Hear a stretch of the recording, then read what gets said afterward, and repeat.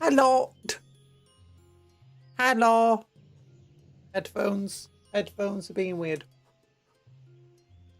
Good. So, headphones felt weird, but we're fine. Hi. Hi, what pinned message? It's a message that currently is at the bottom of the screen.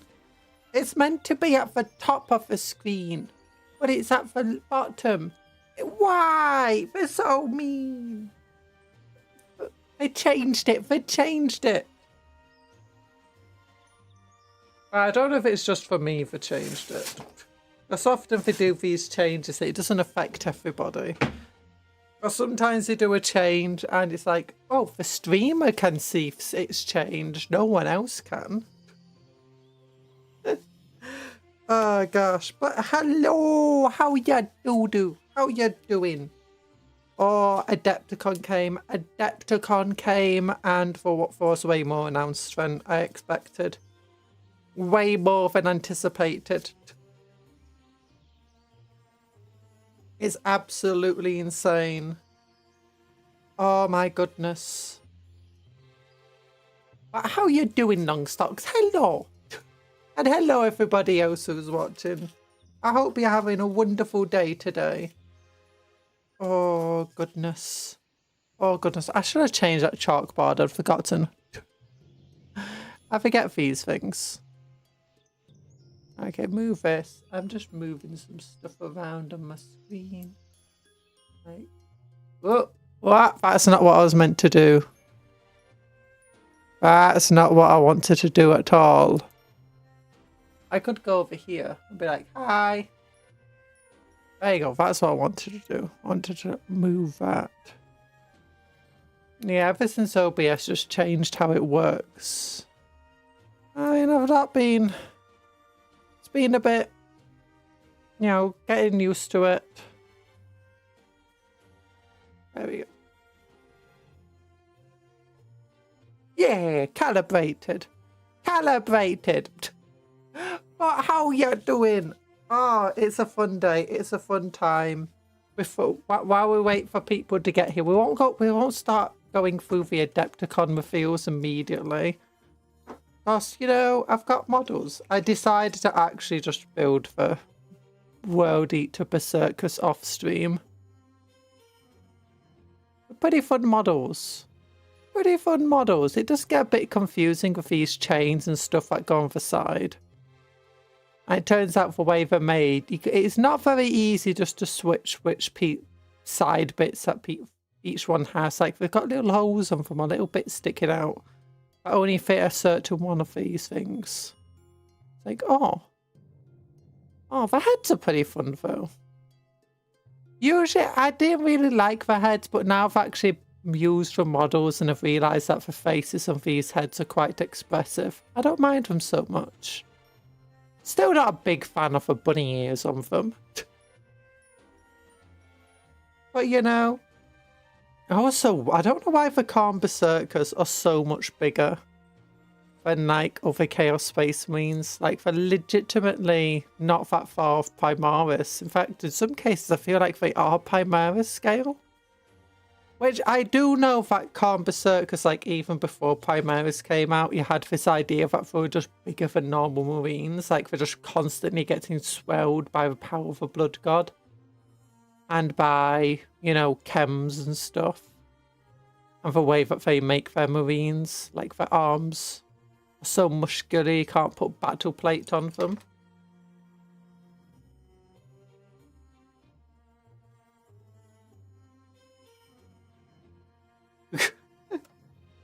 Where's that arm fell off? Hi, Ava Wolf, how you doing? Hello. His arms fell off. Well, we'll just fix this. You know, it's because he's got arm on this arm. It's not as strong as his other arm. Ow! Hi, Bradley. How you doing? Hello. I hope you're having a good day today. Okay, there you go. His arm's back on. I like this chain glaive. Although I prefer the chain axe. It's like, I'm used to chain swords. I've got lots of chain swords. I've went through my Night Lords, I've through my Black Templars. But chain axes, they're new. So I wanted to have like as many chain axes. I do like the posing of them, like they're extremely aggressive. Like building them next to my Templars. The Templars feel like positively calm and coordinated and hello Anthony! Pinned message seemed same to me. Yeah, oh, the pinned message is at the bottom of my... You got a new... Are we dissecting Templars? No, I'm just gonna wait until we get onto the Adepticon. I gotta give it a few minutes to let people stream in. My socials are being spammed by Cogfart. Happy for Age of Sigmar fans. Yeah, I'm happy for everyone. Oh my gosh, there's so much new stuff. Pinned message seems the same. Yeah, pinned message is at the bottom for me. Hello, Alaconorona. How are you doing? Yeah, look how aggressive these guys are. Like, this guy's just like calm, calculated. He's like, I'm gonna eat your fruit pastels. Ah! They're so angry. It's very fitting. Like, even when they like stood relatively still, you get like this just... They do just feel like they've got so much rage and attempt to destroy everything comparative to like for other Space Marines. Also, I like this guy. I feel like it'd be very easy to convert Khan for Betrayer from just a generic Berserker at the moment.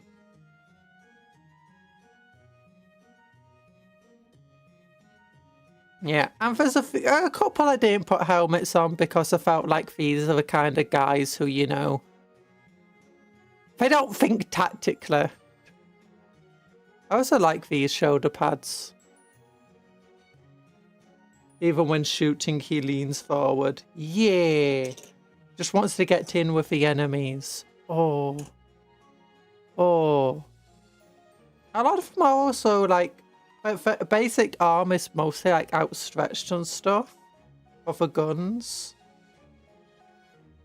This guy feels much more like he's just like offended by you being near him. It's like, oh, get away! Get away! Like you know, he's trying to swat an insect out of his way and he doesn't want it to touch him.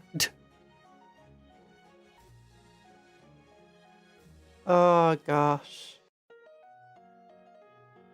Yeah. I like this sword. It looks so stupid. Like, just hack at the person. I thought it looks a bit like a ballerina.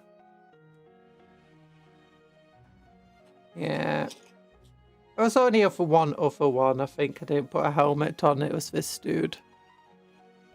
Again, see, like, most of them for armor is like trying to shoot. I like this one. Yeah, pretty fun models, the Khan Berserkers. Oh, I did use the arm for this one from the guy on Juggernaut, the Juggernaut Lord. And it fits pretty well on just a generic Berserker, which was nice. It is a bit harder to get the shoulder pads on because it doesn't have a smooth area to put the shoulder pad on, but it's fine. Also, I made some... I tried converting some of those companion guys and for Black Angels into a Dudicia. Black Angels, Dark Angels. Yeah, trying to carve away for chest piece is not very good. It's not very easy. I'm hoping once it's painted it will look less weird. Yeah. But I don't know. But yeah, I built those guys, and really what we're here today for, though, is people are coming in, even when shooting. We'll go and look at this stuff, the new stuff, new edition revealed. Oh my goodness, previews. Although, one of the most exciting things from all of this. Bomb. Oh, let it load. My dial-up internet is, Oh, look at it. I love this dude.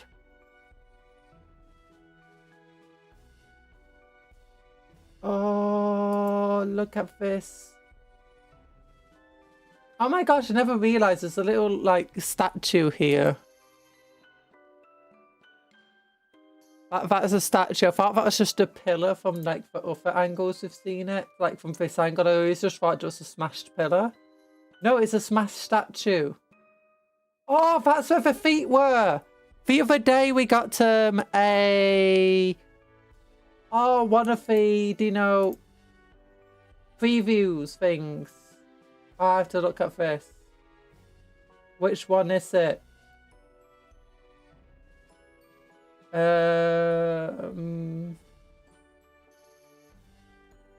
This one, the room engine. Yes, statue here. Without, and it's just the feet. It's here. I just noticed that. Oh! I'm terrible at remembering these things. Erland is gonna come in and be so offended, disappointed, and scared simultaneously.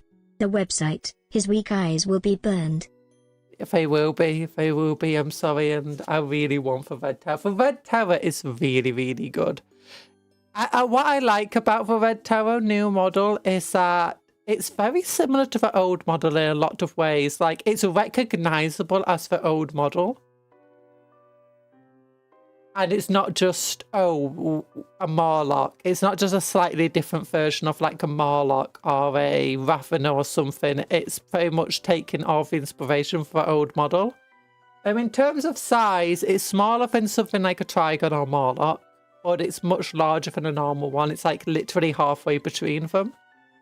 Than a normal Ravana, sorry. So, oh gosh, sorry. It's really, really quite good. Yeah. As you can see, this new Guardsman. I really like the new Guardsman too. They reminded me a lot of the other Predator foam.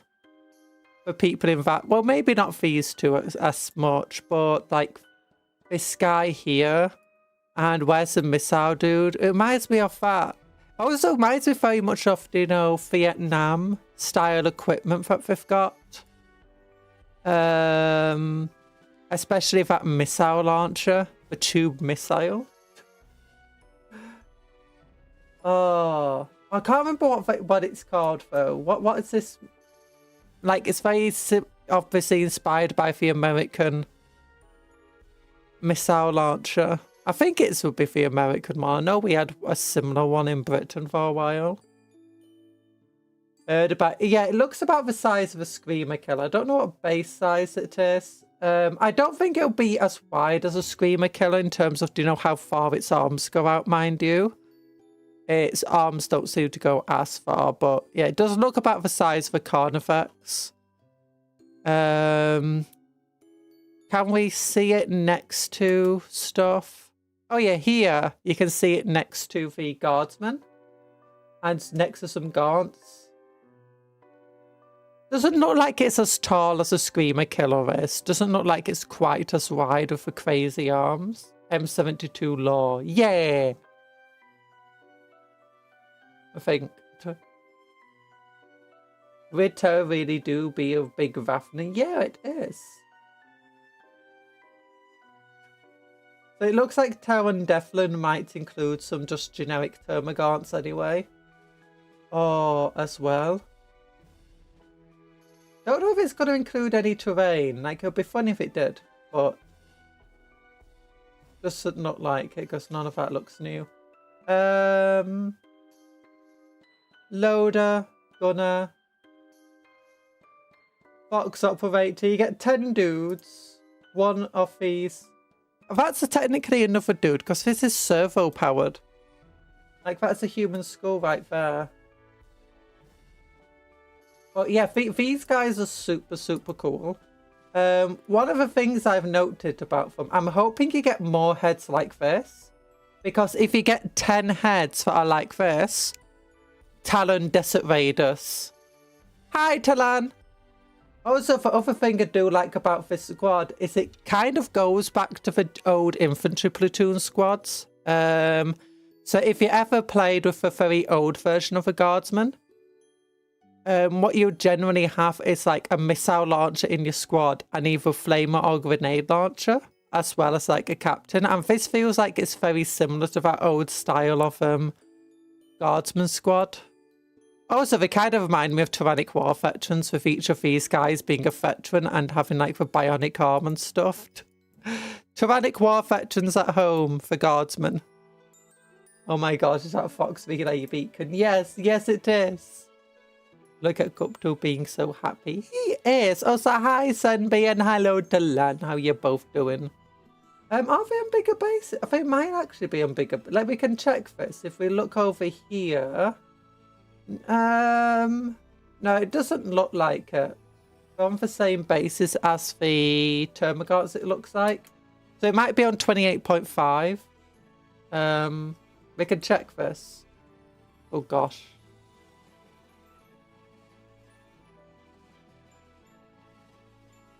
Where is it? This button.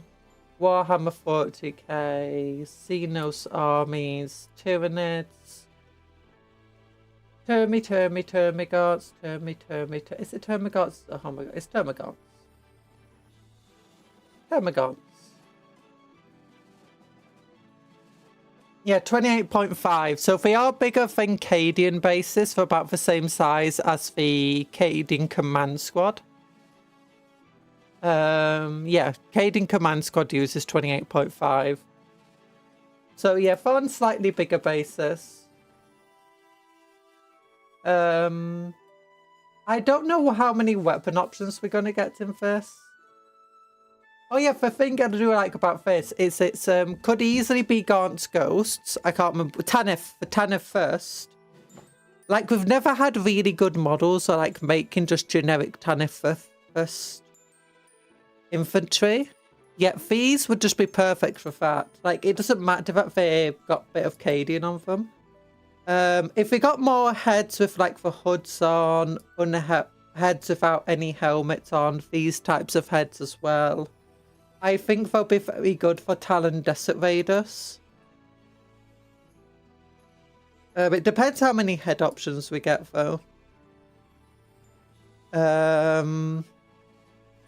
Tanith or just Space Scotland? Space Scotland? No, if they'd have swords if we're Space Scotland. Like, you'd give them good old swords. The guide is so sunny, bro doesn't know how to read. Wait, where's the guide?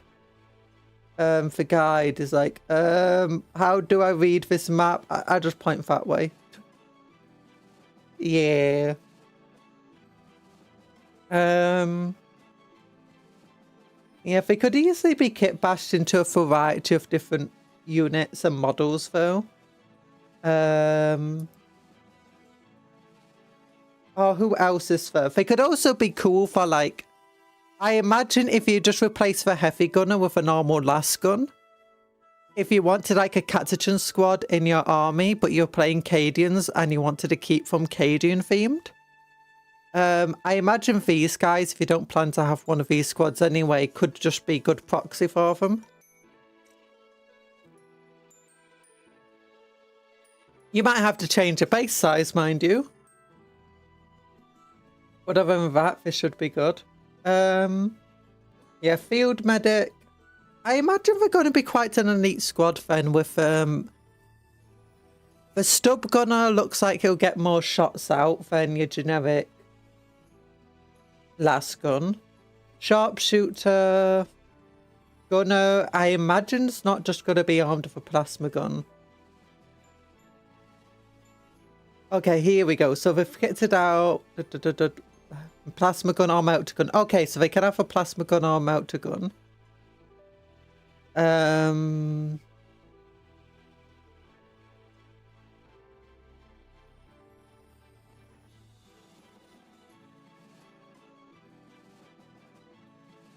So they use like stun grenades and stuff like that.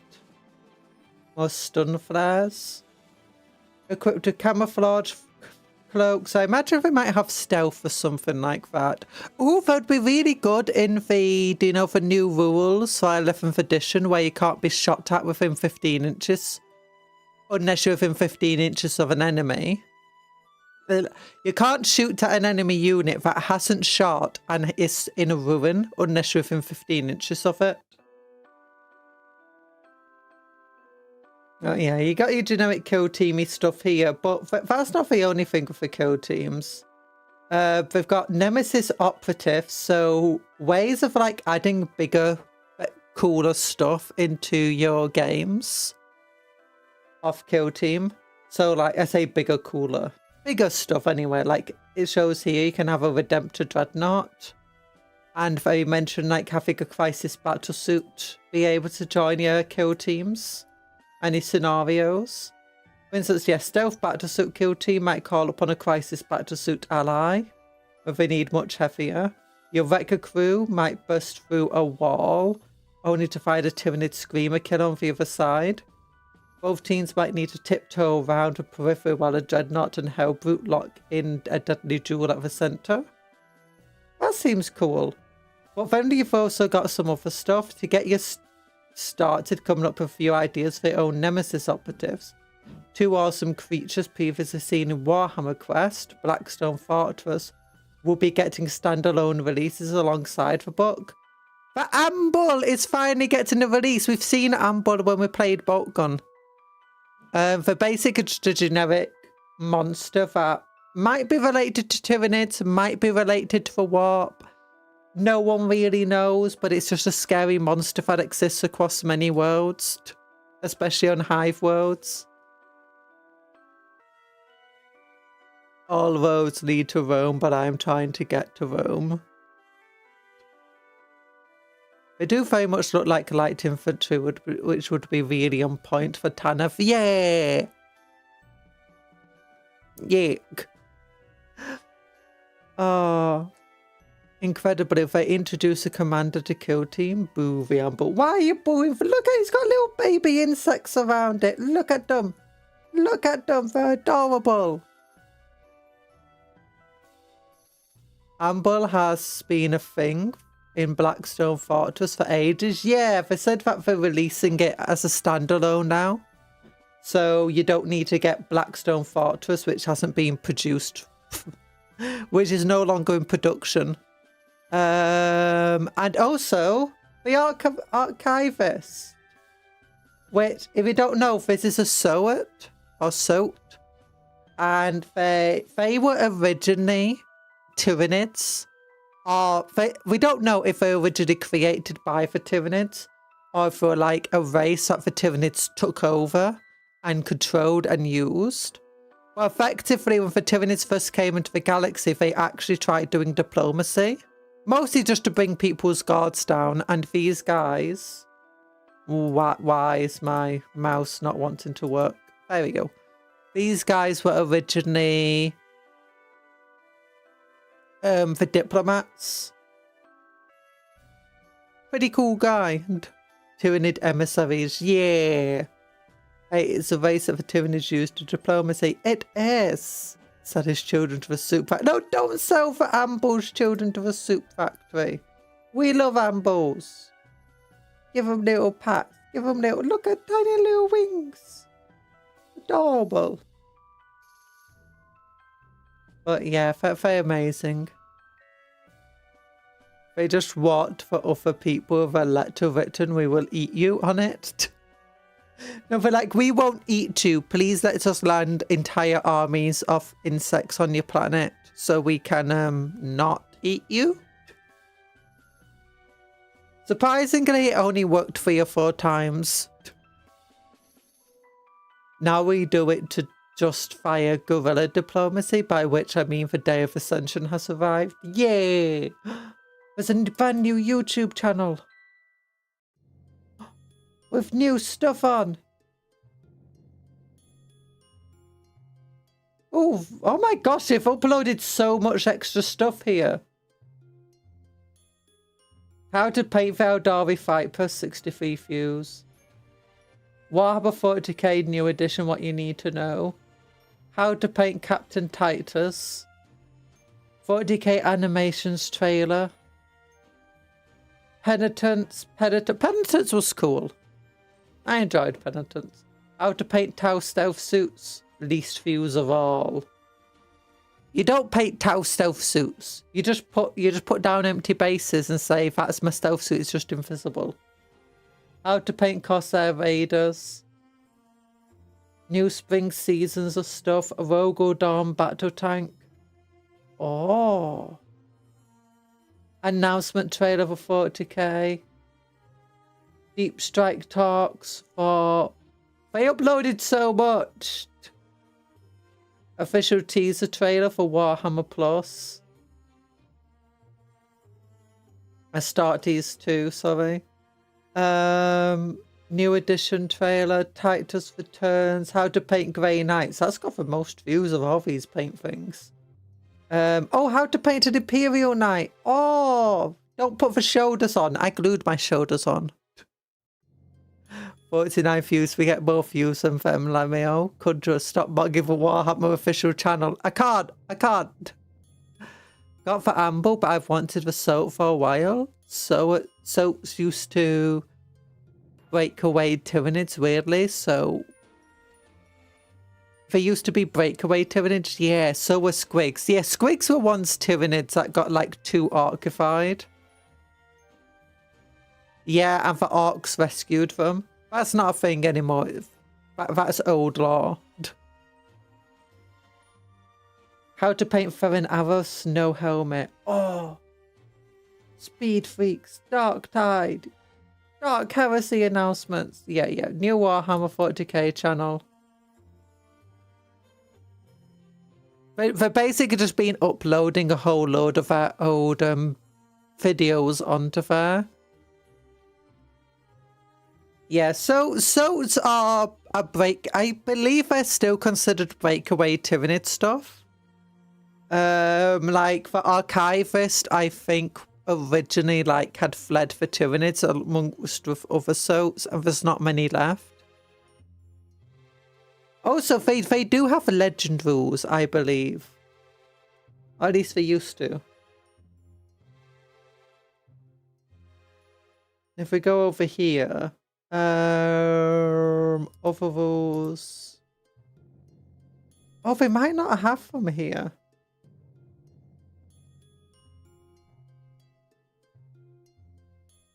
Yeah, because there's no faction pack for them. Oh.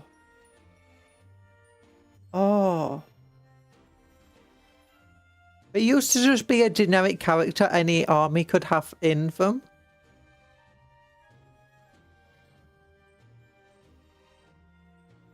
But yeah, I don't think they have their rules here anymore. Going for 40k.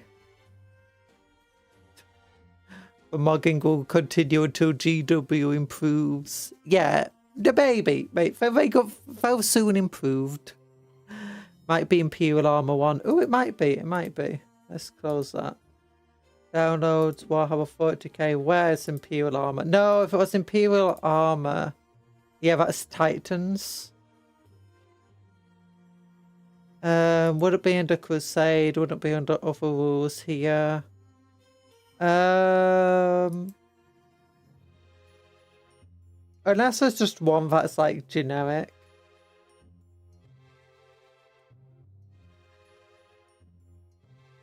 Imperial Agents.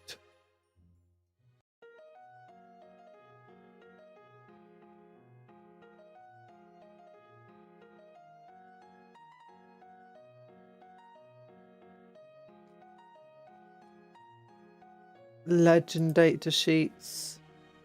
Jericho, Weaponsmith, Demon Host, Spectre Skill Team, yeah.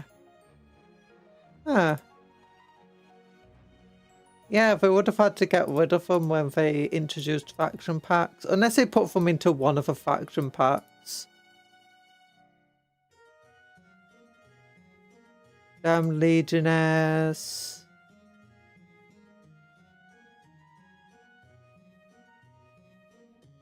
Oh, it's over here actually.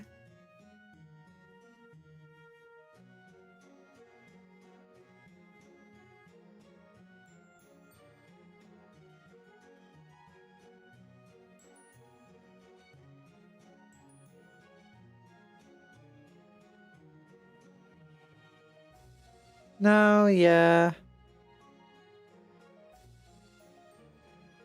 Unfortunately. But a couple of other things, like there's some drones at one point as well that you could put into pretty much any army. Oh, that's sad. But either way, cool stuff. Why are we even here? Why would Soaps be an Imperial agent? I don't know. I don't know where they'd be.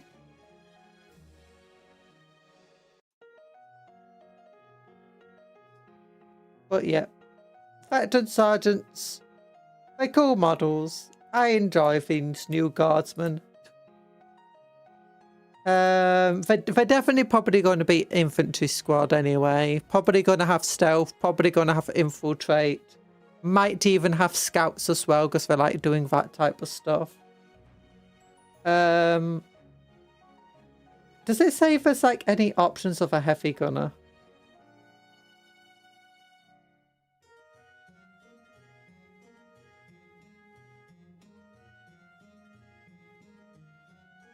With some heavy ordnance, like a rapid fire auto-stubber.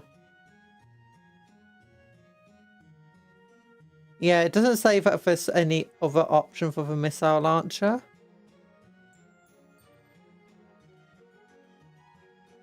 I imagine that the missile launcher will make them a lot more fireable in kill team than some of the other guardsman units. Because sometimes the guardsmen do struggle a bit in kill team. You know, with them just being so much weaker than pretty much everyone else.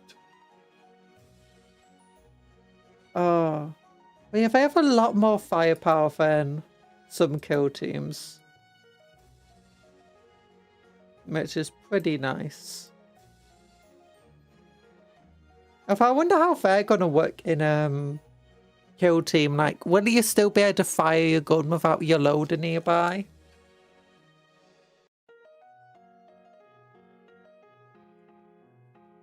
But there's other stuff for the guardsmen. For instance, these guys.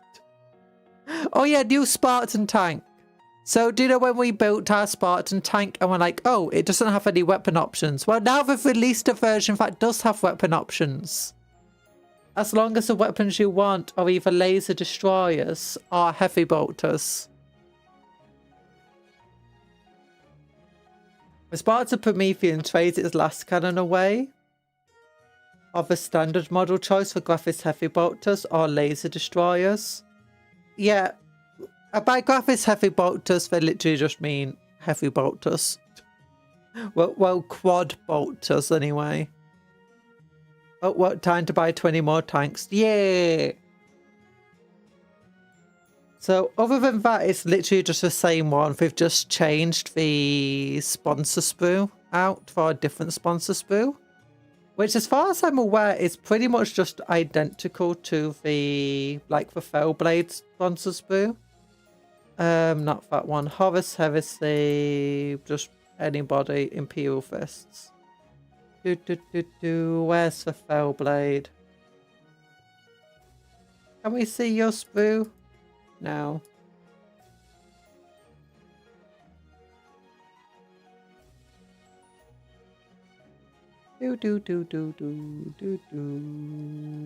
Fellblade. Oh, the Kratos might have it. No, the Kratos doesn't. Never mind. Fellblade! Can we see your sprue? Yeah, so over here, yeah. So basically, they're just trading out one sprue for this sprue. And by one sprue, I mean, like, this is just for one side, so you'd have two of these in the box. But yeah, that's kind of meh. Horus Heresy likes doing that. Of hey, here's a second version of your vehicle that just swaps out one sprue for a different sprue. Pay the same price. Also new Ogons. They're pretty cool. I like the new faces of the Ogons. They're very happy. They're very happy little chappies. I imagine a lot of like 40k guardsmen will be getting these guys because the current Ogun model for 40k is showing its age. We traded one sprue for another, yep. That's kind of disappointing. Look at those droves. Oh, so they kind of remind me of Assault Centurions.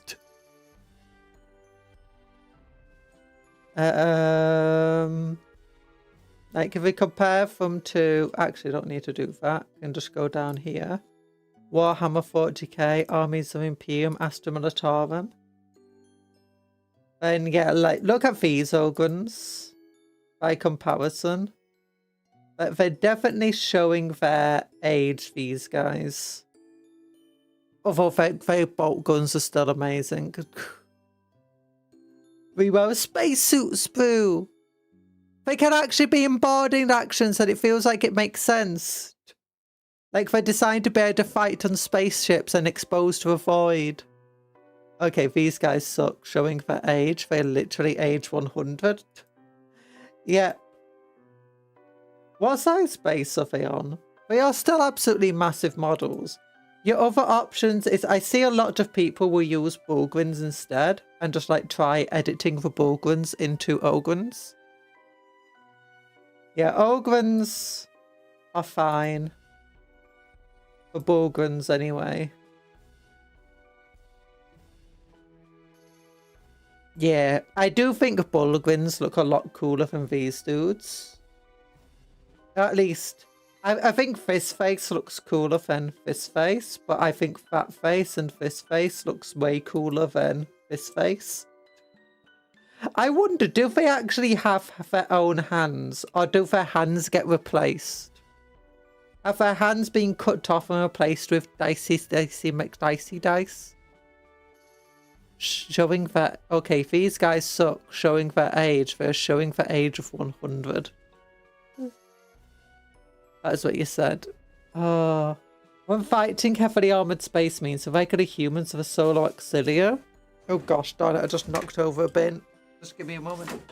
Ah, no, I'm breaking everything.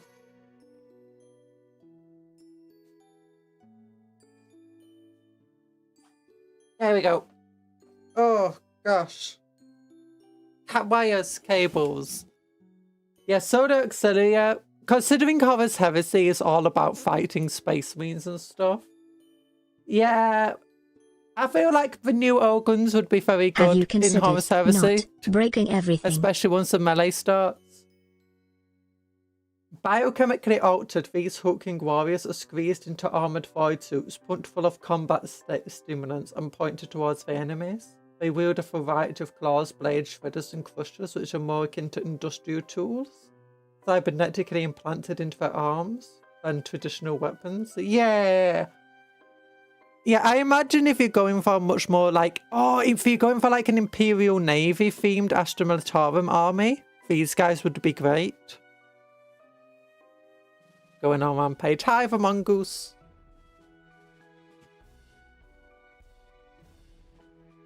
What else should they look like? What else should they look like? Have you considered not breaking everything? I've tried to. But yeah. They're pretty cool models. The thing I've noticed reading older comics or playing games set in certain decades, people react by saying, why do they dress like old men and grandmothers? Very obvious answers.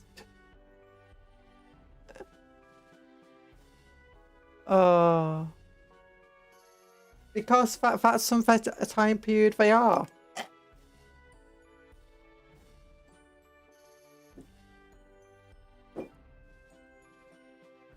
But yeah, also we finally got plastic versions of a rapier support battery, which is pretty great. It's a bit sad that it's no longer usable in 40k. But it's a pretty cool thing. I imagine you could still use these in place of, you know, put them on a big base. I actually don't need to do that. I can just click this button. And I imagine you could use them in place of either a Catagen heavy weapons, not a Catagen, any heavy weapon squad, or more accurately, I think they'll be good for ordnance things. Where are they? Where are they? One of my favourite units. Way a bit. Oh, here we go. Field ordnance battery. Yeah, I imagine you could use these guys as like a field ordnance battery. Just put them on these big bases. And you could get away with either from being bombards or for rocket artillery. I'm going to really do the last cannon one here. Oh, but there you go. Last cannon version. Oh, as I said, potentially heavy weapon squads. Nothing's ever usable in 40k except Terminators. True. Hi, Bug!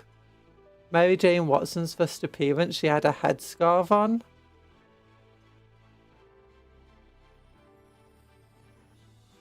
Makes sense.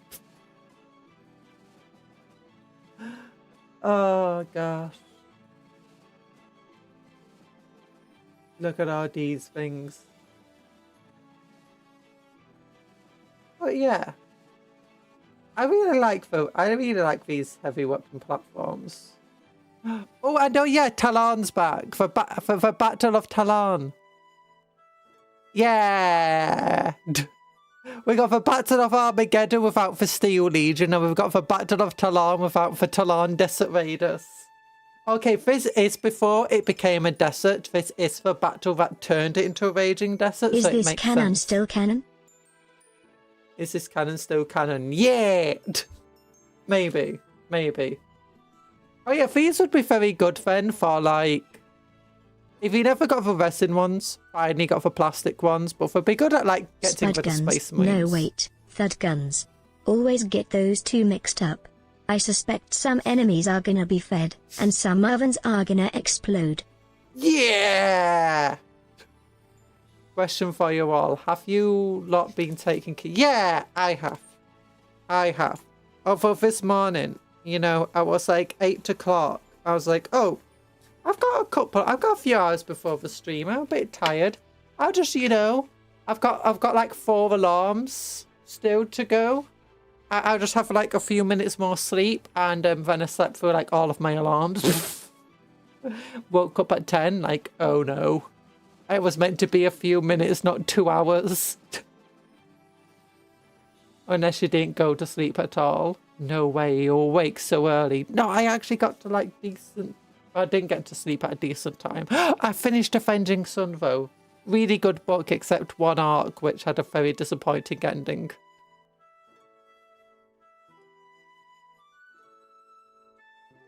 There we go.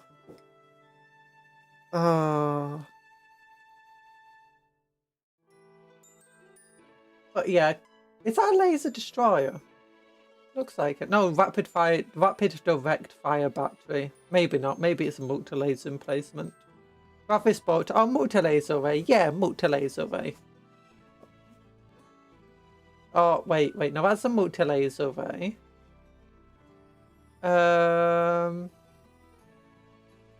Graphics bolt or multi-laser array.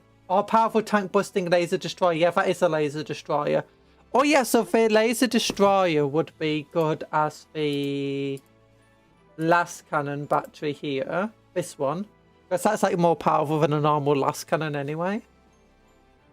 Did they avenge the sun? Yeah! No, the avenging sun is... It's Gulliman. It's Gulliman. He's not done that much avenging. He did do a little bit. He did a little bit of avenging, but he wasn't there most of it.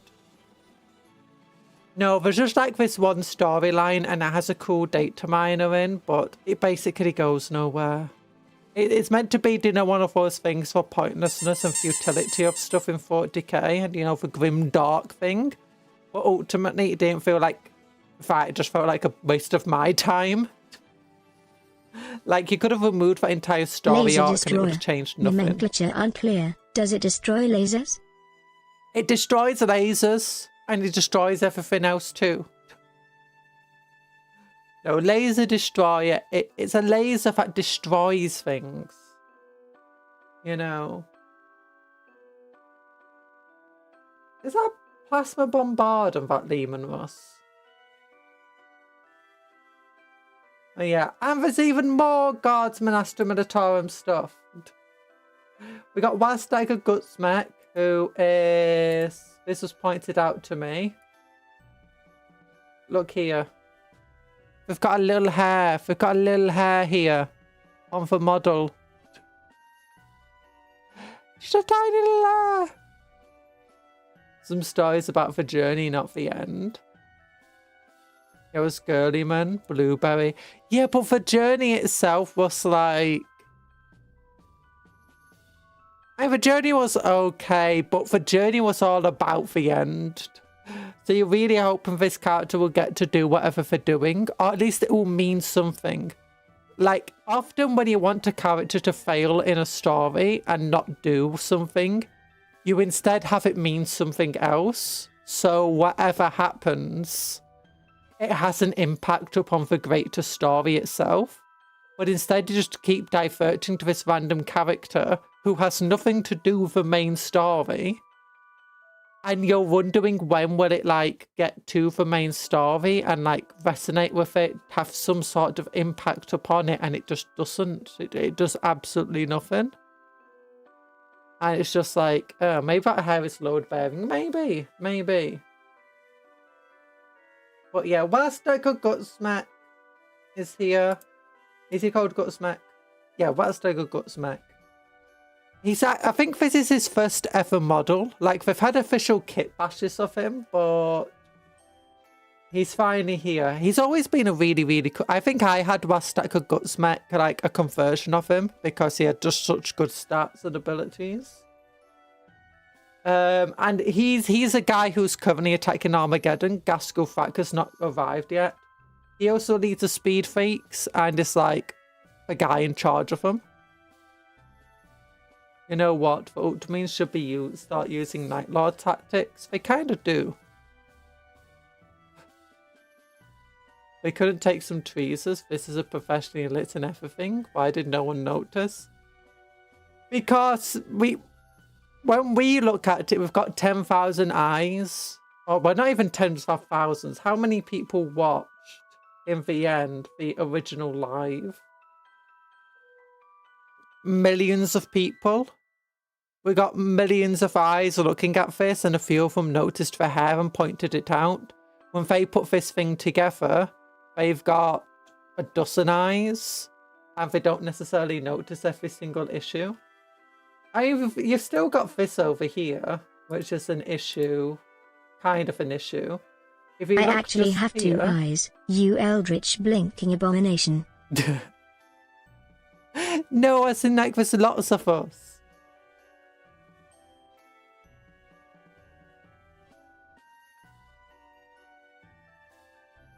Oh.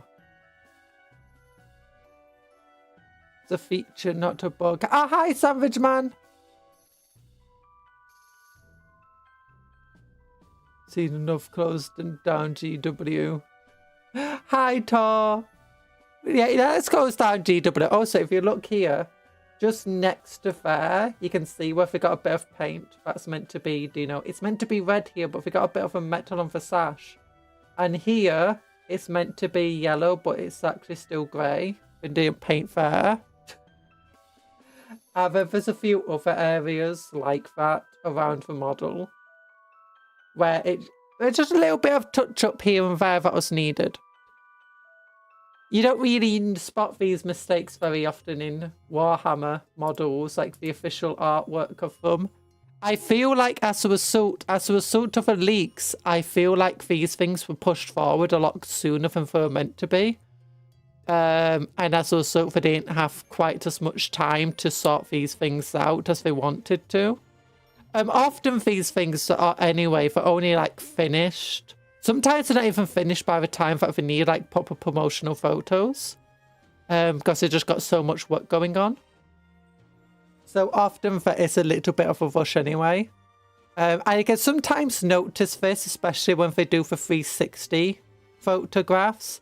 You might notice just a bit of blue tack here or there, just keeping the model held together because they still want to do more painting on it. And stuff like that. So it's not the most unsurprising stuff. We already know about Yarick, he was announced a while ago. Got my estimates that all my needed dentistry, only 15,000 NOK. About 1,500 USD. Ooh, that's expensive. Thanks for a head pat, by the way. Hello, Mal. By the way, really funny that we finally got our first full website stream. No more distractions, only a website. We already had a distraction from the website today. So net getting the Golden Tooth DLC. Get that Golden Tooth. Looks at least a bit taller in the art to the right, proportionally, not just because the picture is bigger. Yeah. I mean, artworks generally don't always depict things exactly as the models will. Widely known among Scotsmex fellow speed freaks that his grand ambition is to race Big Refer from one end of the galaxy to the other, and Gork's grin is throwing an almighty wrench in that plan. After hearing that Gaskell Fratka has a new flashy teleporter thing, Vastatka has reasoned that he can barter passage to Imperium Nihilus in return for crumping Armageddon. Oh, this guy, he's on the back of a thing. Okay, that's cool. I like his jacket. But where's his hair squig? He needs a hair squig.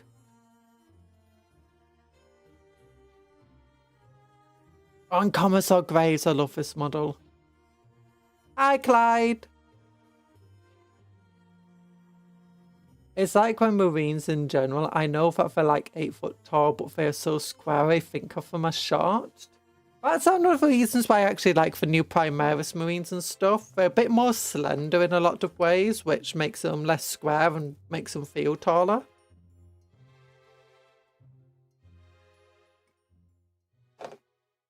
The old models not only looked shorter, but they actually were. Like, some of the Marine models shorter than some of the just normal human models. It's hilarious.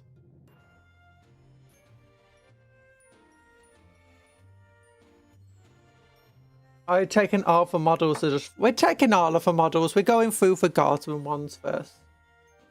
Oh, sorry, we looked at Red Terror first. Commissar Graves looks so cool, though. Look at this. Look at this. She's amazing. Where Yarick is inspiring and beloved by his men, Commissar Fania Graves is uncompromising and feared. A staunch traditionalist who epitomizes the reputation of her official perfectors as brutal and direct in their judgment. Oh, that's a Cassegator cannon just coming with that eye of the transport. Oh, she's got a snowplow that's shaped like an eagle. Track guards, heavy stubbers, commanders, big old banner, little flags like a presidential vehicle.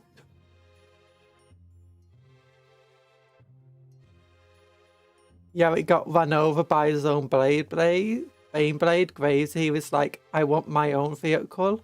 I don't think I could survive a Baneblade. This is why they are the worst commissar. Oh yeah, Yarick had his own Baneblade at one point, which was a conversion. They had to decanonize the squats because they kept proportion. Keeping proportions consistent was too hard. They've added the squats back into the game as the Leagues of Photon now.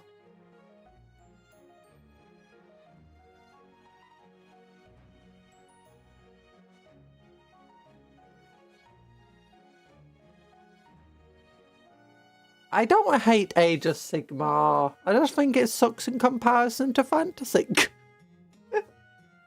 I'm joking. That's a lot of knots. That's a lot of knots. Graves believes that ironclad discipline is the only thing holding back complete destruction of the Imperium. Her dictates are enforced at the barrel of a bolt pistol, not a passing pistol. So, wait, she's got a power sword and a power fist. And she wants to get close enough to hit them with a sword. Actually, she does. She's on the back of a vehicle for her, ready to strike at somebody. I like her little armoured warriors as well. And when duty requires that she join the spearhead of an assault, she does so atop the glorious, ostentatious fighting deck of a personalised and heavily modified Centaur transport. Vigilance? What's a Centaur? Read on to find out. Yeah! Is accompanied by her loyal officio prefectus retinue, her right hand, with one carrying her personal banner, while 2 more operate for transport's heavy stubbers. The set also includes a version of Commissar Graves on foot for when she needs to go toe-to-toe with Arc Invaders. It would be fun if her entire command squad also could go on foot. But yeah, this is really cool. That's what we thought might be Catachin of Roystron. Sad that it's not. Oh look, Cadian Skull. Roberto West Graves has taken a personal interest in the high command structure of Armageddon's legions. It's only a matter of time before Bolt Pisser announces another change in leadership. Yeah. It's a pretty cool model for it. I really like this vehicle. It looks so just over the top and silly. It kind of reminds me of like a presidential car plus Pope Mobile plus modern MRAP plus half track.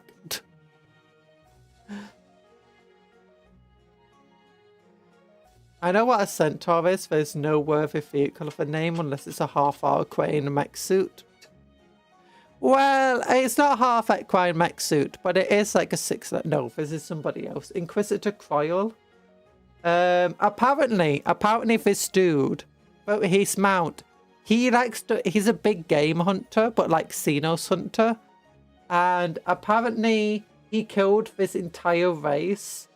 Exterminated this entire race of, 6-legged Xenos horses. Except one, which he kept as a mount. They write her like she'll blammo you for sneezing out of turn. I mean, she might do. She's like the stereotypical commissar from the sound of it. As an accomplished member of the Order of Xenos, he's more experienced fighting orcs than anyone else on the planet, save Yarrick himself. His eccentric and flamboyant tendencies hide the cold heart of a deadly predator, whose skills as a master huntsman have put to end countless nightmarish beasts. I like how he kind of looks like a British colonizing dude with that big old hat and his gun and his big old mustache. Armed with a lethal Shindari Toxcycler and mounted on 6-legged Garrulus, Foyle is all too happy to use the tools of his enemies against them, and will stop at nothing to hunt the greatest creatures and champions of his trophy cabinet. The intelligence he gathers on his many expeditions is invaluable to the Order of Xenos, and if the orcs have a weakness that will help send them packing, he is sure to find it. The miniature comes with 2 heads of Croyle and 2 for his mount, one wearing a compliance hood and the other with its jaws ready to attack. Yeah! Although, they did say in the stream that he hunted this entire race of dinosaur thing out the way. But I'm hoping that's not true, because it sounds silly. And 2, I want to do a kit bash with this model into Lord Solar, and you can't really do that if the entire race of mount has been wiped out. Inquisitor not being disgusting. Impossible. Yeah! No wonder she likes him. It sounds epic. Trash tier commissar definitely go missing on the first day. The reason she's not gone missing, or she did go missing for a while, but she's back now. The reason though she didn't go missing is because she's just better than you. It's like you're going to, what's it called? It's like, we'll stab her in her sleep, and then she stabs you in your sleep instead. You try stabbing her in her sleep, all she's got is like a pillow in her bed, and then she just shoots your entire squad. The entire regiment goes to take her out. No, she just runs them down, drunk driving with a car to take them out.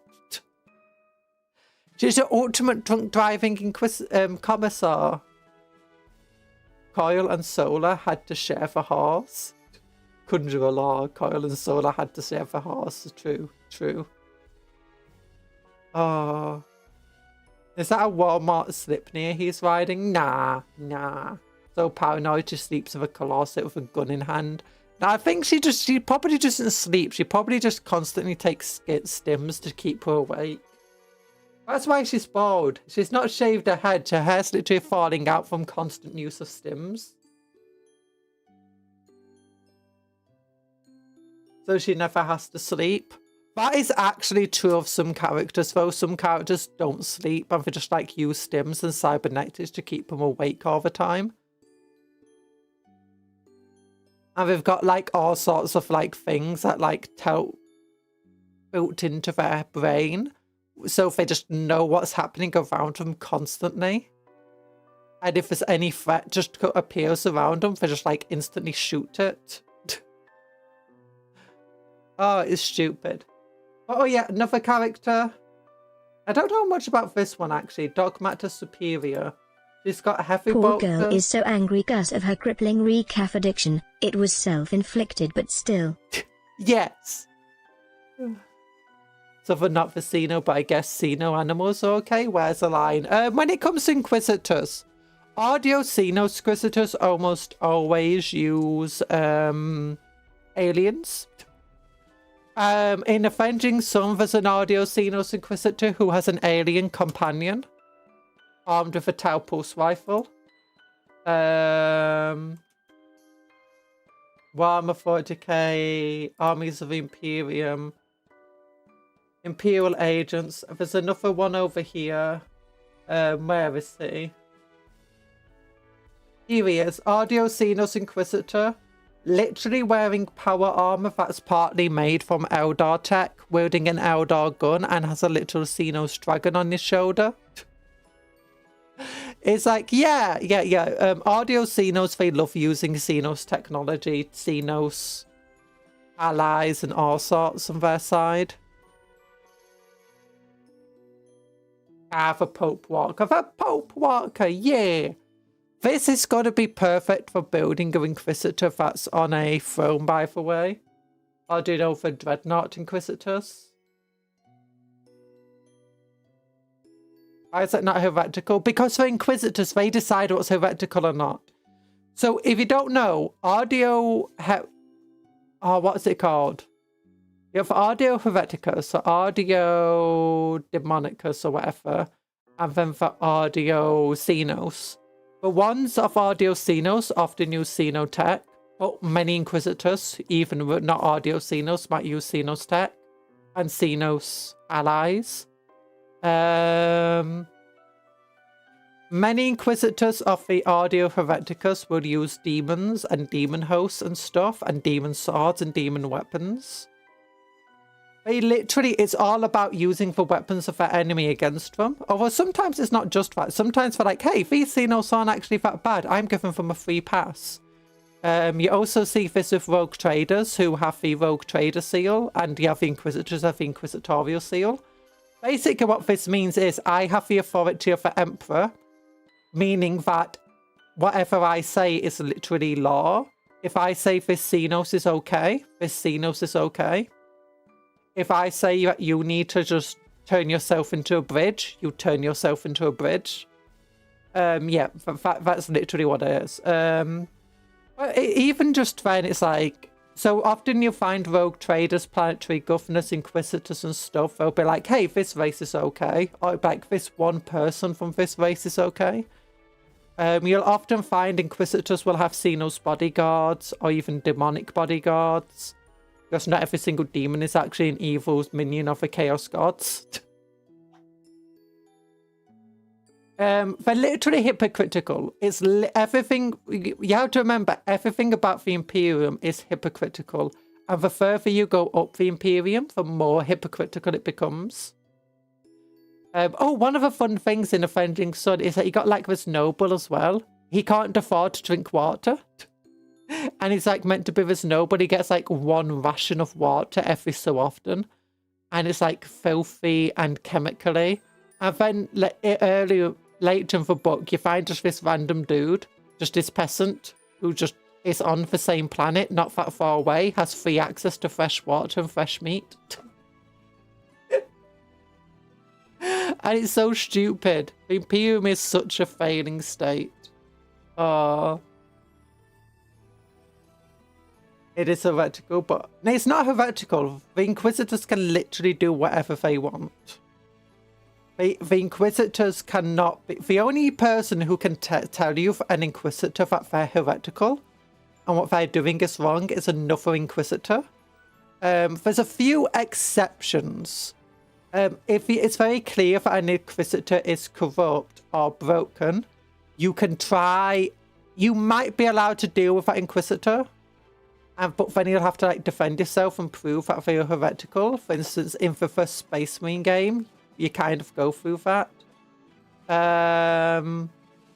So generally, it's things like chapter masters might have the ability to tell an Inquisitor that they're heretical. But even they will struggle. Our guns have got their own baby Bjorn. Because why not? Also love Kroot mercs. Yeah, they love Elder mercenaries, they love Kroot mercenaries. They basically love anything. If a Xenos proves itself as very reliable and trustworthy, like just individual Xenos, they're very likely just to recruit them into the bodyguard. Because, you know, sometimes I'm going to have to like deal with Heretic Astartes, and I'd rather have somebody who can help deal with Heretic Astartes on my side.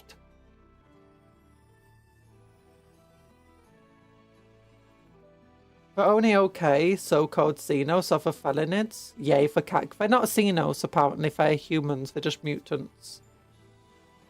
Was the entire plot of 54mm Inquisitor game GW released? I've not played that game. High-ranked Inquisitors tend to send Audio Assassinatum and other Inquisitors if they find them heretical. Yeah! Lords of Terror and Planetary Governors might also be able to do this, but you have to really be someone who is incredibly powerful and has a lot of influence yourself. And most Planetary Governors won't have that much influence. Even most Chapter Masters of Space Marines won't have enough influence. I mean, an Ultramarine might have enough influence. An Ultramarine successor probably won't. Xenos, mutants, same. No, for different. Mutants are more acceptable. If it's not a Chaos or Xenos mutation, like Gene Stealer Cult mutation, mutants are generally not... Most mutants are sanctioned as long as they're neither of those types of mutants. People like the Black Templar might be less accepting, and if there's only like a handful of mutants, they'll actually, you know, not destroy in sight. Well,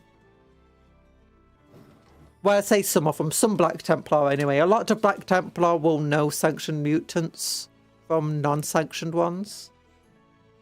But yeah, new Adepticon. They brought back a cherub! Yeah, they got a cherub! I love cherubs.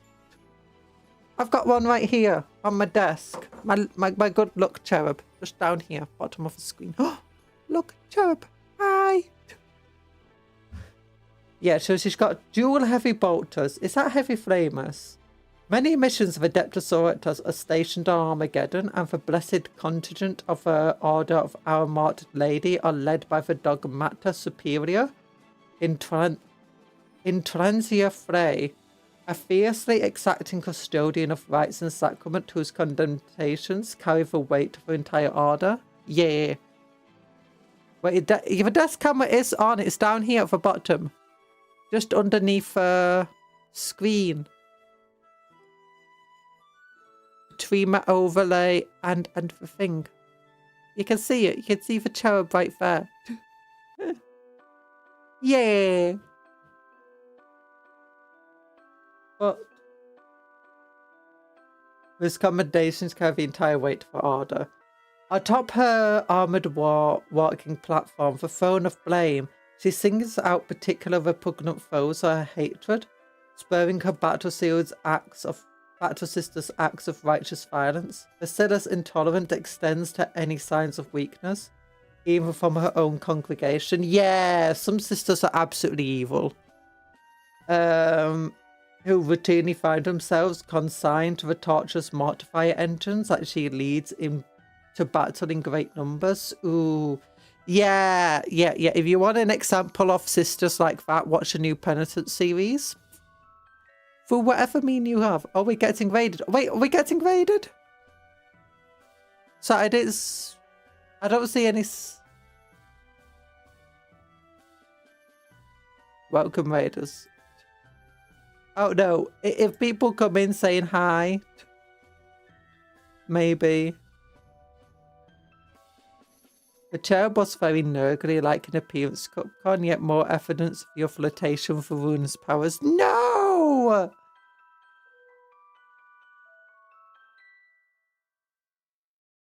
But yeah, I don't know what weapon she has. It looks like, I think, 2 heavy flamers. Yeah, I think they're heavy flamers and heavy bolters. So that's pretty cool. Yeah, if you want to know what a Mortifier engine is, Warhammer 40k, Armies of Imperium, Adeptus Sororitas. Let me close this window. Oh, I love this one. I love this one. Look at that cool model. Oh. That's not a Mortifier engine anyway. I just wanted to look at that. Mortifier engine. Sister Superior. Castigator. Here we go. Mortifier and Penitence engines. Yeah. Yeah, this is terrifying. It's basically a torture device that is fueled by the pain of the person inside it. And just goes around smashing things.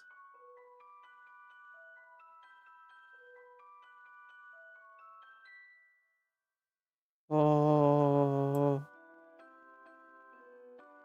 Yeah. So basically any sister that's like committed a sin, they're condemned for life inside one of these. Unless they can otherwise redeem themselves. And sometimes even if they do redeem themselves, they still get thrown into here. They can now pretend to be Imperial Knights. But no, they're not as big as Imperial Knights. They're more like Dreadnought-sized. But old Dreadnoughts, not modern Redemptor Dreadnoughts. The Curse of Baby Beyond of the Nuns. Yeah. Assist your Repenter. While Sister Repenter to flee battle is among the greatest sins known to the Adeptus Sororitas, the sole duty of these sisters is to atone for their failings in battle, to run for redemption, to reject the embrace, an evil for which there is no forgiveness. Such wayward Repenter are bolted within the armoured shell of a Mortifier, unable to move, speak, or hear. Suffering endless shame and agony, they are driven by madness and pain to carve a path of mutilation and destruction through the foe. The worst amongst these lost souls are further entombed behind thick adamantine casing, denied even the release of death, known as the anchorites. The sisters behind these lifeless masks endure years of isolation and agony before meeting their end. Yeah. Yeah. So a kinder sister wouldn't do that to you. They'll be like, okay, we won't put you in a Mortifier engine. We'll turn you into, do you know, one of the Repenters.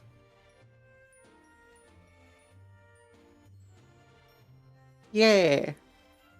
Sororitas who fall short to sisterhood's stringent codes of service are stripped of their war gear and cast out from the order in which they served. Known as Repenter, they are banded together with others who have fallen from grace, and in these squads they are given the opportunity to wash away their sins with the blood of the faithless. It is possible for a Repenter to redeem herself through deeds of great bravery and butchery. Celeste, the living saint, was once a Repenter. Yeah, so they can redeem themselves, but if they flee or they deem like to have sinned too greatly, they get thrown into a Mortifier engine. Well, some sisters of battle, especially those in charge, especially people like this person, they just skip the Repenter stage and just throw you straight into a Mortifier engine. That's not the only way to redeem yourself as well. Sometimes you might get given like an important quest, and if you complete that quest, then you're considered redeemed. Are you reading Sister Law? Yeah, because we're reading about this person. So I was just telling you about them. About what a Mortifier engine is and stuff. So yeah, she is really, really bad for just throwing people into Mortifier engines. She doesn't give people a chance to redeem themselves, it looks like. Or from this, it doesn't sound like it anyway. She's very, very intolerant. Great eldritch powers of Cupcon has turned incomprehensible. Yeah, us a high stop motion gamer or paint games. How you doing? You hate the Imperium. Yeah, the Imperium sucks. And these new characters here are some of the suckiest Imperial characters in terms of personality. The Commissar, that's like that's the epitome of what a bad Commissar is. Of just shooting everybody. An Inquisitor who is an epitome of what a bad Inquisitor is and just shooting everybody. And a Sister Superior who is the epitome of what a bad Superior is and just mortifying in engine everybody. Oh my goodness. Well, at least we can cheer ourselves up with a new Centaur. You're just jealous, Cece? Yeah. Maybe I am. It's Friday. It's Friday, Friday, Friday. Yeah, I love the mount of Inquisitor. The Inquisitor mount is amazing. I like how people have been like, oh my gosh, amazing Lord Solar Proxy. Oh my gosh, amazing Lord Solar Proxy. Oh my gosh, amazing Lord Solar Proxy. All of the new characters are literally just people look at them and go, Lord Solar Proxy. The sisters need more dates for Drukhari. You know, I mean, to be honest, I think the Drukhari would look at her and be like, you know what? You make a very good Drukhari. Hi, Doodle, how you doing? Drive me closer, I want to hit them with my sword. Yeah! We made that joke as well. I like how as soon as she gets out of the vehicle, you know, she decides to pull her gun out. Just like now she's close enough to hit them with the sword, she doesn't want to. Oh gosh. But yeah, new Centaur, I absolutely adore this. I also like it comes with some crew. It comes with some crew. And you know what that means? Don't put them in the back. Instead, what you do is you get some extra bases. Buy 5 of the Centaur RSVs. And then you'll have a squad of 10 guardsmen as well as 5 Centaurs. Yeah! Mobility is vital on the dust-choked plains of Armageddon. And the Centaur Rapid Strike Vehicle is a well-liked alternative to common Chimera when infantry needed to be shuttled from one battle sector to the next. Yeah, remember that Armageddon is not Krieg. You don't die instantly by being outside on Armageddon without, you know, full combat gear and like full special gear and stuff. The atmosphere is relatively toxic, so you do want to be using gas masks. Or you don't want to be breathing it for very long. Well, it's not super dangerous. This is why one of the reasons why the old gas masks and stuff, they had goggles that they could take off. Because, you know, it's not so bad that it's going to just melt your skin. Hello, Grasner. How you doing? Does the new Commissar come as 2 different kits? No, it's one kit that has all of these models in. So that's pretty cool. I kind of want to get this kit. Just to build this as a Centaur or something. And then have this as a command squad on the, like, their own basis. I think she'd make a really good... she'd make a really good Tempestus Scion command squad. Have a look at that. But yeah, the new thing is really, really cool. I really like this new half track. It looks very similar to the... Just give me a moment.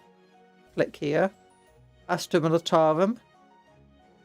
I'm hoping they're not going to get rid of it because I really do like the Taurox.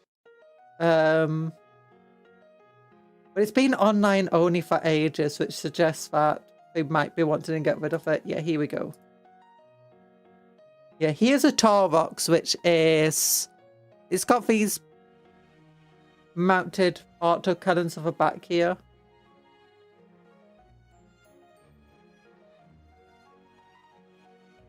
It's a very, very similar design. Less armoured. But it's really, really cool. Oh wait, they can bring down the guns and shoot out. That's so cool. I love that. They can take down the windows. Oh, the sandbags there. Oh my goodness, this is so cool. Open top meat design. So yeah, it's probably gonna have like firing deck 10 or something like that. So anything that goes in can fire out.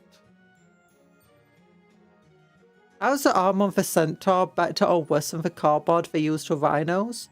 Rhinos are actually pretty well armored now, surprisingly, for 10th edition anyway. I imagine this armor's going to be like for one of the most fragile Imperium vehicles for this. I imagine it's going to be like toughness 9 and maybe even 8. But I imagine it's also going to be faster and cheaper than like any other guardsman thing at the moment. Because the issue that guardsman transports currently have is they're kind of a bit expensive. They're very good in terms of just like supporting your infantry. Like having 2 heavy bolters and a heavy stubber on a single vehicle with a hunter-killer missile. Very, very nice. Having twin-linked autocannons, also very nice. So I imagine this is going to be faster, lighter armoured, gives you a full firing deck. Oh yeah, they mentioned something. Oh no, that was a rule. That was a new rule for 11th edition. Where you can bail out. I imagine that it's going to have a rule that allows you guys to bail out and possibly get in very quickly based on, you know, here. Its open tap design means you'll bail out in a hurry and have ample space to shoot while on the move. And it makes it an ideal vehicle for combating for orc speed war, where slower tanks risk getting encircled and picked apart by foes. Yeah. So what I imagine, I believe that it's going to have, at a guess, from what everything they've said, is it's going to, on a turn in which it advanced, it can still disgorge its troops, I imagine. And it can probably still shoot as well. That's what I believe from this. As a battle taxi rather than an armoured fighting vehicle, yeah. They've also got a new hippogriff armoured fighting vehicle. Some people think it's got to transport things, but I don't see anything here saying it can transport. It's just a light support vehicle. Unsure about how it's going to be able to fight, because it says it's armed with a battle cannon, which I imagine it's going to be weaker than the Lehman Ross battle cannon. Maybe it's going to be more like along the lines of a bombard, D6, blast, attack, strength 7, AP -1, damage 1 or 2. It has a melter cannon, castigator cannon, and a las cannon apparently. Although if this is just a standard las cannon, that sounds like it'll be kind of weak, if I'm entirely honest, compared to the other weapon options. So I'm hoping that it's like either gets multiple attacks or is stronger than a typical las cannon in some way.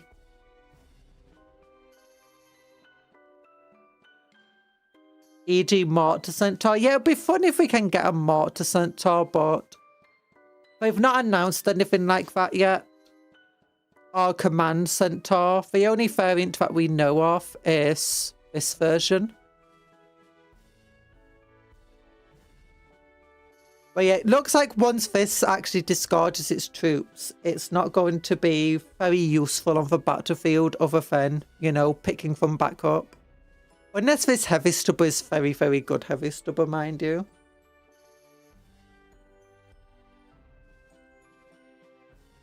Yeah, but it's got melter cannons. It looks like this would be just a very, very good support vehicle. Probably going to be very lightly armoured, very easy to destroy.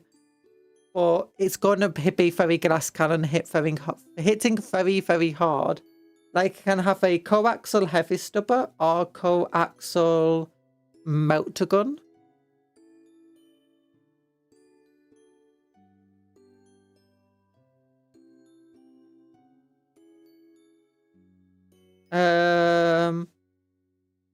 Yeah. Python's Falcador. Oh no. There we go. Yeah, the buggies are like the new Sentinel. I don't think they're going to be like a new Sentinel. I think they're going to have more firepower than your standard Sentinel. They're probably not going to be benefiting from all the same rules that a Sentinel can. Well, yeah, they do seem to be taking up a very similar role to the Sentinel.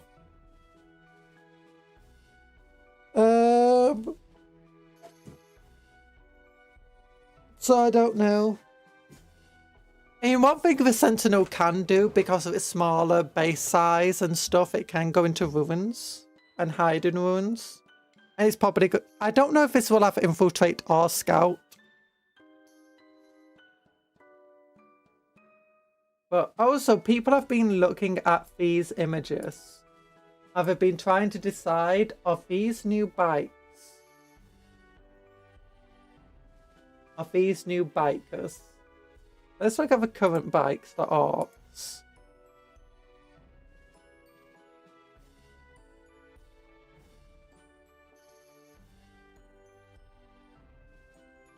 Squig Hug Boys.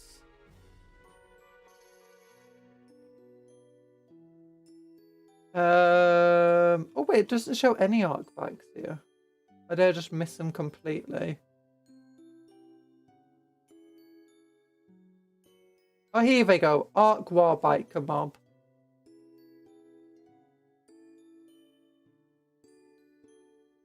I'm sure it doesn't look like.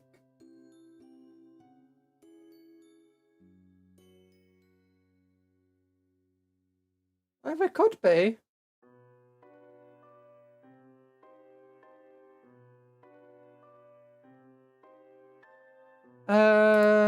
Horns of a front. If those ones have horns of a front.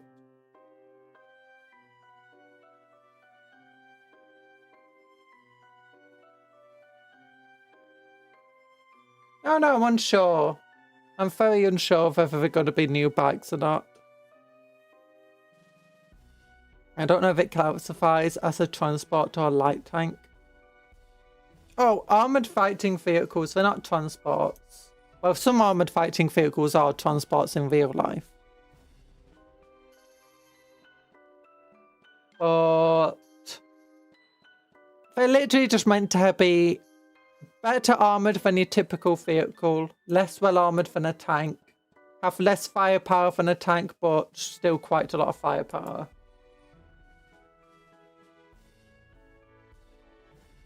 Yeah, that's Rastacker himself over here. Same as is here. Well, let's see if we can just see anything else that's new. The Centaur's there. Commissar Graves, new armored fighting vehicle. Hippogriff. Oh no, they might be new bikes. They might not be.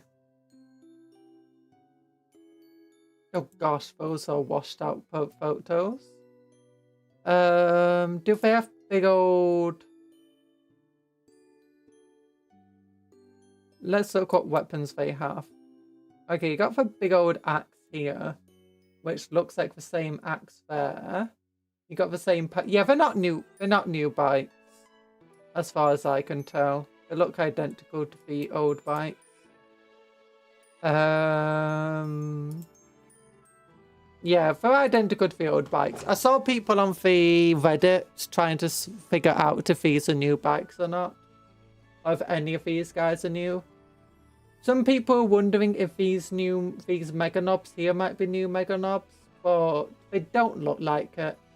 They look very similar to the old ones. Yeah, they're not new at all. All of these bits here are one of these sprues. We built for Mega Knobs on the channel. They very much look like the old ones. So yeah, they've not got any sneaky orc releases hidden inside there. Oh, the battalion boxes here. Oh yeah, Story of Armageddon, let's look. The Tale of Yavik returned to Armageddon, the desperate fight against Wastack Gutsmech Speedwagon. It's told in Armageddon Return of Yavik, the next major expansion. It's split into 3 books.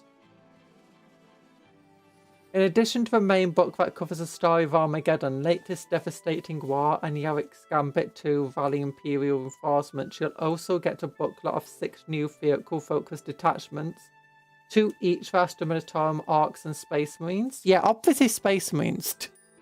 You don't think they're not going to get new stuff, do you? The rules supplement encourages players to field as many tanks, monsters, and war machines as possible, with the largest enjoying newfound durability, both for damage tables and powerful upgrades. Ooh. Ooh, so Armored Gauntlet's going to give you new rules for vehicles. Ooh, that sounds interesting. But yeah, new battalion boxes. This one looks like full-on battle force. I'm not going to even pretend to know for what price this will have. If I had to give a guess at what each of the vehicles would cost, I'm guess at like £38 for one of these. And for this thing, maybe £45. It's very hard just to compare it to what they currently have. Because if you compare the new Centaur to the old Taurox, not only is the old Taurox quite an old kit, but it's much bigger than the Taurox based on these images. It's much bigger than this thing. So £38 sounds like it's probably got to be more than that. But Basilisk, again, it's quite an old kit. So I wouldn't know. I'd guess it would be about £45. This thing is very small, so I'm guess about £38.50. But honestly, I don't feel very... It could be cheap, it could be way more. No idea. They only let you buy the cars box if you're pure of heart. True. I mean, I'm guessing that this is going to release at either 155 or 160 quid. Recent ones have released at 160 quid, so... Yeah. Looks like just normal guardsmen, 10 Caden shock troops. With it. You can run this guy as a tank commander. So this is actually a good start to an army though. 2 light vehicles to transport infantry squad. Use this as your character. Really good addition to any army you're building. Because, I mean, obviously you're not going to have these 3 things yet. Unless you made them already through conversions. You don't even get... No, you do! You do get enough cadence to fill for... These are not transports. This is for only transport. The Centaur is for only transport. The armoured fighting vehicles are not transports. They're just fighting vehicles. There's nowhere here saying it's a transport. People have been assuming that this is a transport, but they're assuming it's like the Striker. It's not like the Striker. It's not like the Bradley. It's like the really old... Is it for M8? And stuff like that. Every vehicle is a transport vehicle. Nah! No. As you can see, this thing doesn't even have any people in, because no one's sticking their head out. Yeah, this is the only transport off the bunch. It goes from point A to B. It's a transport. You're assuming a lot about Imperial engineering. Getting from A to B. If this was old 40k, it would never get from A to B because it would just be constantly immobilized or shaken. New Repenter stuff, which is pretty cool to go for new character. I would have liked, instead of getting these 3, Mortifier engines instead. I think that would be amazing. It would be great if they came with a Penta Aggro Flagellants and Mortifier engines. Just because that would fit this character way better. Do you know the story it gives here of her using Mortifier engines? Well, Penta are definitely very fitting for her. The Nothiite squad. I actually don't know much about the Nothiite squad. Do I know lore about them? What lore do we know? No, they're not Xenos. The armies of the Imperium. Adepticon. I think that's the new squad, isn't it? The new kill team. Yeah, this one. The novitiates, there we go, are young recruits of the Adepticon trained by the drill abbots of Scholar Podinium. They are signed for Ardent Militant to gain combat experience and prove their mettle in the crucible of war. Yeah. So there's 10 of them, which is a kill team currently. 10 Repenters, 3 of them. No, there is a character. So yeah, this is a good start to an army by itself though. A decent enough start anyway. If you compare it to the current combat patrol, it's... honestly, it'd be a good addition to the current combat patrol because all of them have, you got Flagellants, you got Repenters, you got Nothiites, you got a normal Sister of Battle squad. You've got a Canoness, and what is she? A Palatine, which is here. And then you've got these 3 big things, and then you got the elite squad at the back. Honestly, those 2 would be good additions to one another. Yeah. I don't know much about Sisters of Battle, but in terms of, like, you get no repeat units at the very least. I'd say this starting Sisters of Battle, not that one. This one will probably be the better box to get. Just because it has the generic Sister of Battle squad in it. But either of these could be good. In terms of savings... fair point. I have an old photograph of Soviet tank riders. Or Lenin's Tetrarch light tank. Yeah, people do actually ride tanks IRL from one place to another. But you generally wouldn't ride a tank when it's going from, you know, it's under fire. Because you just become a very vulnerable target then. You'd rather crawl through the mud so you don't get shot. Oh, you might ride on the back of a tank, like you might hold onto the back. But still, them Umi's got our battle wagons. Oh yeah, a lot of Arc players have been saying that the new feat... oops. I accidentally closed it. A lot of Arc players have been saying the new vehicles are really good for Arc players. Like, this could easily be turned into an Arc truck. This could easily be turned into one of the Arc buggies. You could also easily turn this probably into a battle wagon, especially for Commissar Graves one, which is bigger. So yeah. But what is the savings you get in this? You get £49.50 for them, £25, that's already like £75, or £74.50. £38, what did I say, 75, 113, and then for Nothiites, £38.50. So that 151? Yeah, 151. So if it sells for £105 like other combat patrols, it's about £46 you're saving through this. So it's pretty good savings.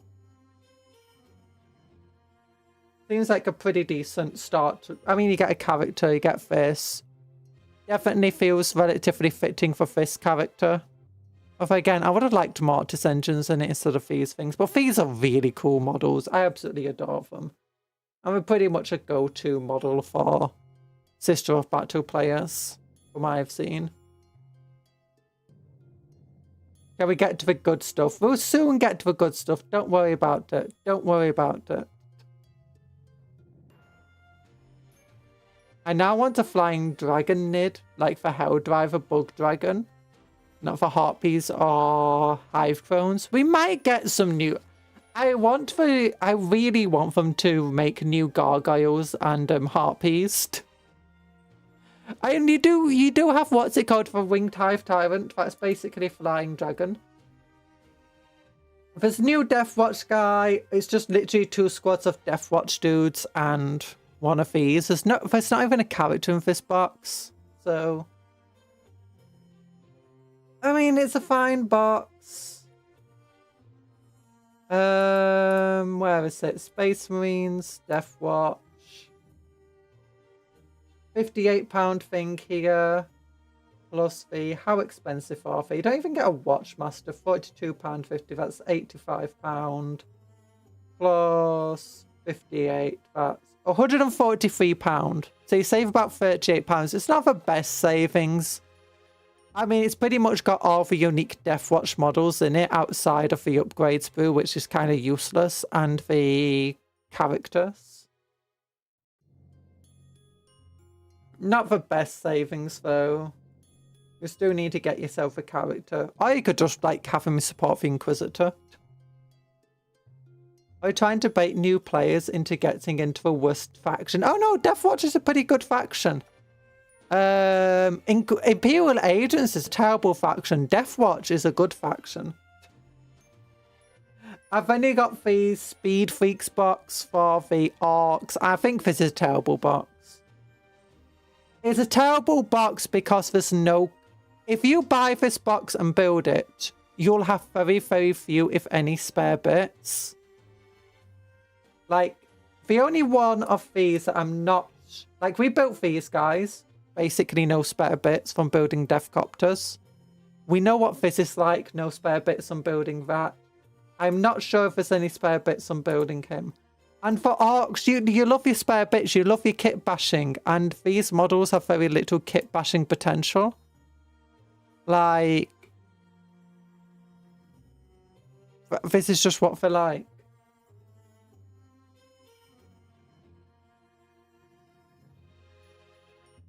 It's silly. There's actually going to be a third one that has a custom Mega Blaster attack. So yeah, you'll have 3 of them. I mean, if we do want these models, the only reason I think it sucks is because I think the models kind of suck. I mean, they're cool looking models, just... No alternate builds to them. Squig Buggy is here. No alternative builds to it. No customizability. Quite a complex model, mind you. And then what else is there? But one thing that we've not built so far is a Warp Trike. I like the new Deathwatch kill team, but already bought a box and don't see a point of getting 2 more. Yeah, I mean, you do get quite a lot of spare bits of them. Especially if you just want to throw, like... I think the Deathwatch kill team... Not kill team. The Deathwatch squad is really, really cool if you want to just throw it into your army. Like, you got a spare 100 points, you don't know what to get. Get a Deathwatch kill team. If you play Space Marines, it'll be really cool because you get a bunch of spare bits to convert up your other Space Marines to, like, make them ex-Deathwatch. But as far as I'm aware, the War Trike doesn't have any customization options. It's just build it this way.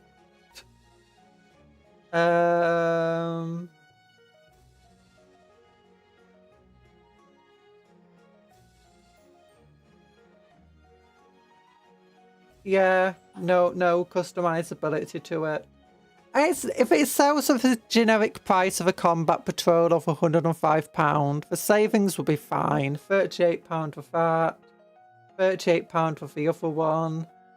That's 76. I think the War Trike's a little overpriced. Buggy is fine. I mean, for how many points you get from it, though, it's not many points. That's 76 plus 85. So... 161? Yeah, 161. So that's good savings.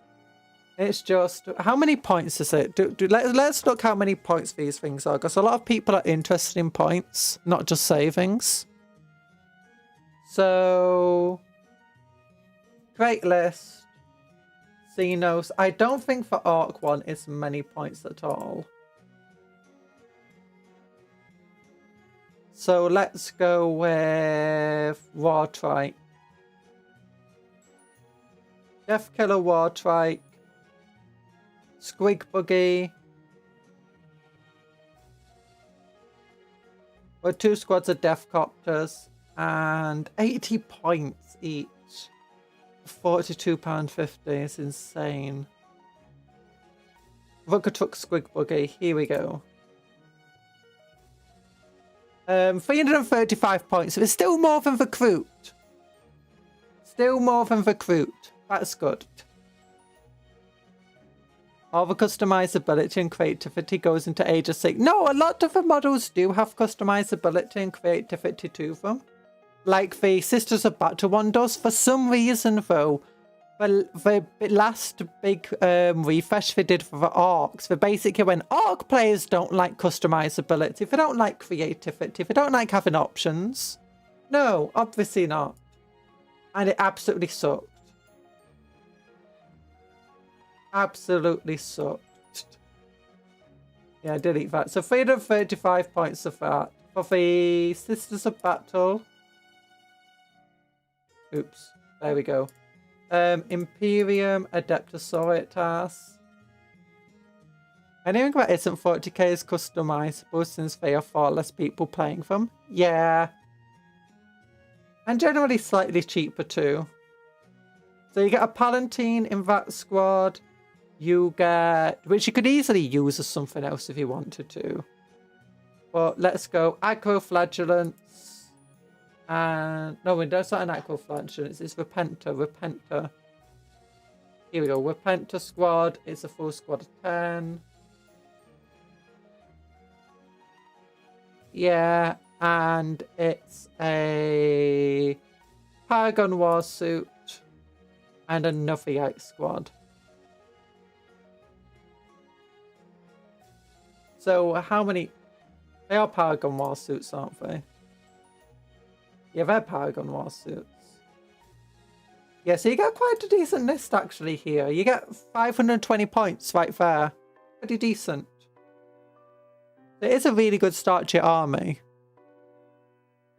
And you can make that more by just like choosing to use a Palatine as one of the other characters that you can have. Lists. Yes. And then you got for Death Watch.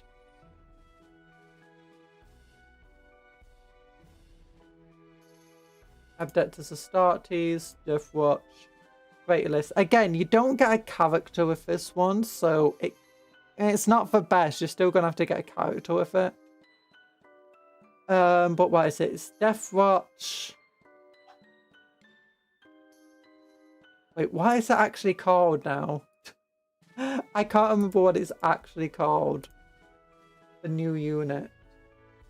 Just Kill Team Death Watch.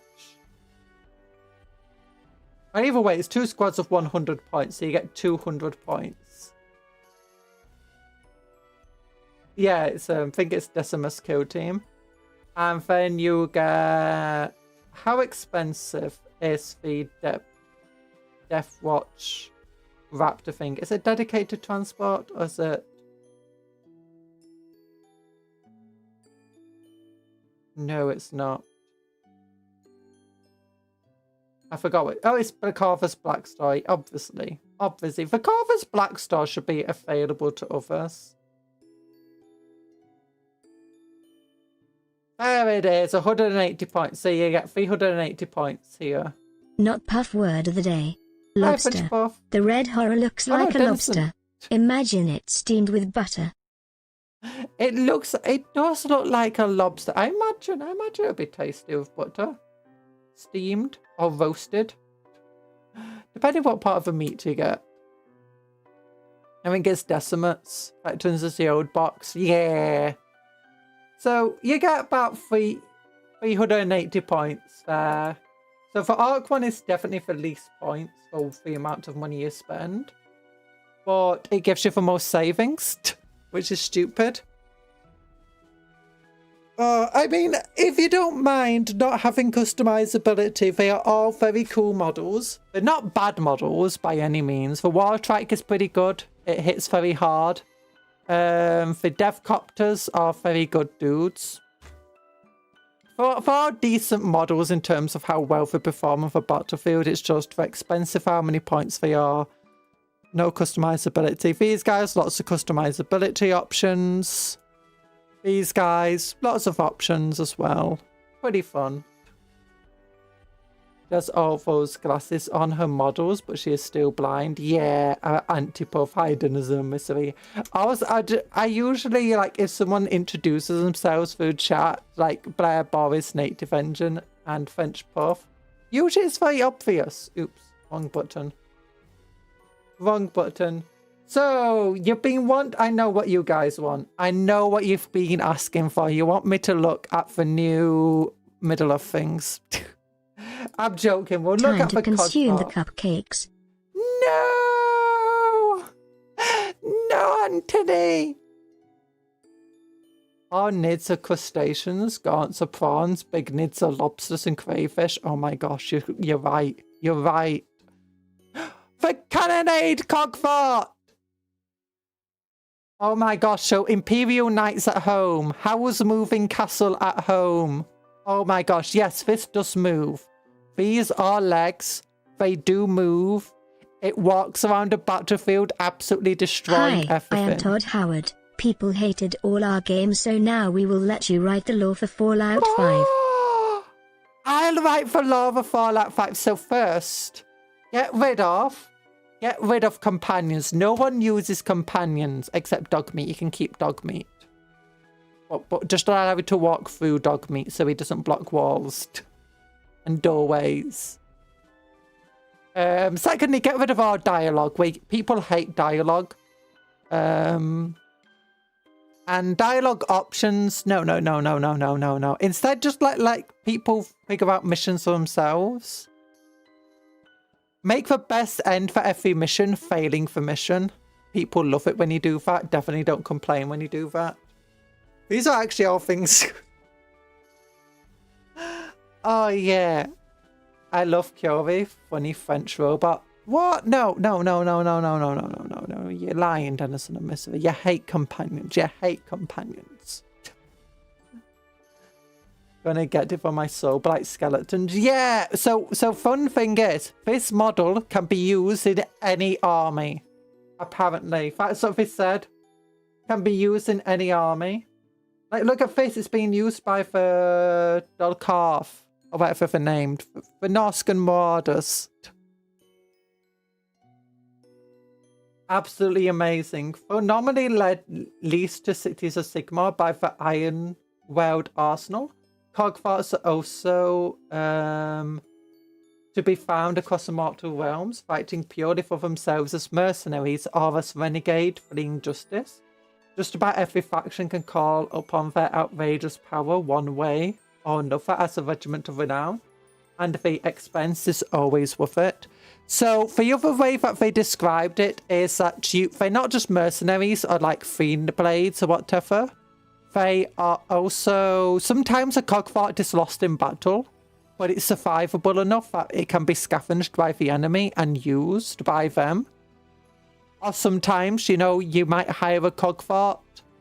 You win the battle, but the cogfart, you know, all the people in it died. Sons of Behemoth, featuring the Stone Knight to go along with the Flesh Knights. Yeah!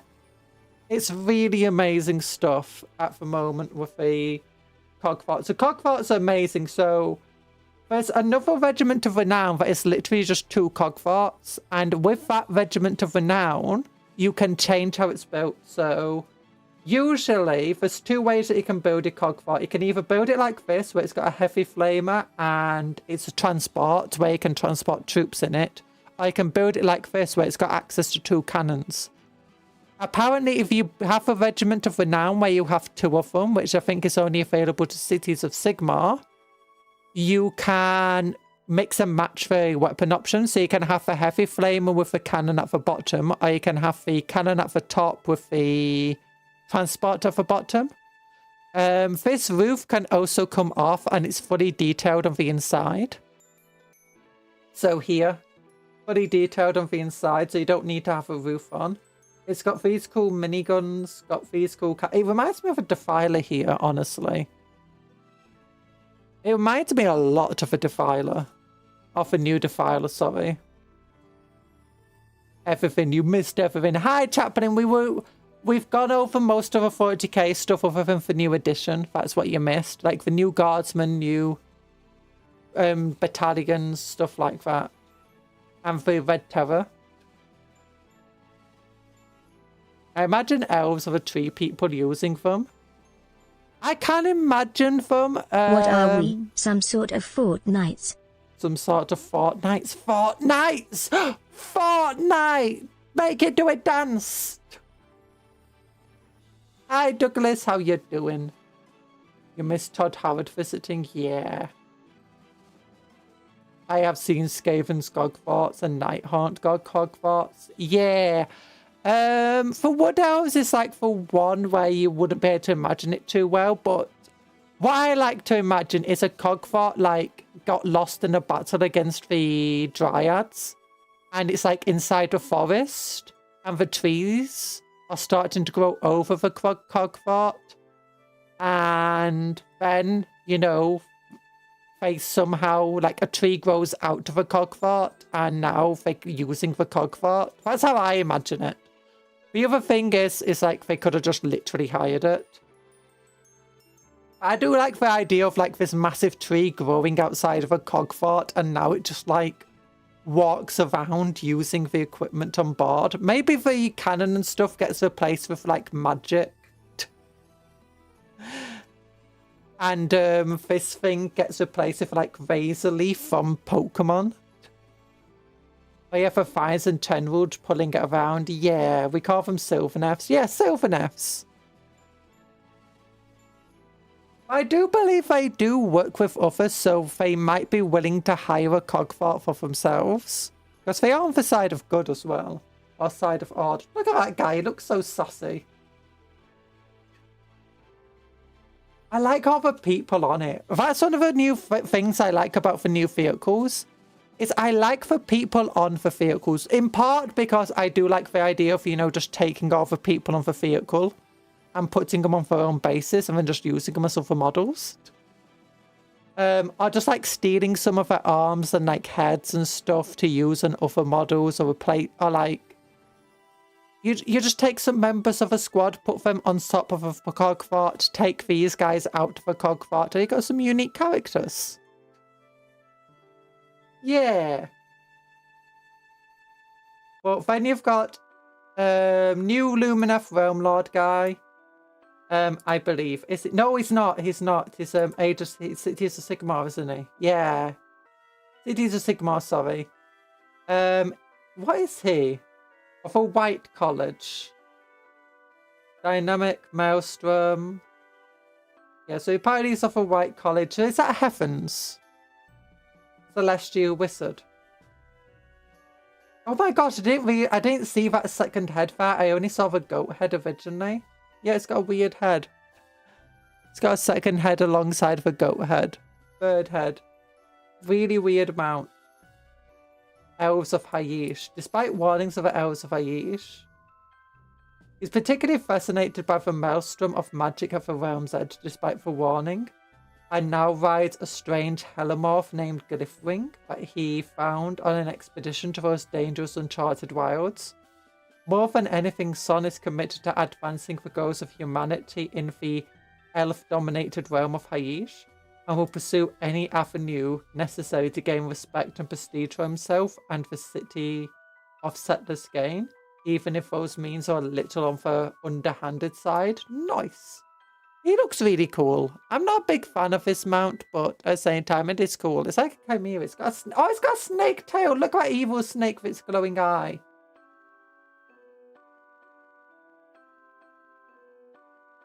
Two heads? No, three heads. Three heads. These are Sigmar's simultaneously most interesting and least interesting army. Honestly, with these new updates to both the Cogforts and the new Wizards and the new Grenadier unit, I am actually kind of tempted to build Cities of Sigmar now.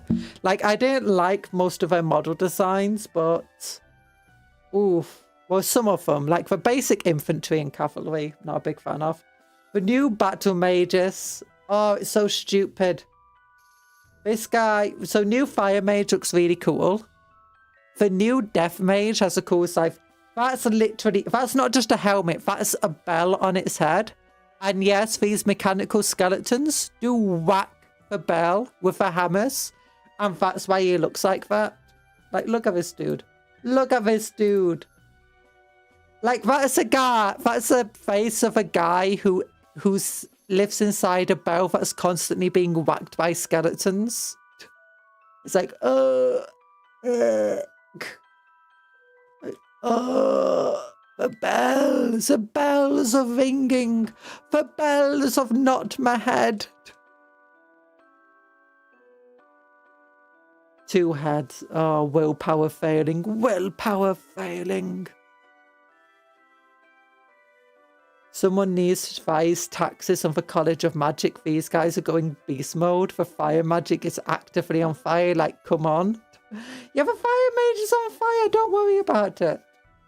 Apparently, this thing on its hand is like a targeting rune. And from what I was listening to on the thing, apparently it's like targeting rune here. And it's like getting updates to his advisory eye things. So he doesn't need to see his targets. He's just constantly blasting it. I like to imagine that he's blind because, like, he just made a fire so bright one day, or she did, that it just burnt out their eyes. Magic is important in the cities of Sigmar's battle plans, with colleges training skilled battle mages as quickly as they can meet demands of Sigmar's campaigns.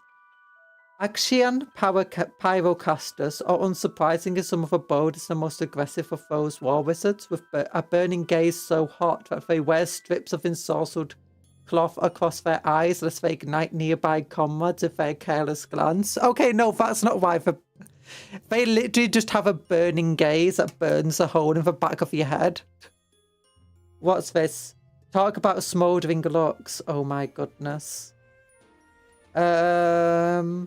By contrast, amethyst now mages are somber, solitary individuals that almost never seen without their great curved size and bell-shaped tall helms that are constantly drummed by a pair of clockwork skeletons attached to the top. Yes, really. Allies generally give them a wide berth. Makes sense.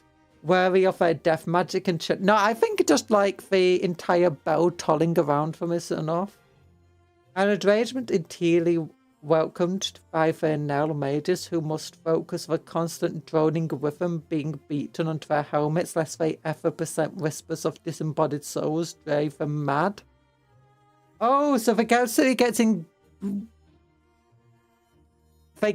driven mad constantly by either the ringing bell or by the souls of the dead talking to them. Oh yeah, new gate gargants, including female giant. They're literally armed with gates.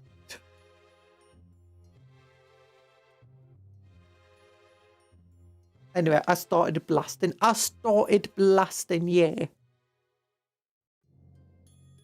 Wait, is Cuptle working? Because I've not heard Cuptle. Pog Online Poggers. Yeah.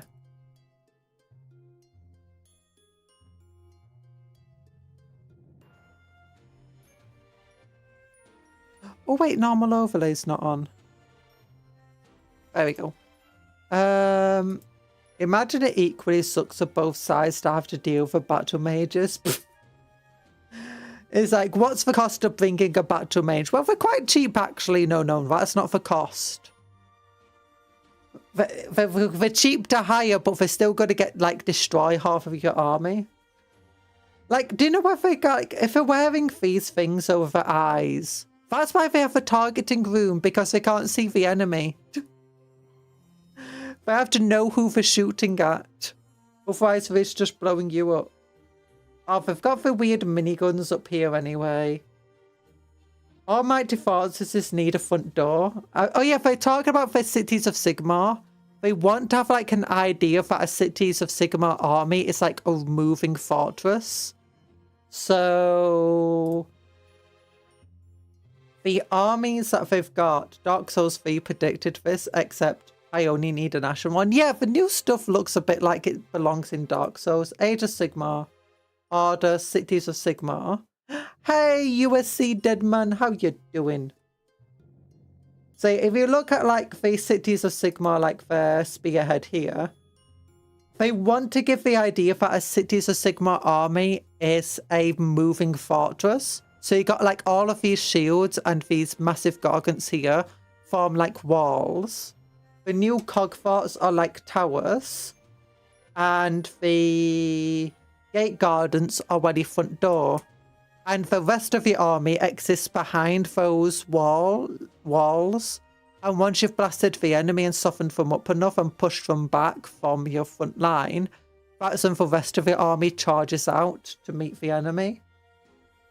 Which I think is kind of cool. It's a kind of unique design premise. Don't know how good that will work and how practical that is actually playing like that.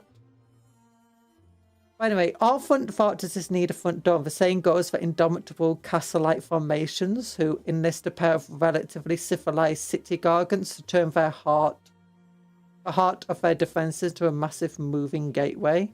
Situated at the middle of a battle line, this pair of immense and brutal guardians attract as much attention as they can to their sector before smashing entire regiments aside with the swinging of their shields, allowing prepared squadrons of field cavaliers and assault troops to charge out from relative safety.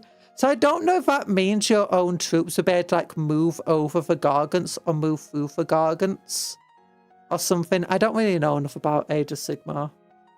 Dark Souls 2 has the door shields. Amazing. Realistic Flemish fought like that against far richer and better equipped enemies. Yeah. Much like the Fusile mages who ride ogre warhooks into battle, each gate gargant is joined by a grenadier major in a tittering watchtower who ensures discipline is maintained and the gate stays shut until the appointed moment. Their nests are fitted with lethal scattershot cannons that can turn entire enemy units into pink mist and scatter goblets. A sight that never fails to entertain the gargants below. Nice. So what about this dude? Let's look up this thing. Since they kind of go with the gate gargants. Wait, where is it? I completely missed it. There it is. Ogre Warhook. Fusile Major spawn into battle by Ogre Warhooks forming the mobile watchtowers of a castle-like formation, using their lumbering vantage points to spy weaknesses in the enemy line and direct the fire of friendly forces. The obvious threat posed by a massive ogre carrier is usually enough to make any foe think twice about storming a Fusile Major's fortified position. And the Fusile Major is just armed with a normal gun, it looks like. Yeah.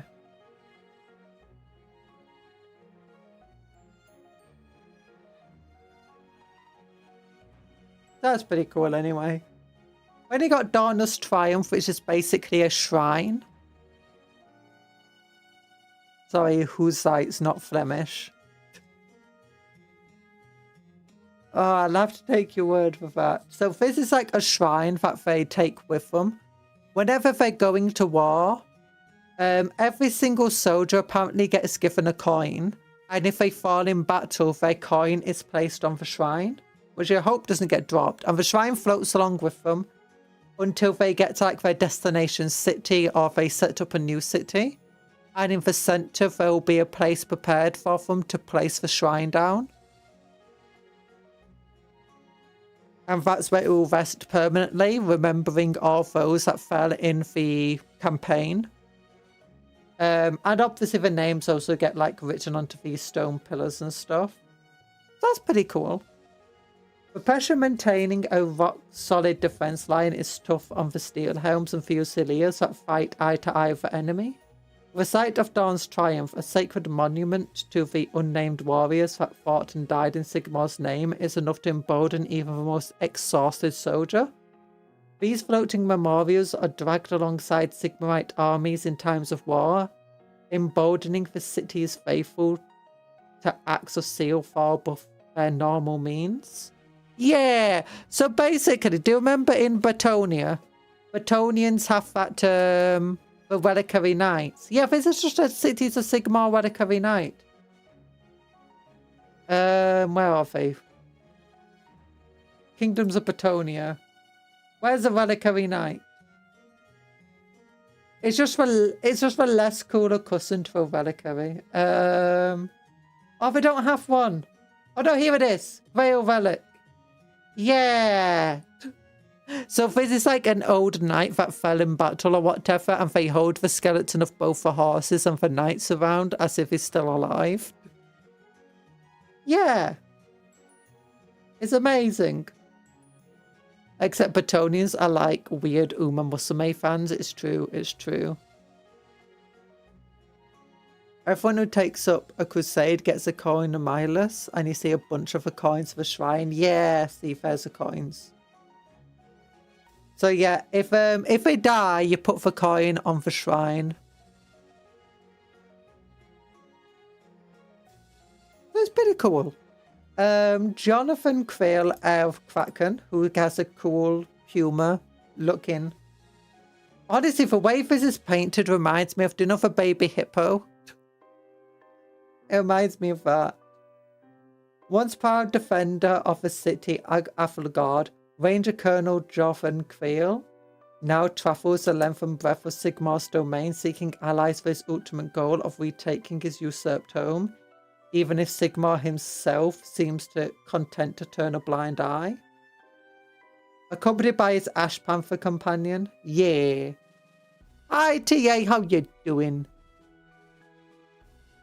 When I have my last coin to buy something, I cannot afford to die anymore.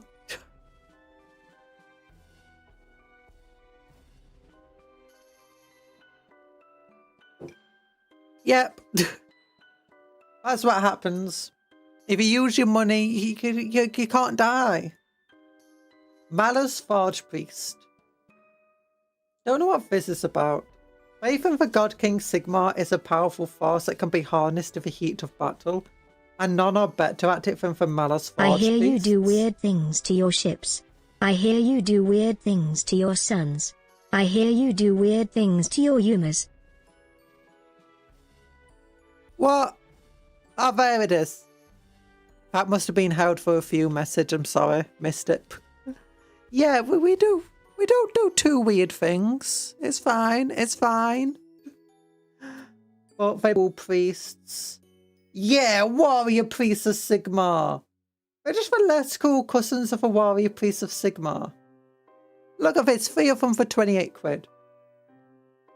I was like, still pretending he's not got going bald. Shave your head, go bald, you silly fool. Oh, look at that. I mean, okay, if he did actually paint the robe red, that they're wearing, they look very similar. And he just made them bald, and they'd actually look cool. I think the fact that if they're not wearing red, like a proper, you know, warrior priest of Sigmar. Look at it, it's 9 quid for him. Beautiful. Beautiful man. Oh, and look at that, we got the cool meteorite of a hammer. The face got me. I laughed a lot. Yeah. Malus Forge Priests are not allowed to run off a mighty hammer of Sigmar will cull his next generation. No! Also rather good at smashing things with a great big matriarch warhammers. Oh, and shouldn't come as much as a surprise. That shouldn't come as much as a surprise. Oh yeah, here's some new 3 guild gallants that look absolutely amazing. Look at his armor. Look at him. He looks like a warrior of Trace from, do you know? Or Trace from the elves. Oh, he's got a little demon. Look at, he's got a little demon with a key. Oh, it's adorable. A little friend. Yeah, these guys are cool. I like them. They got way better helmets than the generic dudes. The Grenadier, yeah, I don't like these helmets. I don't like bells. Although the grenadiers look cool. Look at those shotguns they've got. They're so stupid. Oh my gosh, they're using the axe as like a vest for their gun. Oh, and a flamethrower. Okay, no, these guys are cool. Oh. So not all 3 guild noble champions fight on horseback as cavaliers. Oh, we got the dismounted knights at home. And those who prefer to get stuck on foot band together as units of 3 guild gallants. Heavily armoured infantry whose master of the art of receiving charges and master of blade work and steel grit.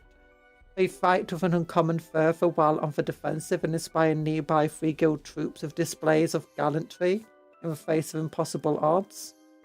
Let's look at the knights, because I think the knights have the same helmets that I don't really like. Look at the foot of the last knight. There is a little dude. Wait, is there? This one. Is that a dude? It looks like a rock.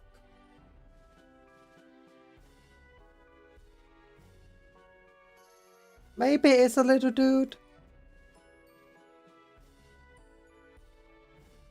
A frog with a hood. Oh, it is a frog with a hood. I need to zoom in more.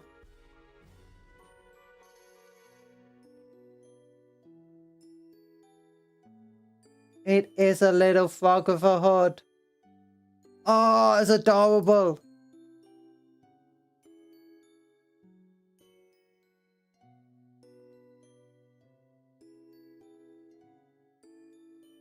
Oh yeah, let's look at the knights. No, they're dark riders, dark elf stuff. Here we go. 3 guild cavaliers. Oh no, they do have cool heads. They're not all wearing the silly 3 guild heads. Okay, no, the 3 guild cavaliers are pretty cool then.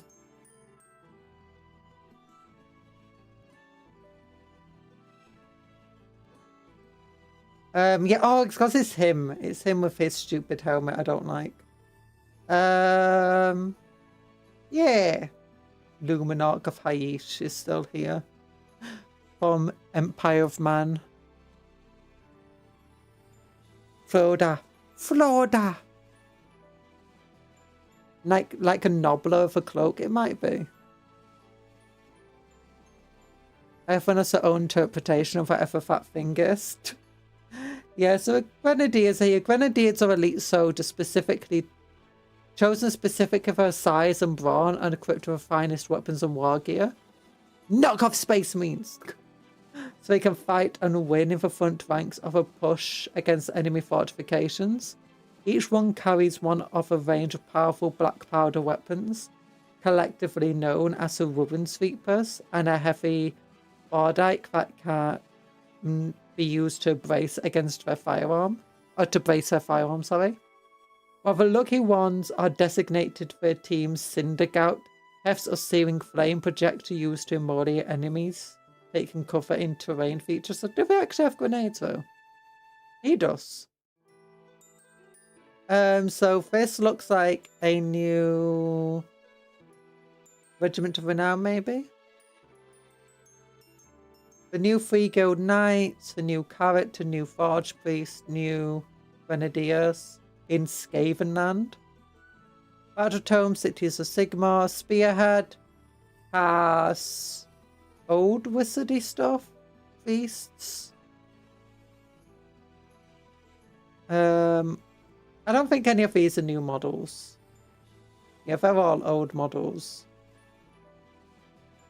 Senstress Zealots. Matriarch the Great Wheel leads a chosen warband of Celis 3 guilders. Yeah. And Regiment of Renowns. Undense Hounds, which is just some rangers and stuff. Pretty cool things. Hi, Tiny Armstrong. Timothy Armstrong, sorry. How you doing? I started playing Warhammer 40k in 2018. I chose a Salamander Space Marines as my first chapter. Oh! Salamanders are cool. Good first chapter choice. Although they only have 2 characters at the moment. An underwhelming upgrade kit. But yeah, so the new cities of Age of Sigmar, cities of Sigmar stuff is good. New Lumineth Realm Lords. As well. With cool little fox dude. New wizardy person. Entire squad. Oh, the blind archer. Oh, have you seen that FIFA League thing of a blind archer firing and missing every single shot? Oh.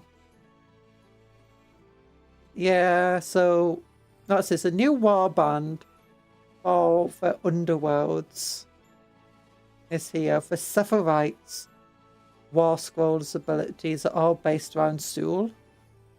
The spirit is placed in the empty hex or start for each action step, and any lines of sight he can draw to the edges of a battlefield that don't pass through a blocked hex become windblown, with fighters in them experience effects based on whether they're friendly or hostile. Ooh. So they seem to be a cool little unit. Not many characters within the unit, just 5 dudes, including the little spirit. But still, it's interesting. They look cool. For Lumineth Realm So Lords. I fired, and I missed, and I fired, and I missed, and I fired, and I hit something, but it wasn't what I aimed at, so I guess I missed.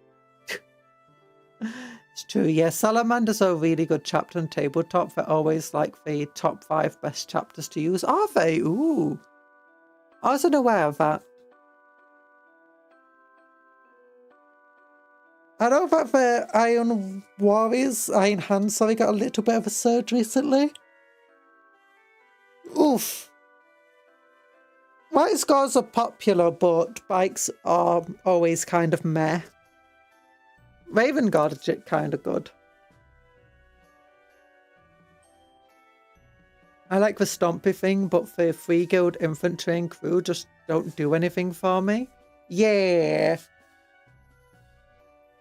I mean, with this, it can be used in any army, so you can always just take away all of the 8 Cities of Sigmar stuff and put in whatever you want to put into it and convert it how you want. Because pretty much any army, it sounds like, will be able to use it. Oh yeah, more stuff here. More 3 guilds and Eshin battle with one another. So... yeah, here we go. New Skaven stuff. So you got new Gutter Runners, new Night Runners. Same old Deathmaster. But there's a new Deathmaster character now. Replacing the good old... whatever his name is, Skittich. This is Crickets. Crickets! Or Critchit. So, City of Ash. We'll have some cool terrain in it. Ooh, some new battle mats. And it looks like it has the new Grenadiers in it and the new character and the new Forge Master. And this is all the Skaven stuff he gets in it. Since the Vermin Doom, many of the Skaven clans have been blessed by the Great Horned Rat with reinforcements, but Clan Eshin has been conspicuous by its absence. Fortunately, skulking the shadows and making plans is where they excel, and now they are ready to emerge. There's a Deathmaster, 10 Gutter Runners, 10 Night Runners, and Deathmaster Crickets. And a pair of Bomb Rats. Ooh, Bomb Rats. To hunt their human prey through the streets. I admit, getting to 40k is expensive. I spent £400 on minis alone.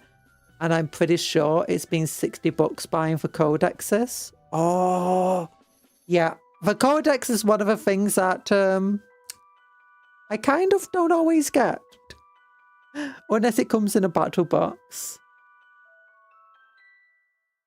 Better idea. Vandalize the Cities of Sigmar stuff and put new stuff in it. Yeah! Thank gosh the old Gutter Runners were... from the old world time. They were from... There's still a bunch of stuff in Age of Sigmar from old world time. Nice of GW to release new modern theme terrain. Yeah! Pammy Ratties. No! no. They will never blow up phone, ratties. I'm off. Bye, you see, dead man. Thanks for popping in. It was nice having you here. The tale of Cricket's exploits echo through the warrens of Blight City, speaking of a Skaven that can haunt any shadow and slay any target. Most of those stories are of its own invention. But what is true is that he single-handedly brought down an arcane silver tower with warpstone bombs, while under Bellacor's employ, giving his legend at least a measure of credibility. I like his entire robes, and I like that helmet. I like everything about this dude. It's so cool. Now the Deathmaster prowls the streets of Embergard, hunting anyone who shows signs of rallying the city's remaining defenders. Although perfectly capable of butchering any target himself, he often attracts groups of would-be assassins around him, including a team of devious gutter runners. Yeah, look at these dudes. Oh, so cool. Little bomb rats. Oh, it's got its own little robes. Oh, more bomb rats. It looks so happy. Oh. These servants of Clan Eshin are handpicked for their skills in infiltration and ambush, and rank among the more elite warriors available to a Skaven warlord. But Eshin maintain a meritocratic approach to advancement that confuses other clans who cleave to more traditional, unalive your boss approach, which tends to result in gutter runners of exceptional skill, who aren't quite as inclined to use said murderous abilities on their commanders.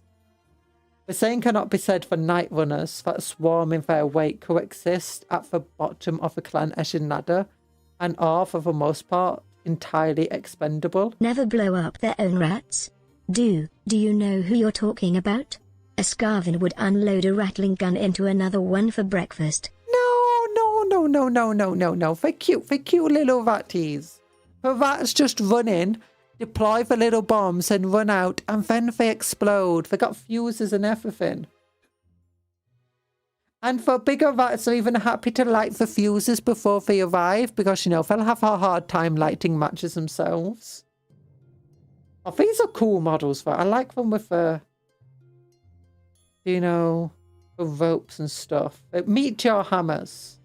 Yeah, unlock slings. So cool. Despite their lowly status, Night Runners are still effective troops thanks to their deadly poison that drip from their blades and shurikens.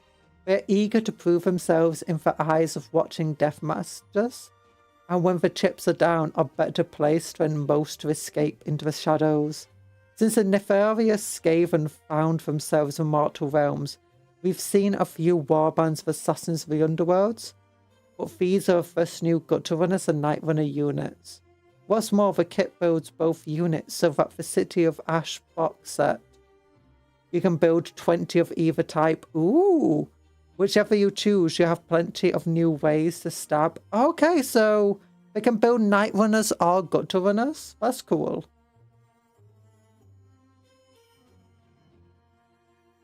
That's really cool, actually. They'd have lots of spare bits. The cities of Sigmar forces are led by the debonair but glory-hungry Ranger Colonel Joran Quirrell, the heir of the Kraken, a former Wild Corps captain native of the fallen Anvil Guard who now rows the water realms in search of allies to reclaim his home. Yeah, he looks like he's from Lord of the Rings or something. Yeah, cool army. We've already seen all of them. Like, it's incredible stuff. Wow, shame the Orc. I'm hoping the new Orc stuff has all the customizability. Well, there's a few other new things. We got new Middle-earth stuff. The Riders of Rohan are finally being replaced after 25 years. Like, seriously, look at the Middle-earth. Lord of the Rings good. Ooh, towers. Look at these towers. Where's the Riders of Rohan? Mounted of Rohan Command. Here we go. Rohan Royal Knights. Oh, I don't think they're being replaced. They're metal anyway. But where's the typical riders? Elven and Mary. I should have just filtered it onto riders of Rohan. Like there's a plastic kit for them, I'm pretty certain.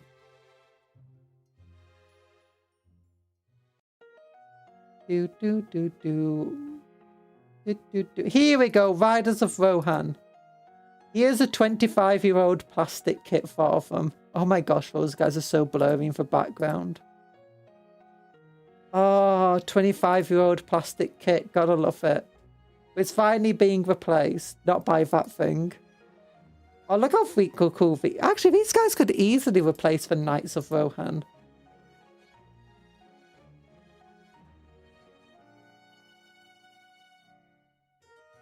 Yeah, Rider's kit builds 6 miniatures with a variety of weapons. 4 of them can be assembled with your choice of hand weapon or throwing spear, and have both slung across the back. The other 2 have their bows out with hand weapons stowed at their side. All 6 have a majestic steed. Yeah, look at those majestic steeds. Oh, while the riders range ahead, the warriors of Rohan form a solid battle line to stand firm. Ooh! Yeah, warriors down here, on foot. Oh. Not super customizable, but let's just filter this Rohan. There we go. So where's the Rohan on foot, dudes? Roses of the Dunderlane Forest. Oh no. Yeah, so you got Royal Guard on foot. Rohan Commanders. Oh, here we go. Warriors of Rohan on foot. Again, ancient models. Not as ancient. Actually, no, these might be new models. These look a lot newer.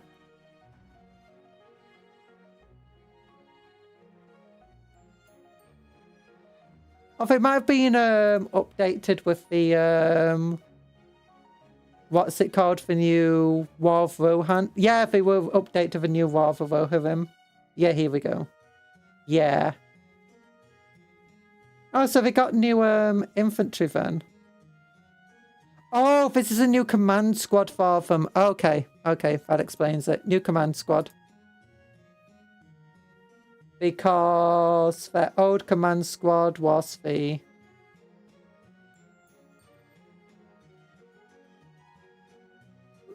still these guys here. Yeah. Royal Guard and foot, Rohan Commanders. Oh no! They already had a new command squad. Huh. Oh, whatever. New banner. New stuff.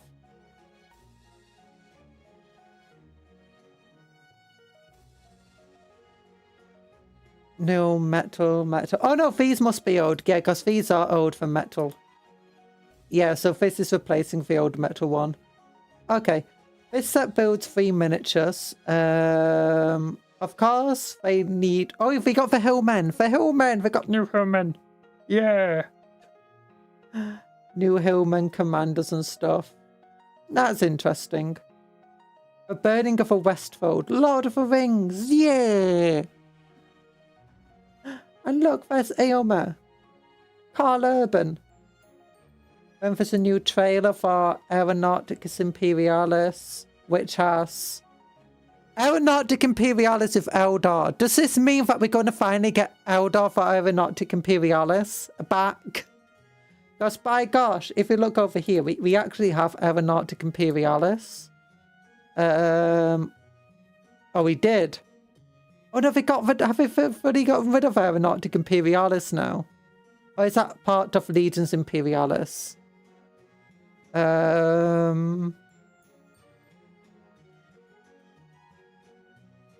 Has it just been fully absorbed into here now? Yep, it's been fully absorbed into here. Yeah, here's all there. Aeronautic is now Oh. Well, they had such cool Eldar and Tau models for Aeronautic Imperialis. Yeah, they removed it when Imperialis came out. They trashed all the Xenos models. I know, it was so cool models. I saw them, was like, oh, where do I get those things? They're so cool. You can't get them. You can't get them. Oh. But yeah, the new animation looks cool. In fact, we can probably see the trailer.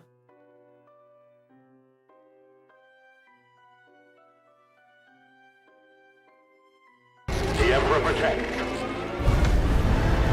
Where did they come from?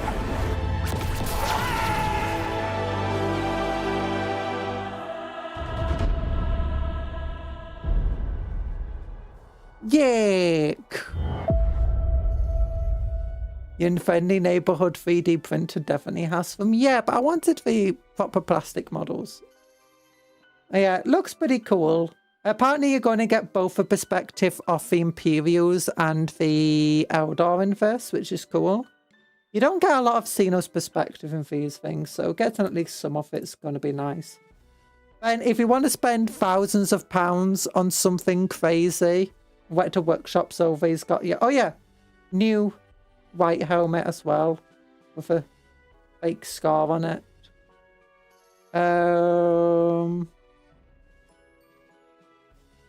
Yeah, 1,600 USD.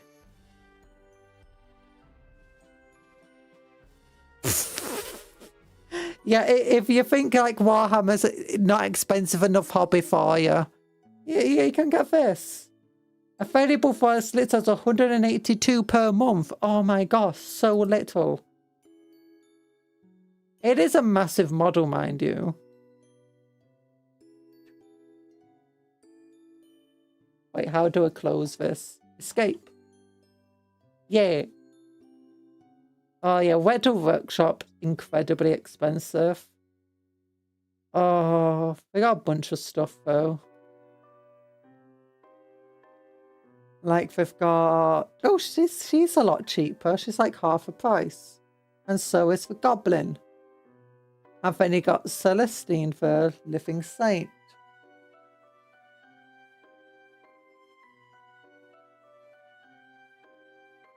And the rest at $1,700. Yeah, Lord of Death. Or like Lord of Debt. Yep, Lord of Debt. Oh, Abaddon. $1,900. Oh gosh, Brian got for bound 179. He's only 179. Oh, that's because it's hand sized. Oh, got hands and stuff. Oh, yeah. How expensive is a helmet? 99 for the helmet.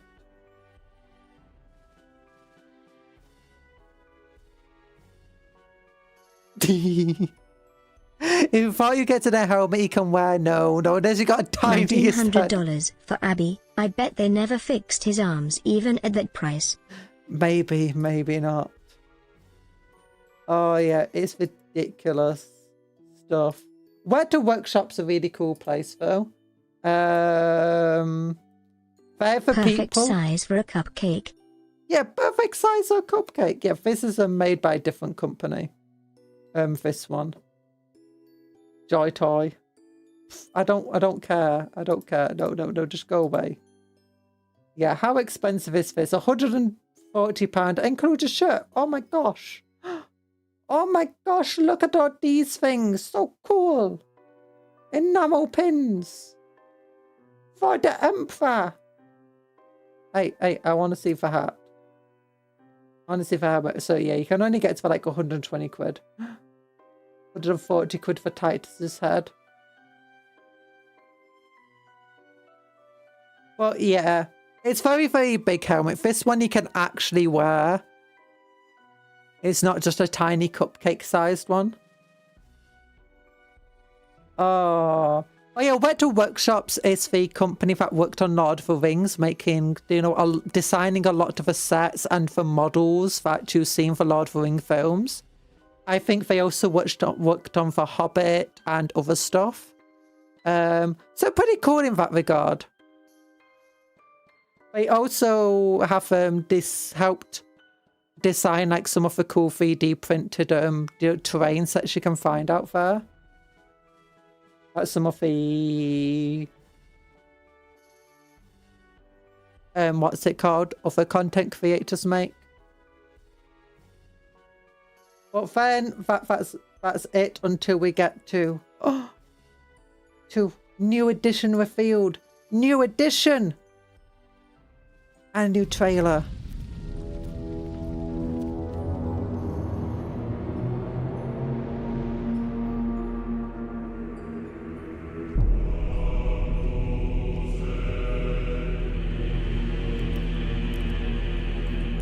Armageddon, the war world.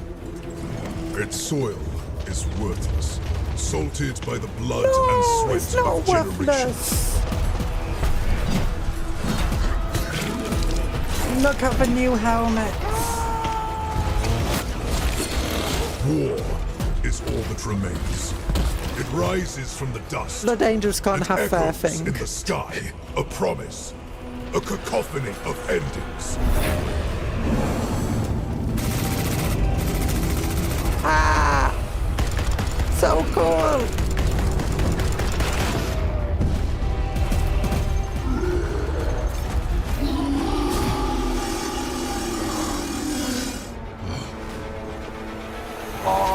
Sanguinius is Jump Pack Chaplain, Vanguard Veterans, Screamy Helmets back. We belong here.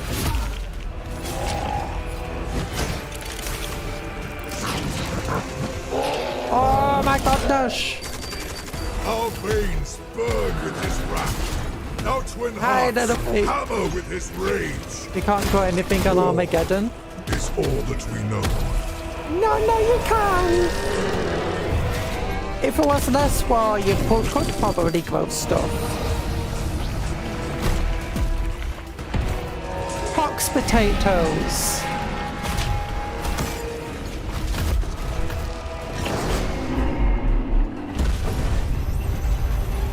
This world must hold. There can be no retreat. There can be no mercy. There can be no peace. There is only... Look at that Ballista's Dreadnought. I have no idea what's actually going to be in this box based on that animation though. Where is Titus? He's over in the 500 worlds area, so basically like on the other side of the galaxy almost. Because he's like clearing for 500 worlds while this fact. I like how the Blood Angels aren't allowed to have their own, you know, cool thing here. The Ultramarines still have to be there. The Ultramarines still have to, although it does actually show for Unity. So for you, remember the animation for what was it called? For Leviathan. It showed the only Marines and the only Tyranids you saw in that animation were what was in the box. Well, this animation has a lot of stuff in it, and I'm not sure if that's going to be what's going to be in it and what's not going to be in it. Like, is it going to have Phobos Marines? Because it showed Phobos Marines. It showed a new captain with a storm shield. New Vanguard veterans with massive swords and chain swords. There's a Ballista's Dreadnought back here. That's the exact same as the old Ballista's Dreadnought. Which, if they include in a Ballista's Dreadnought, it'll be fun to include one that has a different weapon outfit. Rather than looking identical. Like if it had a motor gun and like a plasma cannon or something. This isn't about him, yeah. If he was here, the War of Armageddon would be over instantly. He's not allowed to be here. He has to be fighting the most powerful Necrons instead. But yeah, it looks like we're going to get a squad of, from what I know, we're going to get a squad of new intercessors that have, are kind of intercessor veterans, where they are using equipment from, you know, a mixture of Mark 10 and the older marks of armor equipment. Like here you can see they don't have the big old bows on the ankles, they don't have the knee pads. They're very similar to old Tacitus. Old tactical squad models, and for helmet too. That's just meant to represent that these guys have been pushed so much of their equipment through all the wars and stuff that they're having to go into really old stockpiles, which makes sense to Blood Angels. The Blood Angels are like kind of really poor right now with the devastation of Baal. Why are we talking about Titus when Malam Kaido exists? The Malam Kaido, he's just like a nuke they drop into an area when they just need everything dead. It's like when they've already lost the world fully, that's when they drop him down. How G-Dubs builds box sets puts a model name on How pieces of G-Dubs paper. builds box sets. Puts model names on pieces of paper, stakes them in a raffle tumbler, pick the first 6 to fall out. Yeah! So it looks like we're going to get a new speeder that's much more inspired by the old-fashioned speeder. You can actually see some of the old speeders. If we go to 40k, Space Marines, Dark Angels. The style of speeder is going to be more of this style of speeder. It looks like.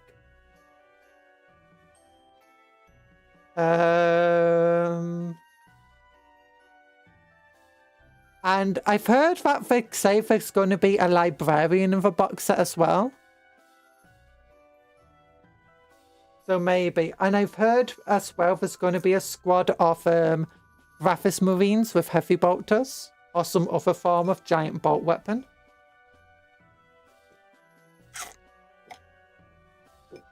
I don't know if that's going to be a completely new unit or just a normal squad of heavy intercessors. We don't see the Dreadnought on this box set here. It's possible it's not included. I'm thinking that anything that's shown in ultramarine colours in the trailer isn't going to be included in the box set.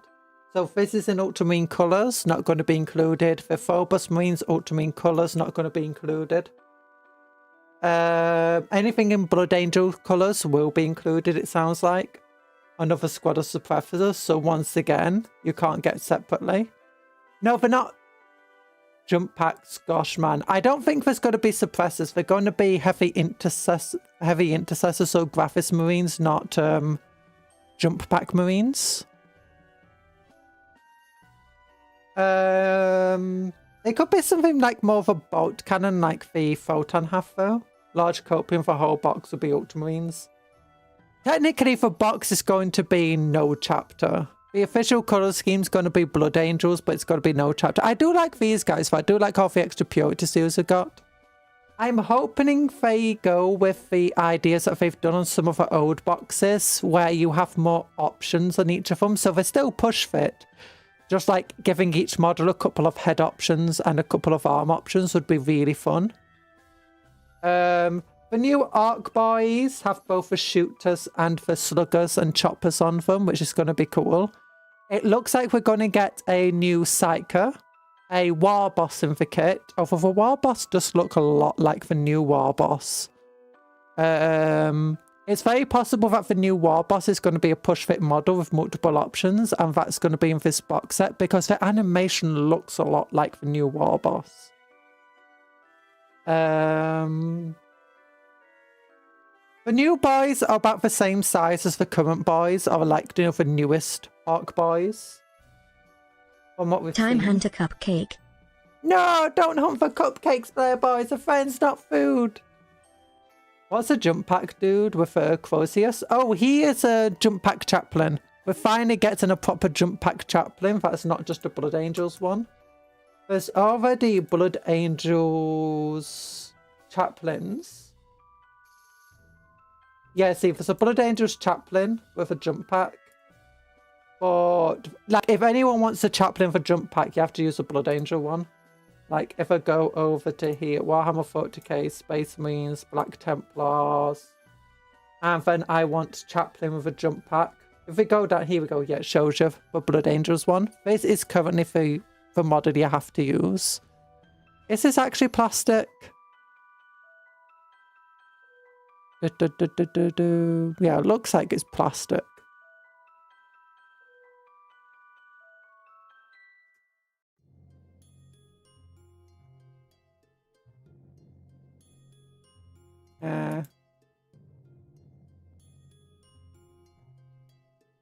Yeah, so it'd be nice to finally get a new one. I hope you can buy it separately like you can currently with the current guys of Storm Shields, the current captain is actually from the Indomitus box set, so if we go just Ultramarines, whatever. Whatever, see. So these are guys from the original Indomitus box set. Unfortunately, the Chaplain and the Judiciar and the Blade Guard Ancient are all just fixed to this one sprue, sadly. But if we scroll down to a couple of other characters, if we can find them.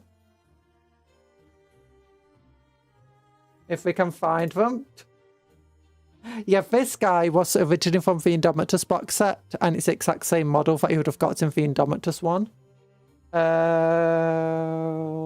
Puff word of the day. Seasonal depression.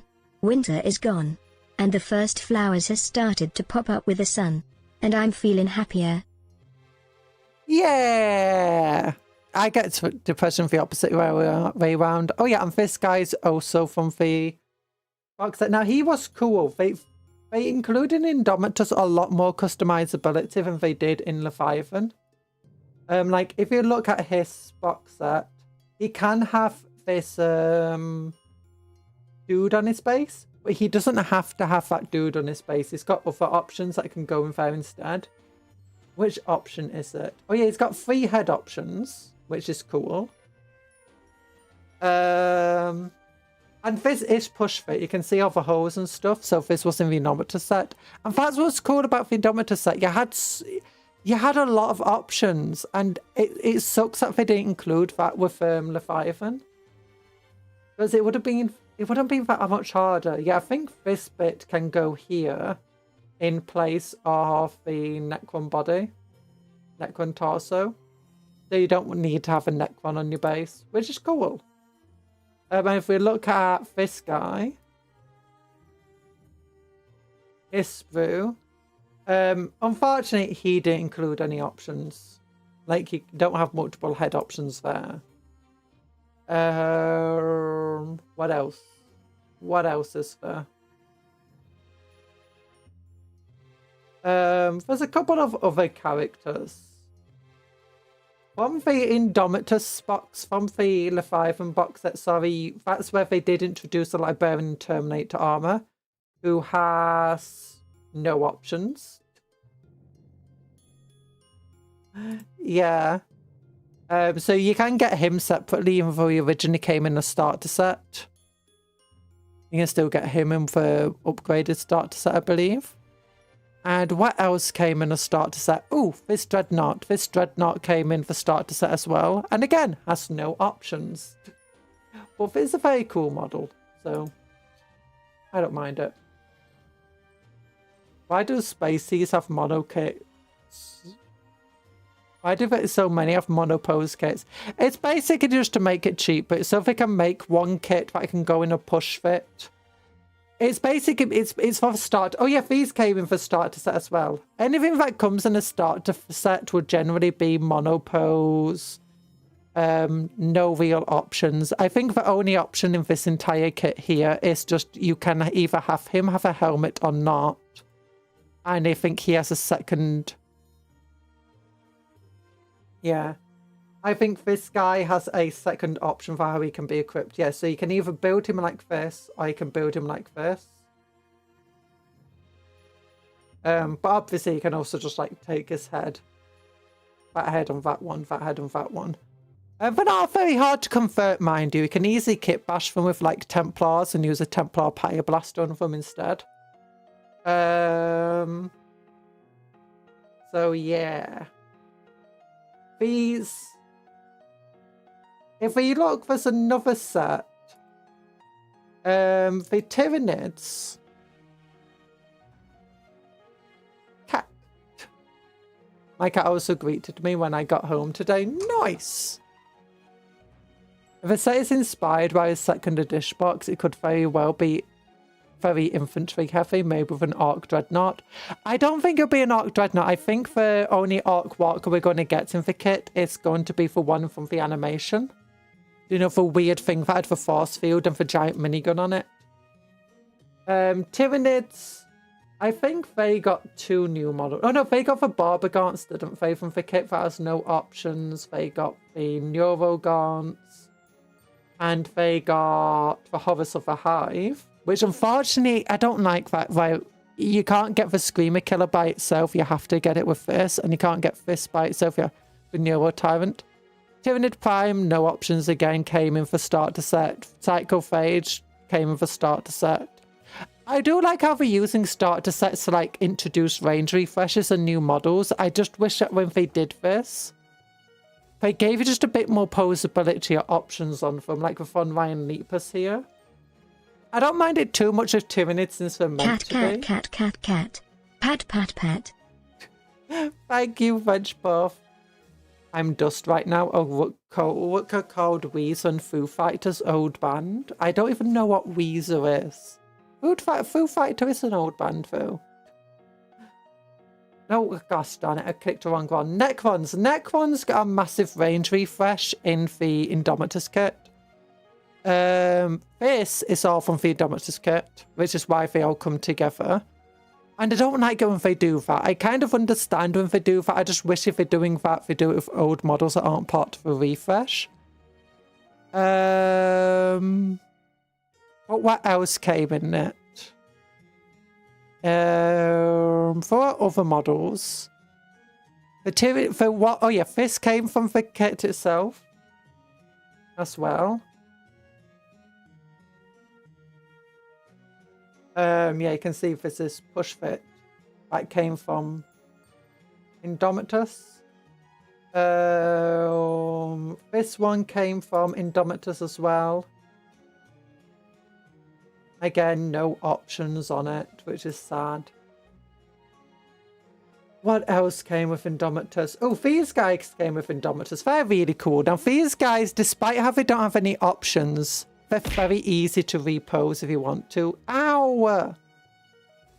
There's a rumor about the Dreadnought kits fusing into one kit in 11th, like Brutalis, Redemptor, and Ballistus.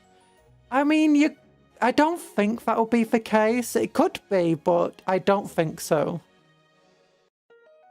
Because that'll be a very expensive, very big box then for it. I mean, they might do, but I don't think they'll do that. Unless they completely release just an absolutely new box. Why are you going for? I'm going through for some old starter sets. Look, we're looking at a new starter set and what might be in it. So I'm going through what's been in old starter sets. So that we get an idea of what could be expected in a refresh. So these guys are from the old starter set for Indomitus. This was the 9th edition starter set models. Now these guys, despite how they're monopose, they're very easy to repose if you want to. Which I do like. I'm saying goes with some other space means, except this guy. This guy, you can't pose that easily. In Cuptle, actually both of them do. I think with us, we could just cut off the helmet, the head from the arm. So it could be reposed around. I think the Warriors. Now the Warriors were what was really cool in the box set. The Warrior come with scarabs, but I don't really think that's ever a bad thing. But what they had is every single warrior that came with the Indomitus set, and these are the exact same warriors that came with the Indomitus set, has 2 head options and 2 arm options. Every single one can either be armed with one of these guns or one of these guns. I can mix and match them. And I like that. I really wish they do that more with these starter sets. And I really hope that they do that with the arcs, especially if they do the planned release of replacing the current arc boys of them. I hope they just give us a bunch of head options, bunch of arm options. I don't care if it's push fit, as long as I get my options, and as long as it's easy just to cut the little knob parts off the push fit models and just repose them. It'll be good. You can't see the fact I'm moving my arms, like, weirdly. So, yeah. Well, arcs, I don't really know what's in. We know that there's pretty much going to be a weird boy. We know that there's going to be new arc boys. We know there's going to be a new arc walker. That's all we know. Now, it's based around Armageddon, so I'd hope we'll get something super fast, like bikes or something like that. We can't know. Love the Necron aesthetic. Necron do have a great aesthetics. So, yeah. Well, anyway, what's the new rules for 11th edition? Army building. So, you can still use your same codexes. None of the codexes are being changed. All of the old detachments will still work. All of the rules and the Maelstrom kits are 500 worlds. The campaigns from 10th edition, Armageddon and Eye of Terror campaign, all of those rules will be usable in 11th edition and should be usable throughout 11th edition. They didn't say every single codex is going to get an update, but they didn't deny that's going to happen either. So the codexes might get replaced, they might not, but up until they do get replaced, the old codex will still be usable. But with the dawn of 11th edition, they're going to release 17 more new detachment sheets. Yep, over here, 17 new and updated detachments. Oh, updated as well. So some of the detachments are going to get updated. Some of them will just be brand new. If you're very attached to your current army, don't panic. The detachments in your current codex still work too. You just have even more options now. Yeah. There's something cool with the detachments though, in which there's going to be like these minor detachments that you can mix and match. So that if you want like a fast units and tough units, you can have both of them. Wow, 70 new detachments. 65 of them will be for Marines, I'm sure. Possibly, actually. Like, you're probably going to get new Black Templar ones, new Space Wolf ones, new Blood Angels ones, new generic Space Marine ones. Then you're going to have all the Chaos Space Marines that are getting new ones. So there's a good chance a lot of them are going to be just for either Space Marines or Chaos Space Marines. Please, GW, update Mechanicus Codex. They're begging for it. I don't think the Mechanicus Codex is bad. They just need more unit options. And I do think the characters could be a bit stronger. Options, we love those. We love options, yeah. So where is it? It doesn't say it here.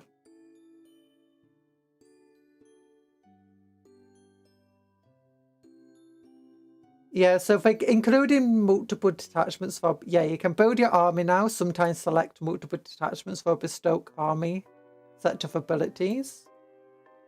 Missions. Your choice of detachment now affects your missions. Your objectives in a game will now be dictated by the type of army you bring to field and force your opponent to support.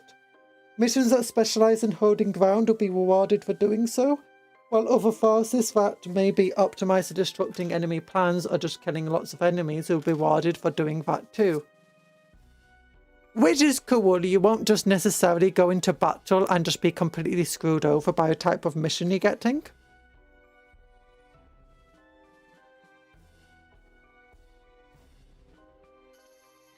Can't wait for Sowet to come into 40k. Yeah, the Sowets are coming back. Well, one of the Sowets is for Archivist. And hopefully they'll bring back his legend rules. no more circles. Okay, yeah, so before they used round objective markers, now they're getting rid of them and saying terrain pieces are instead objectives. I'm not sure how that's going to work. I'm not sure if they're going to sell a special set of objective marker terrain pieces and all objective markers will be these new terrain pieces, or if you can just use any terrain piece. I'm not sure if it's only measured from like the center of a terrain piece or not. There's very little known here.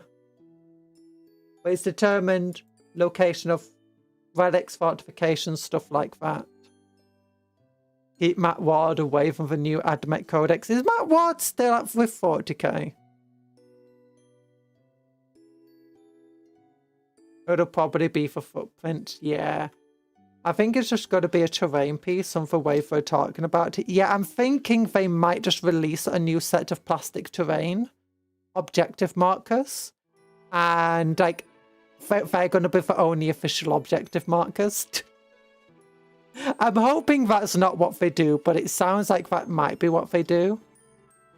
Because that way it's like, oh, you want objective markers? Well, now you have to buy this new terrain set. Oh, and by the way, since your objective markers change depending on what detachment you've got, every detachment will now have its own set of markers that you need to buy for it. That would be horrible if that's what they do. Hobbit holes, hobbit holes! So there's been a range of subtle changes to combat. I don't think they're that subtle. So they don't say it here, but one of the changes is that if a unit is wholly within a terrain piece at the start of the game, until it moves out of that terrain piece or shoots, your enemy cannot shoot at that unit, or you can't choose to shoot that unit. Unless you get within 15 inches of it. So unless it moves out of the terrain. Behold, my terrain setup. It's just 24 drinks coasters. They are all line of sight blocking ruins. And you can do that if you want. I mean, I've got a bunch of terrain that's just pieces of card that do the same sort of thing. That came with the Combat Patrol magazines. But yeah. I was almost hoping for God v Orcs, but I know we're getting God v Orcs via Armageddon campaign before 11th edition. Kind of. 5,800, check Discord for new Calgar model. Is it for Red Terror one? Oh gosh. Okay,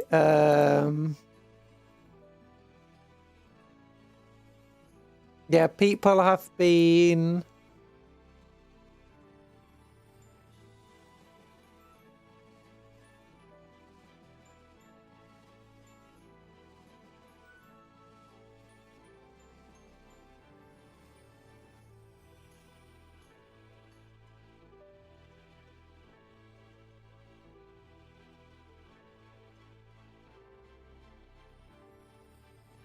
Wait, is that AI?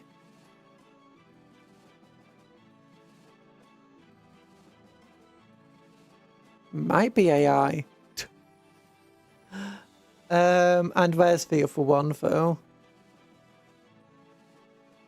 Are you gonna buy Cogfort and make it a Black Temple? That would actually be really, really cool, but I've got no plans to do that at the moment. Okay, so I can't just click on the Discord, Ghost Dangers. Here you go. I think this might be AI. But Talan shared it, so I trust his judgment that it's not going to be AI. But yeah, Calgar in Cogfort.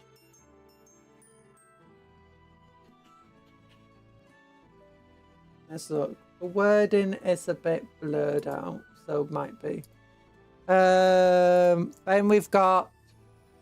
Yeah, people have been doing Orcs looting all of the new announcements as well. And they've been making some really cool Photoshop kit bashes.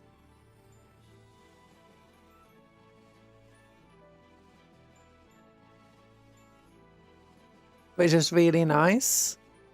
Then you got Calgar on Wastaker's bike. which is stupid. Oh, but amazing at the same time. And then my personal favourite, Marnius Calgar. Yes, beautiful. The Arc one is definitely... The Arc one's not AI. The Marnius Calgar Fart one is looking AI.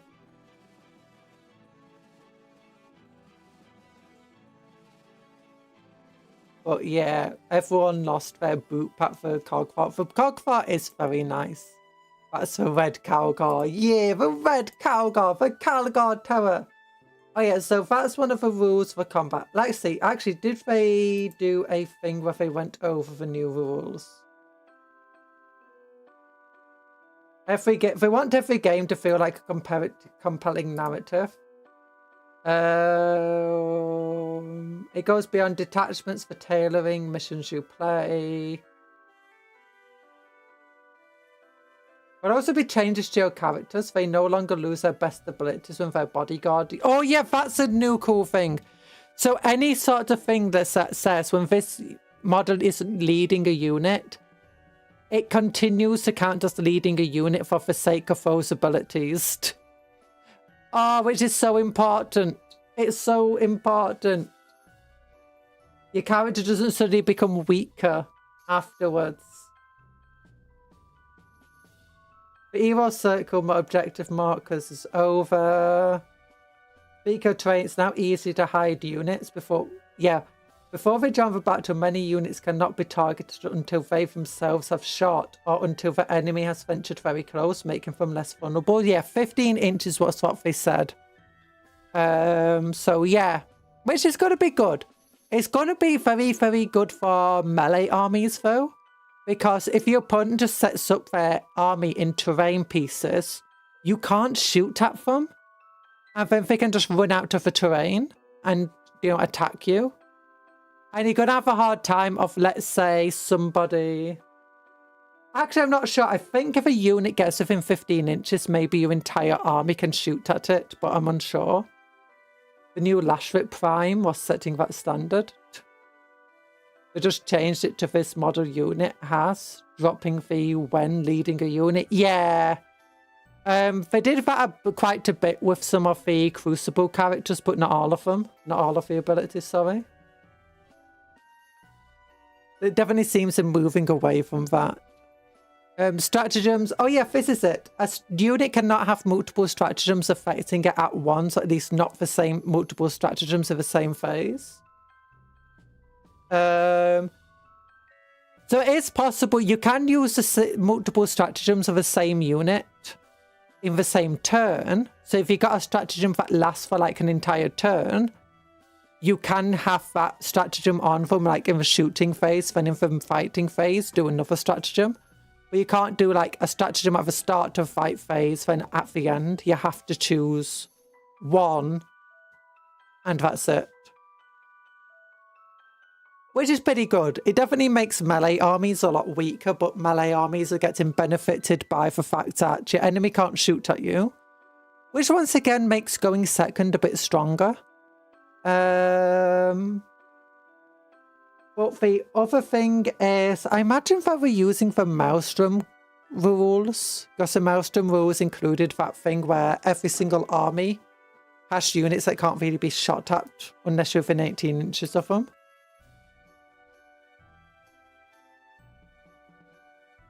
Oh yeah, that's it. Another thing that occurred is...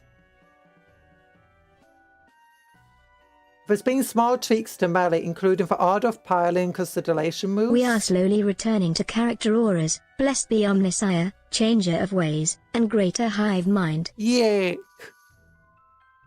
Oh, we got the Eldari Corsair paint job. Wait, who's a sorry?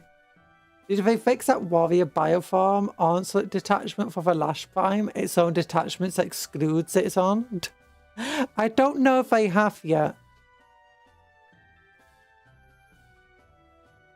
But one of the things that they've done is here. Oh yeah, piling moves are now done at the start of the battle phase, or the fight phase after the charge, I believe.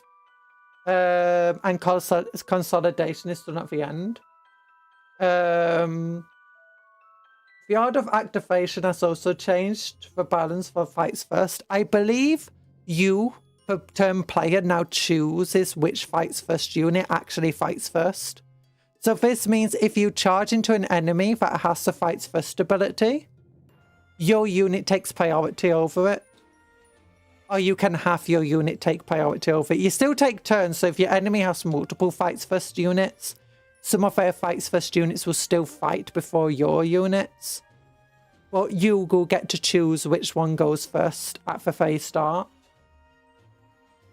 I believe that when it comes to the second round of not units that don't have a fights first ability, I believe it's still your opponent gets to choose which ones go. So if you got a combat that is lasted since last turn and neither unit has fights first, your opponent chooses which one they want to do first.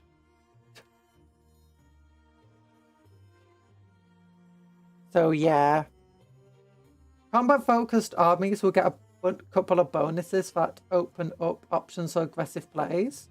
Firstly, you select your target after the charge roll. That's crazy.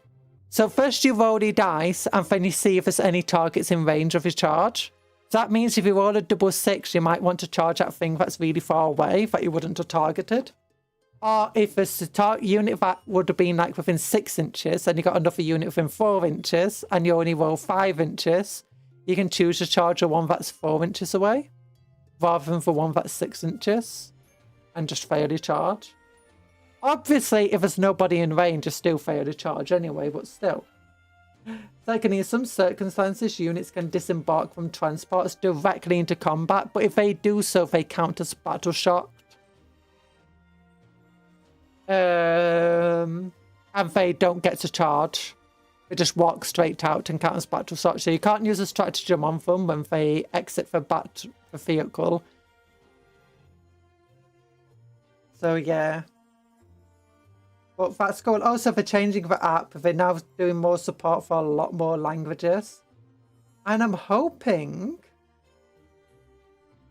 that they actually allow you to buy the codexes on the app, because if not, that'll be annoying. I don't like having to have a physical codex all the time, especially since they got outdated, so then you're just left with this old book that has no real use to you.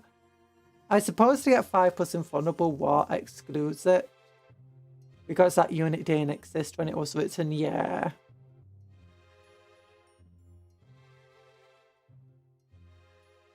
Actually, it depends. If we look at the downloads, which is the thing for it?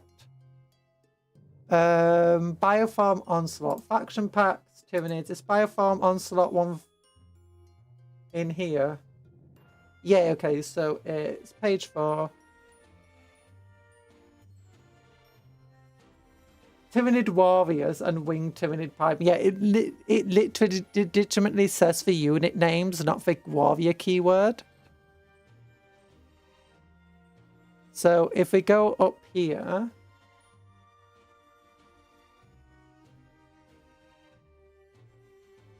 yeah, and this doesn't have a warrior key. They need to redo them and just give everyone a warrior keyword.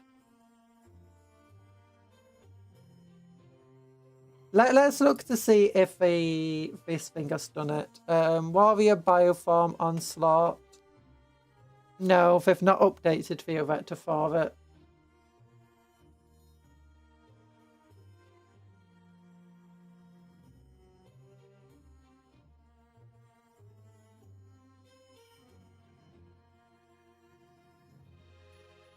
Yeah, they need to just give it to warrior keyword. Very silly.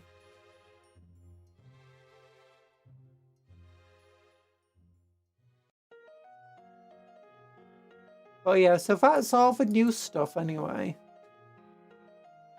It's very cool stuff. If all the rules in the app, that would be cool. Yeah, it would be cool if you had the Warhammer Plus. It gave you the rules in the app. I'd be much more tempted to use it over New Recruit, and also put the app on the computer so I can build it while I'm on the computer. Love all the Age of Sigmar releases, not gonna lie. Yeah. Age of Sigmar releases. I loved all the new releases. They all seemed like the new... I know a lot of people aren't really into middle of strategy game at the moment. But these are such cool new models.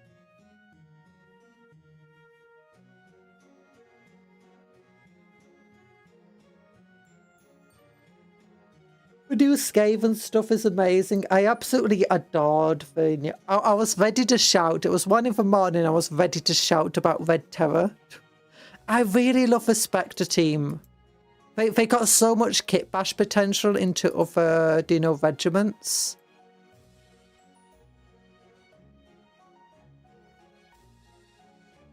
Kind of sad none of them have gas masks, but still.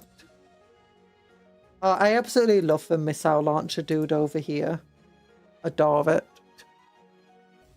Kind of iffy for new cadence for kill team, really?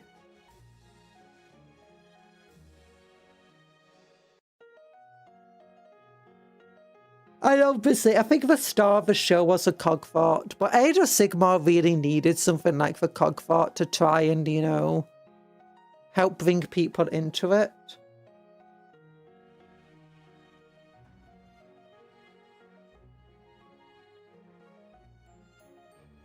Because everything else does still look a bit bland. New Skaven though was really nice announcement. He's ridiculous.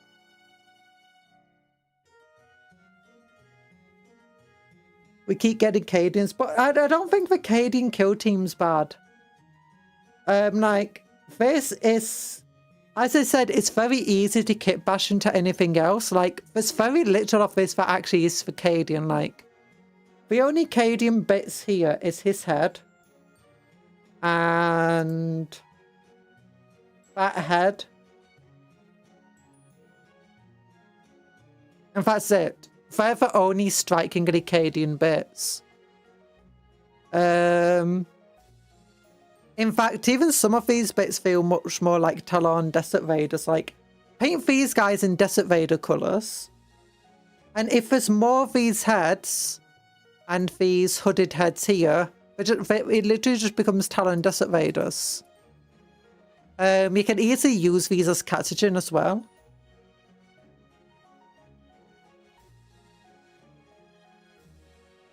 Again, just don't use the Cadian looking heads on them. You couldn't easily kit bash these into Krieg. You could easily kit bash them into Tanith Gaunt's Ghosts, the Tanith first. They're not really Mardy and Iron Guard looking. Although that being said, if you give them Mardy and Iron Guard heads, or like Commissar Tank Commandery looking heads, they could kind of get away with it.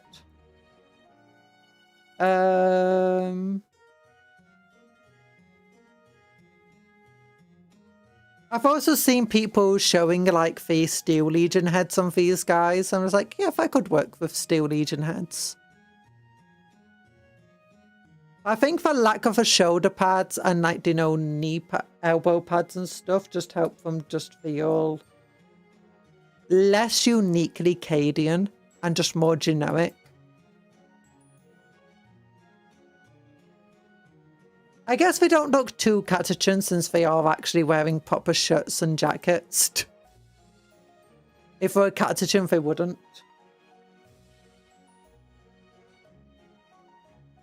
Yeah, I'm hoping 11th edition brings us a Catachan refresh. I was hoping for Mardy and Iron Guard as well.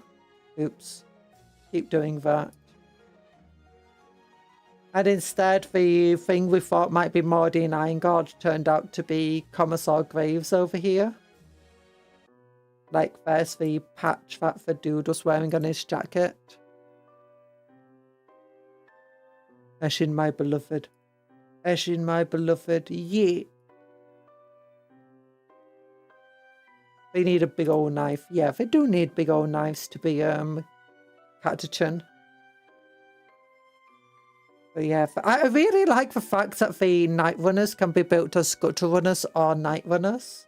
And the fact that they do look very unique from one another.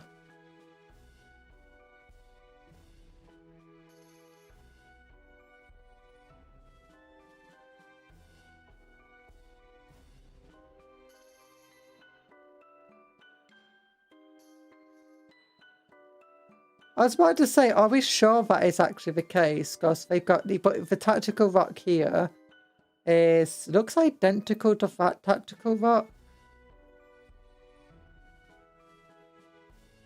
No.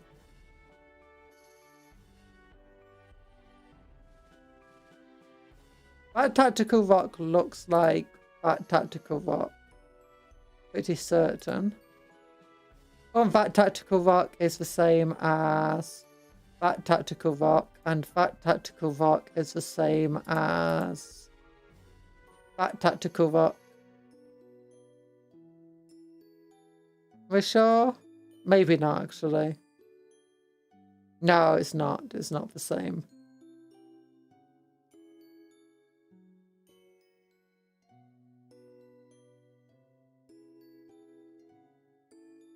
Oh no, it does say that they could be built as either. Yeah, what's more, the kit builds both units. Well, these are the first new Gutter Runners and Night Runner units. Yeah. But either way, it's a very fun kit that they've released for them. And this guy is just so beautiful of a model. I think this guy kind of looks pathetic next to them all. Like, if we go over to the new Death Master.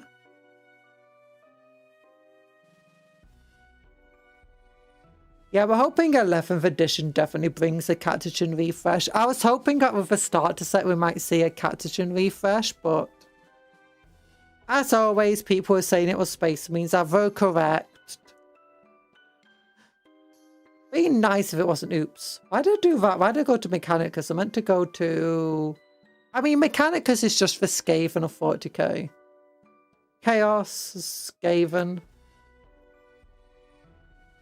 Yeah, the Death Master looks kind of pathetic next to all of these new models.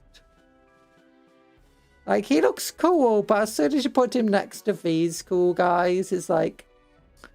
Yeah, generic Death Master kind of sucks.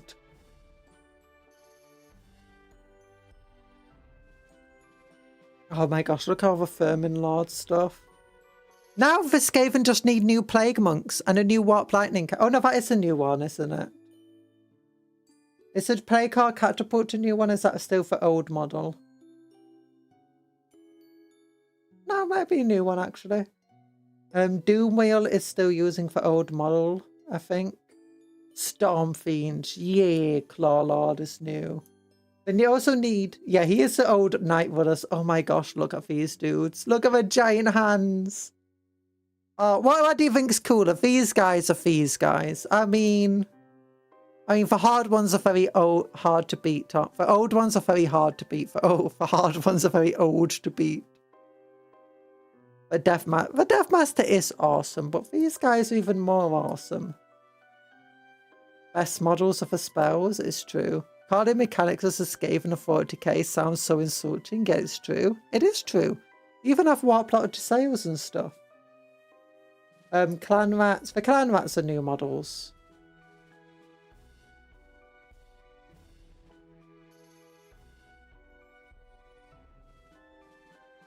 No, for the best models of just these bits of terrain, for more holes. Monkey Rats, the actual rats. True.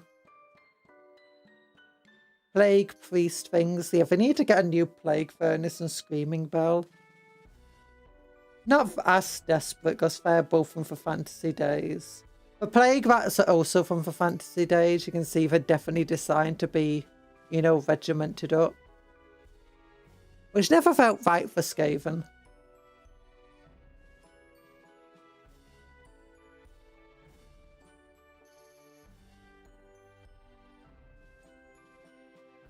But they got new stuff.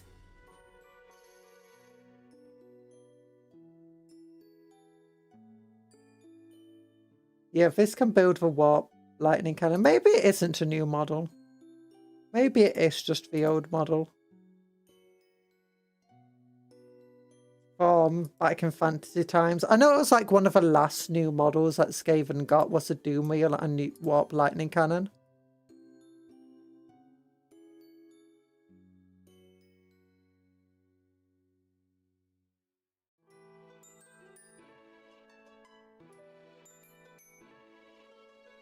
Yeah, you can tell this is an old model looking at the sprue here. Very empty pieces. What about the warp lightning cannon? How empty is that on the sprue?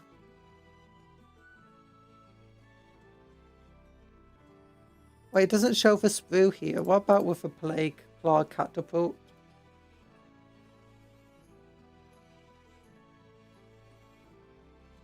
No!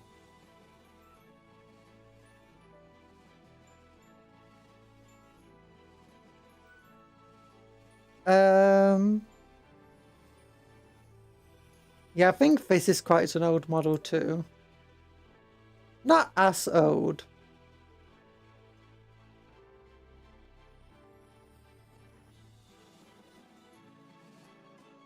But pretty old.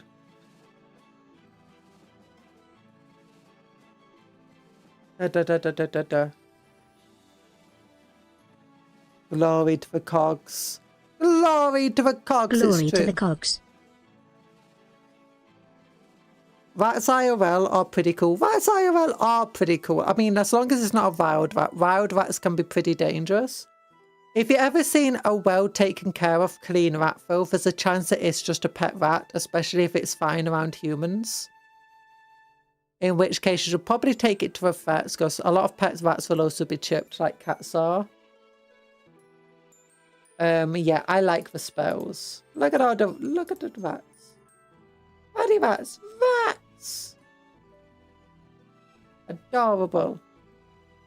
Rats are good, yes. Point stab with rusty thing. Yeah.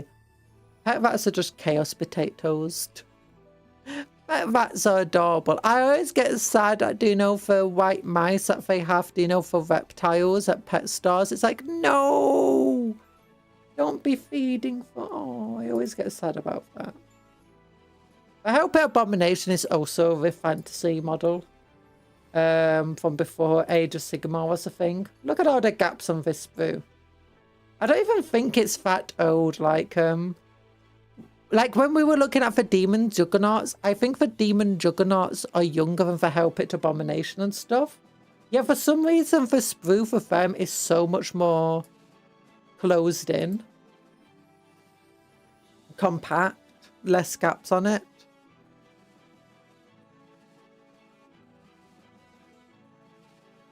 Getting started with Age of Sigmar. Your first models. Ah. A big vat. Help it, Abomination got that wiggle wiggle. It does have that wiggle wiggle. Wait. Start a new army. Oh, guys, it's telling me here. Start a new army. I guess we have to start a new army. Okay. What army do we want to start?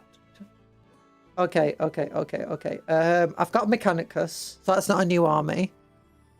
I got Space Marines. I've got enough Nurgle stuff to be able to make an army of them, so I guess not. Got Black Templars, got Space Marines. Got Necrons, I've got Orcs. We're getting Custodes. I got Tau. I got Chaos Space Marines. Okay, I guess we have to get Sisters. Oh, I've got Imperial Agents. Ooh, we got Guardsmen. We got Gene Stealer Cults. We got Eldari. We've got World Eaters. I don't have Emperor's Children. Don't have Thousand Sons. I could make a Thousand Sons army with the models I've got though. Don't have Grey Knights. Do have these guys. Don't have Space Wolves. Do have Leagues of Photon. I mean, do have Tyranids. Don't have Drukhari. I used to. Don't have Drukhari at the moment. Don't have Red Corsairs, but they're just Chaos Space Marines. Do have Night Lords. Don't have Kroot, but I do have Tau. Build a Penitent Sisters. Build Penitent Sisters. Yeah!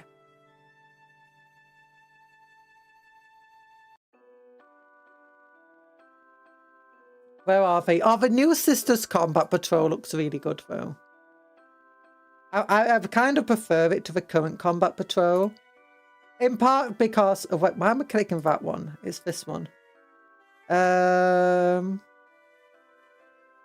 Yeah, in part because it's got these things in part because I do prefer her over the Canoness. I don't like the Canoness model. I think it looks boring. I much prefer this one. Yeah, it's got the new Nova Knights in it. Novitiates. Oh, this is so much cooler. I thought you can just buy both of them and you'll have a full army. For the love of God, not for golden banana bites. We are getting the new custodies. I feel like resale stores are going to be for better than GW Online stores. I got Death Guard Patrol. Oh yeah, they are. Like, for instance, I'll show you one that I like. Wayland Games is often one of the cheapest ones to buy from. Often they do sell out very, very quickly. But yeah, if you look here, you can see 15-20% discounts on stuff. 20%, 20%,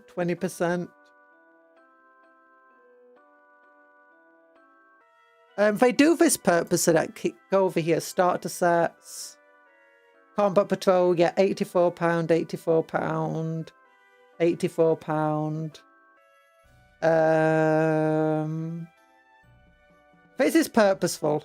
This is definitely purposeful though.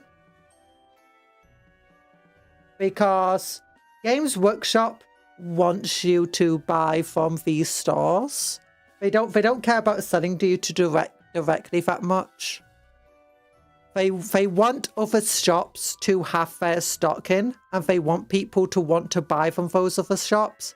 Because the more other shops that have their stock in, the more people are going to see Warhammer and as a result want to buy Warhammer. The more places there will be to buy Warhammer. And the more incentive other shops have to stock Warhammer, the more likely they are to stock Warhammer. In fact, many model shops out there, they are completely funded by Warhammer. Like, if they didn't sell Warhammer, they just wouldn't be able to afford to stay open. But by selling Warhammer, they can then sell other stuff as well, alongside the Warhammer. But it's a Warhammer that's really the bread and butter for them. Hi, Douglas. Since Cupcon is of the UK, do you recommend Element Games? I do buy from Element Games from time to time. They are fun. They've also got a bar. If you ever go to Element Games, they've got an actual bar there. Wayland is what I usually buy from because they usually have a better sales on. Element Games usually aren't as good sales, and the website's not as nice to use in my experience. But they offer, if you can buy from them, they're good to buy from. They ship quickly, they've got good customer service. Wayland Games also has good customer service. Like, if you go to Element Games, they have...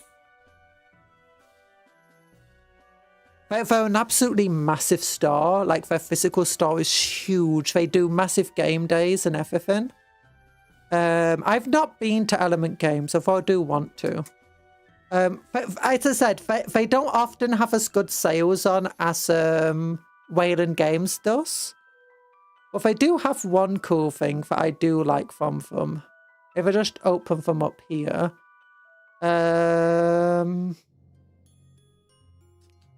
Like, if I click here, Chaos Space Marines, one of the things that they do, and they're sometimes cheaper, decline all. I don't care about. Bundles. They do these bundle sales. But bundle sales aren't always cheaper than, like, going to Wayland Games and buying stuff individually. Well, sometimes they are. Sometimes they are. For instance, Maelstrom of Gore bundle. You've got a bunch of these models in, or save 17% on. But often, yeah, they often don't do for full 20% sale. That being said, if you do see Wayland Games isn't offering a full 20% off, Element Games sometimes does.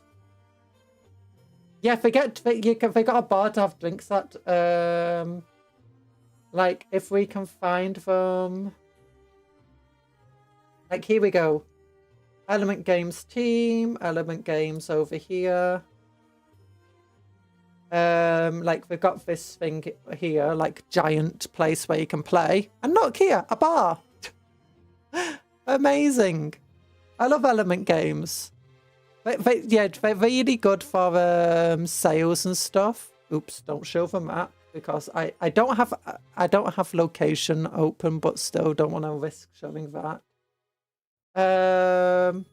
Yeah, every time I've bought from them, they've been really good and responsive and stuff like that. And they also host their own tournaments and stuff if you can get to them. Where are they? Harlem Business Centre in Stockport. Yeah. I might put a bunch of links to places like on I might just create like a little channel that you can't talk into that just shows you good reliable shops to buy from different places around the world. Because I do know, like, if you buy from Amazon, Amazon is often overpriced. They're sometimes more expensive than the Warhammer website. And they will often also sell repackaged things, so things that have been opened and returned. I don't recommend ever buying from Amazon. But yeah, they're pretty cool. Things like GameStar sounds like life asking for problems. No, I don't think it is. I think during the day they only sell normal drinks. I think in the evening when they're doing like the tournaments and stuff and do casual gaming, they also do offer alcoholic drinks. I've been to some place when I was a kid. I went to a place similar to this, where they sold drinks, but that was just a rec center where you could rent it out for like different things, and there was like a club that rented it out twice a week, or not just Warhammer, but pretty much any type of board game. But yeah, it's really good. It's basically to help foster a community and a place to like socialize and relax. And while it's socializing and relaxing there, you play games.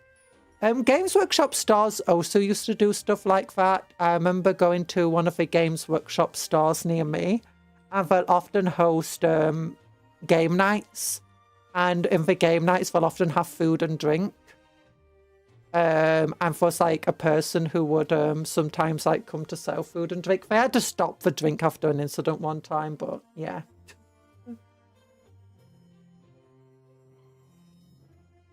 But yeah, licensed bar. A licensed bar, free on-site parking. Element Games is great.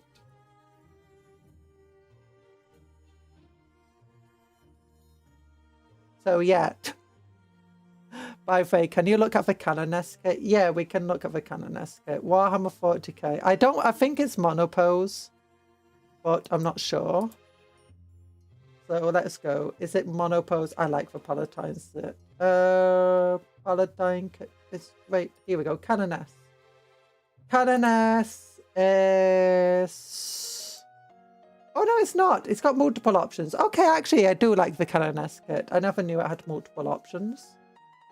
It always just struck me as doing one of those random... 40k. Look at the new Age of Sigmar cogs. I have been. We did look at the Age of Sigmar cogs. They're very, very cool. When did the Titanicus tournament, that place had a full-on kitchen as well as drinks? Ooh, that's nice. Yeah, the Canones kit has Inferno Pistol, Plasma Pistol, a Condemno Bolt Gun, 3 different melee weapons, 3 different head options at the very least. Oh, 4 head options. Oh, yeah, it's got quite a lot of options. Okay, yeah, the Canones kit is great. That's amazing. Okay, I actually adore the Canones kit. Yeah, I mean, it is kind of monopose with the legs and stuff. This isn't easy to change the legs. For arms, yeah, you could easily modify how the arms are. Well, not easily. There'll be some leeway with how you want to pose the arms, but because it's got robes, it'll be very difficult to without some cutting up of model pieces. Let's compare it, since I thought this model was cooler because I just prefer its pose and it looks... This is a type of model where you can cut its legs off at the knee. And it'll be very easy to mold it to change its posing of its legs. But yeah, this doesn't have any options. You can have a bolt pistol or you can have a plasma pistol. And you can have a sword at its side, and there's 2 head options. Okay, yeah, this is a lot less options. A bit more custom. You get, if you cut here, you can just change the pose. You can cut there, trim down here, put a bit of green stuff in, make the leg longer. You can cut it off at the knee there and just have a knee bent on the other side. We did that with our Wraithlord kit to change its pose. Palatine is a glorified commissar. Not a bad commissar. I mean, I'd rather have a Palatine as a commissar than an actual commissar. Palatine absolutely slaps. Yeah. Yeah, Palatine. I like the Palatine pose a lot more than the... What are they? An experienced commanders and skilled combatants both. Palatines act as lieutenants to their respective canoness, helping to direct firepower of their battle sisters and leading them with a charge. Have you eliminated any natives in RimWorld? We've not been playing RimWorld today. Because of the Adepticon was such a big reveal, we decided we'd just talk about that today. Unshakable faith filled with defined purpose. No, they're glorified lieutenants who act a bit like commissars. Ooh, so the Dogmata, I think, is their... No, that's more like a priest, isn't it? Oh, I love a Dogmata model. Sure, it doesn't have many options. But my god, it looks so derpy. Oh my goodness, look at that woman. She's about to crush things. Revered and feared in equal message, as only she has the authority. Yeah, so she is a glorified commissar for Dogmata. For Palatine is a glorified lieutenant. I like these models, they're so cool, they're so silly. Is this an Eldari?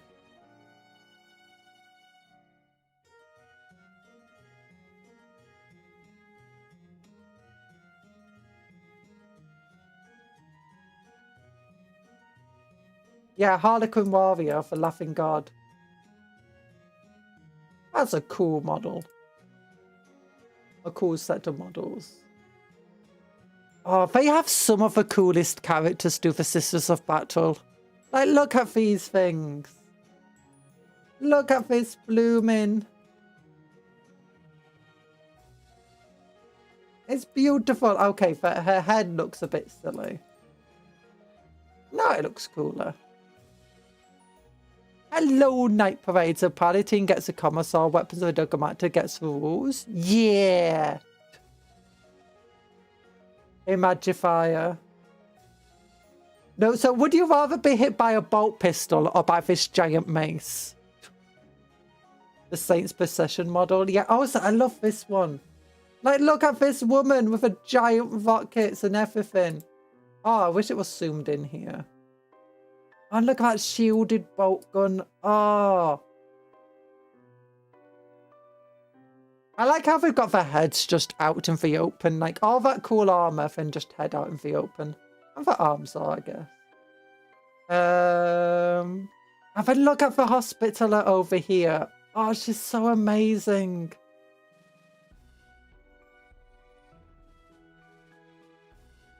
I like how they become so washed out when they have to do this picture.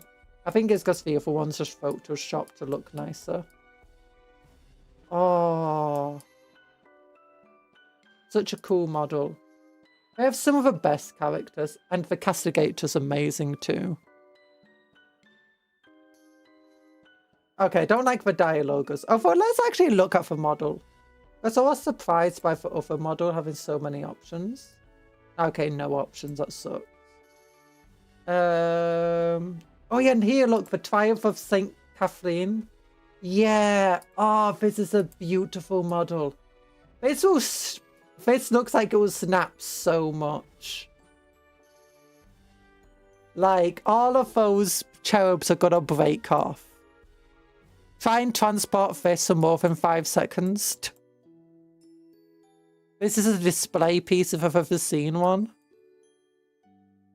And then you got the new character. Screw the cogs, go away from them. Next army, well, Con's next army assist us. No, I don't have the time, and I don't have the time to start to get another army. Oops. There we go.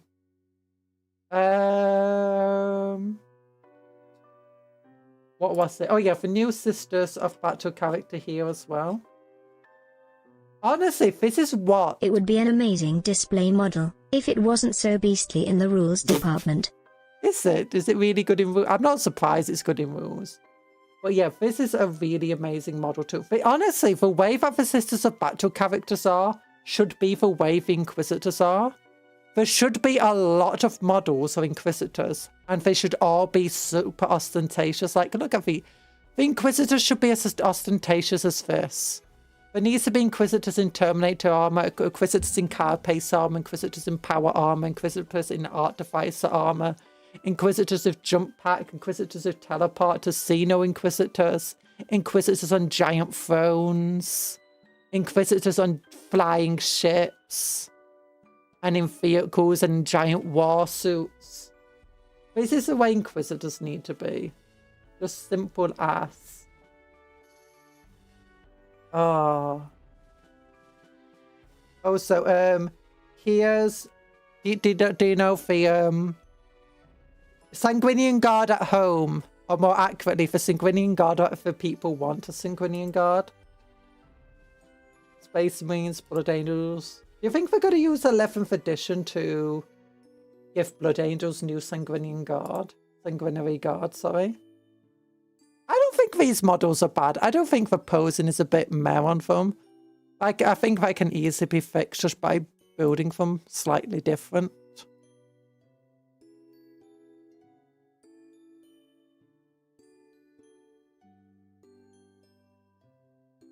Yeah, I think the models are still cool.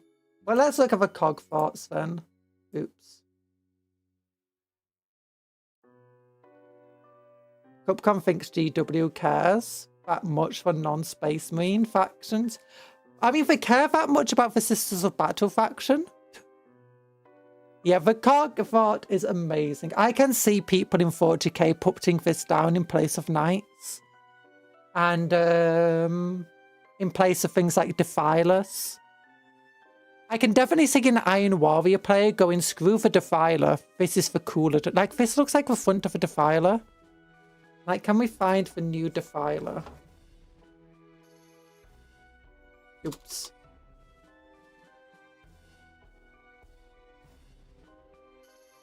Like, this chest piece here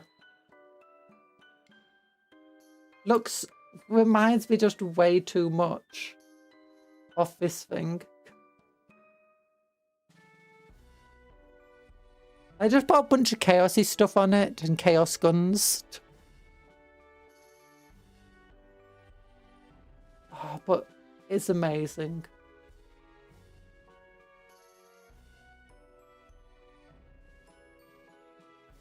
Like, what's this? So, these enormous walking forts of stone and steel are the pride of the Iron World arsenal and the pinnacles of their battle ingenuity. I thought that it said waddling into battle. Waddling into battle like living avatars of the Free Guilds. Die Hard Defense Doctrine. They originally envisioned as garrison machines that anchored the rear lines of a Sigmarite advance. The cogfarts operators soon realised their massive battlefield potential and began to charge them headfirst into a fray. Just waddling along. Waddle, waddle, waddle, waddle, waddle. Waddly, waddle. Waddly, waddle. Waddle, waddle. I'm such a stretchy kitty. Look how stretchy I am. I'm stretchy. I'm stretchy. Tastes like turtle. Tastes like turtle.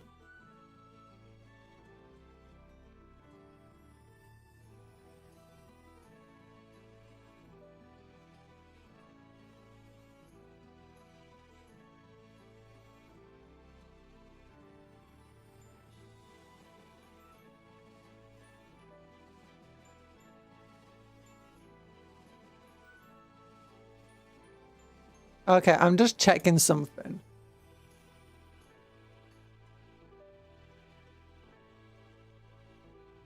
Yeah. Talan accidentally shared AI.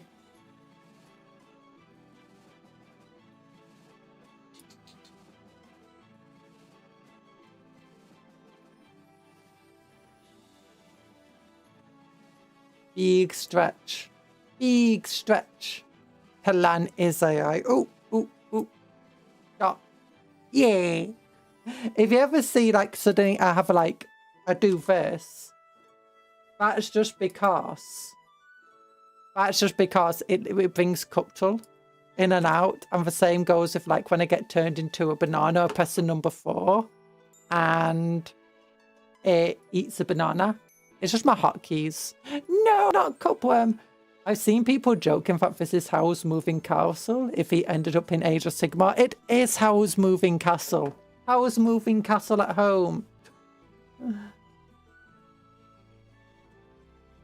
It's super cool. The powerful archaeocombustor that burns refined ember stone into powerful leviathans allow for cogforts to mount an impressive array of weaponry.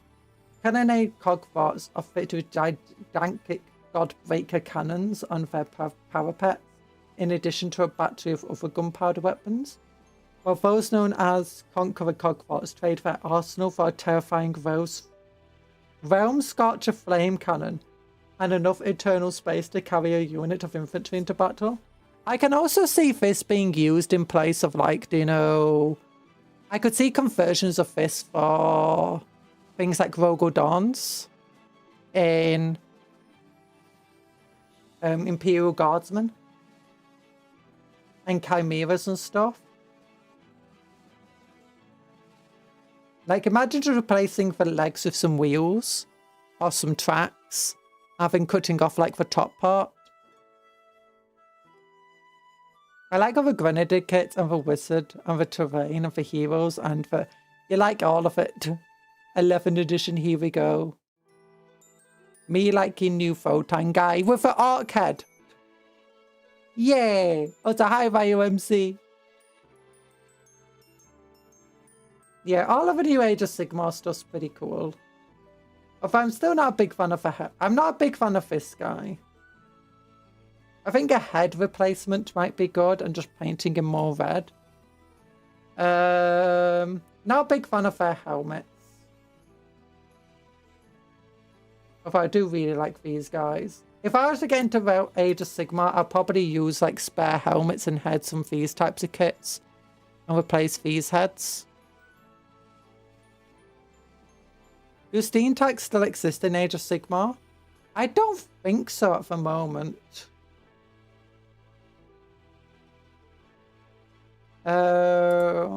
If we go by Cities of Sigmar, we got the Luminarch of Heish. We got the Ironweld Great Cannon. Yeah, they don't...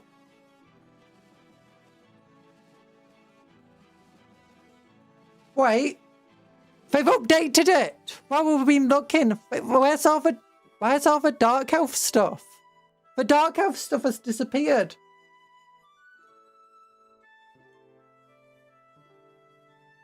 Yeah, all of the Dark Elf except for Sorceress and the Assassin have vanished. Like we saw it before, there were Hydras here for all sorts.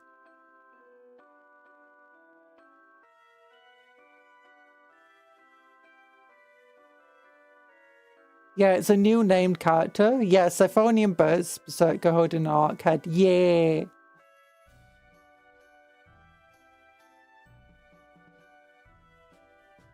No, we were here earlier in the stream. We were here and it showed, like, all the old Dark Elf stuff.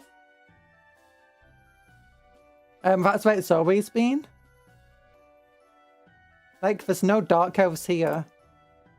Has it been moved? Or are they planning to do a new release? Actually, they might have announced something over here.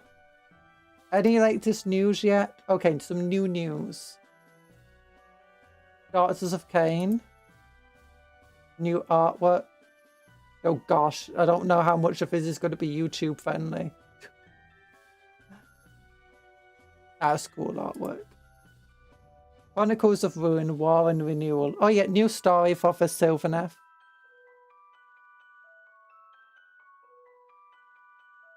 Maybe for the Daughters of Cain now?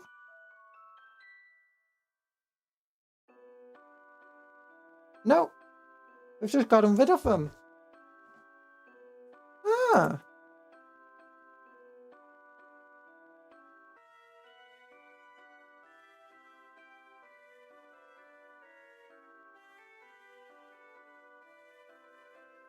Yeah, they went away. The Hydras, the Cold Run Riders. No!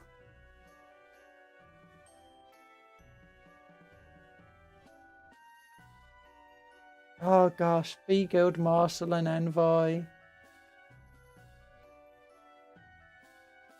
Saviors of Cinderfell.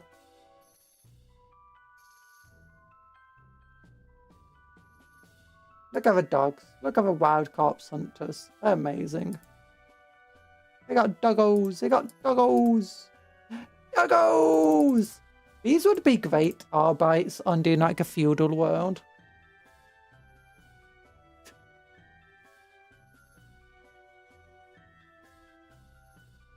Oh, yeah.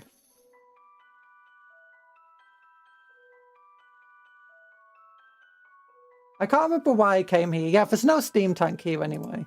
If you want the steam tank, Empire of Man has a steam tank right here. Yeah, and over here. Yeah.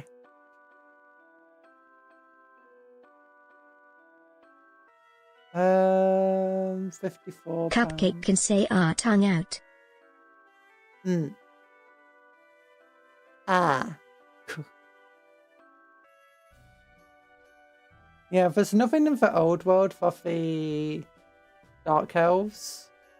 Like, no Dark Elves are here.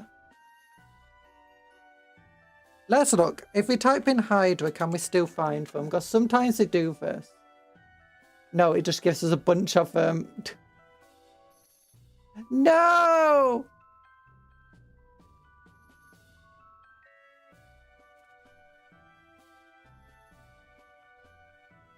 Dark Elf, Blood Bowl.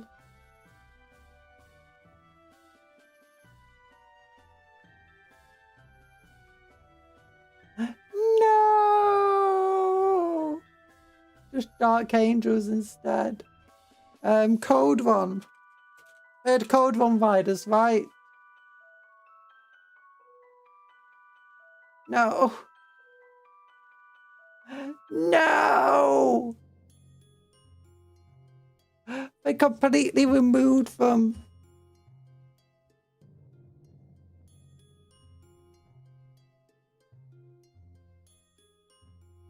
New Daughters of Cain. Why does it say new? There's nothing new here. It's got to gonna release them tomorrow.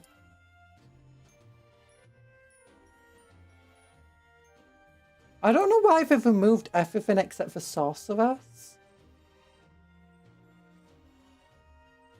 And the Assassin.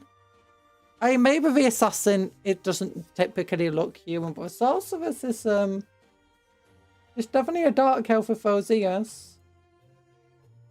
The Assassin, I guess, can just represent just a generic assassin from the Cities of Sigmar.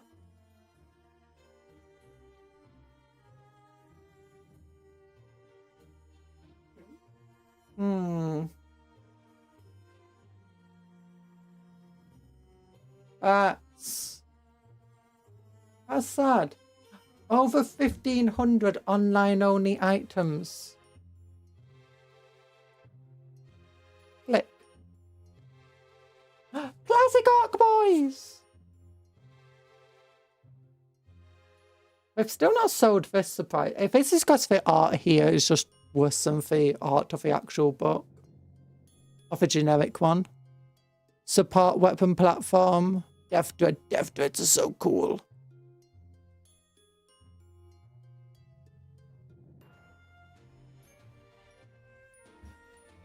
Well, that's everything. Oh my gosh, I've been talking. So, all the stuff that's from Adepticon is here. We've gone through it all together. And I think if you like the stream, please like, oh yeah, and here, hi, Hans, hello, Cherub. If you like the stream, then please like it. And please give it a like, rather. Look at this thing. Oh, you're so cool. Yeah, I was trying to make a Black Templar Judiciar.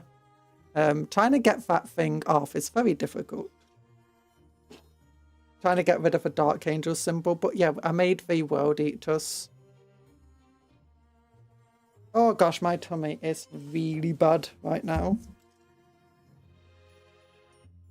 But see, I like this dude. He's so cool. He's also got the arm from the guy in the Juggernaut. Oh, look at them.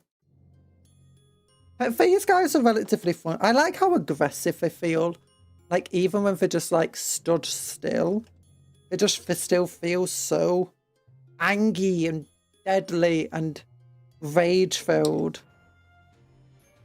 Like, there's no order or organization or tactic. They're just here to whack the enemy. They're here to smash things. Like, compare them to the Templar, who, you know, are meant to also be kind of, you know, angry. They feel just so much more, you know, withheld and withdrawn. Very contemplative by comparison. Big old giant chain axe. Raw! Cupcon's favourite Black Templar unit. Probably just the Crusader squad, to be honest. After that, I really like the new Execrator. It's pretty cool, although I wish we had a bit more lore on them. Or than just being slightly different chaplains.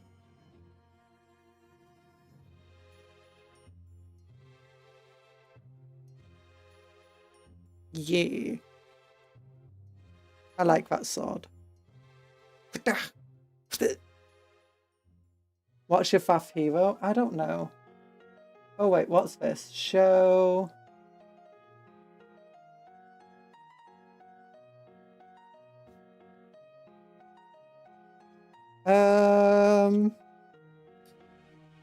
But yeah.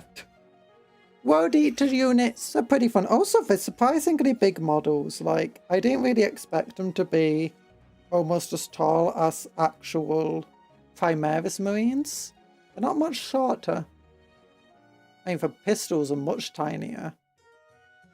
I guess it makes sense. Their law's always been that the Khorne Berserkers, you know, grow bigger and stronger and sometimes too big for the battle plate with the way that they now produce more soldiers. So yeah, and this rolling with Khorne's power. Yeah, these guys have been a lot more fun and easy to put together than the Bloodletters. I can give you that much. I can tell you that much. Oh gosh. Also, I've just got this random spare body from the Juggernaut Lord. Not sure what I want to do with it. I'm thinking about removing like these things on its feet. And they're just like having someone holding on to it and like executing him. I think that would be really cool. But that's what happens when you do some warp voids. Yeah! Although it's still not as big as just... So who would be bigger? A Space Marine empowered by warp voids and the power of Khorne? Or just one big boy made by Carl? And who would be stronger? Obviously Carl. Obviously Carl's big boys would be stronger. Oh gosh. Like, this guy looks like he'd just absolutely brutally slaughter his way through very elegantly an enemy. These guys look like they'll have no elegance to it. They're just like, roar!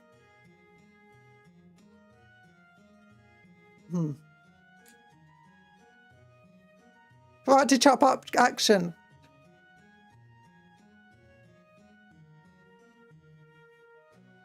Khan is the strongest. Nah. Nah.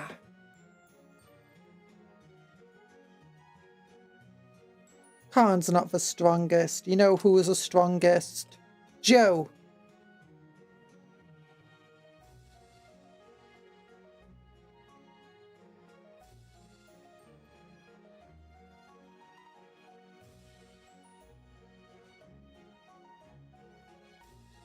Joe Mama.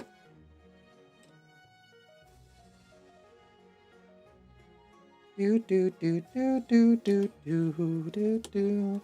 So now you've had a stream where you can just hear my music going on repeat for hours on end. Is my music fine? You prefer the old music? Or is my new music good? Cotton's getting smashed. Cotton theme Marshall Hellbretch would destroy Cotton. Hellbretch is insane at the moment. Wasn't listening, just chatting. That makes sense. I don't want the music to overpower me or anything, so it's just, if you don't really pay attention to it, that's kind of good. Because then it's just giving you a nice little theme. Just a nice little tune in the background. It's alright. It's alright. Yeah. Okay, but I gotta give you all a big love heart. Ben, you didn't notice it much. Yeah. Oh, so hi, Saradwin. Did I miss you early in the stream?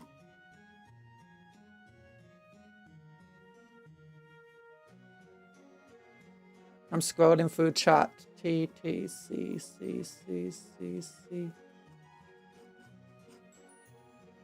Took you long enough. I'm scrolling through my chats and I can't see it.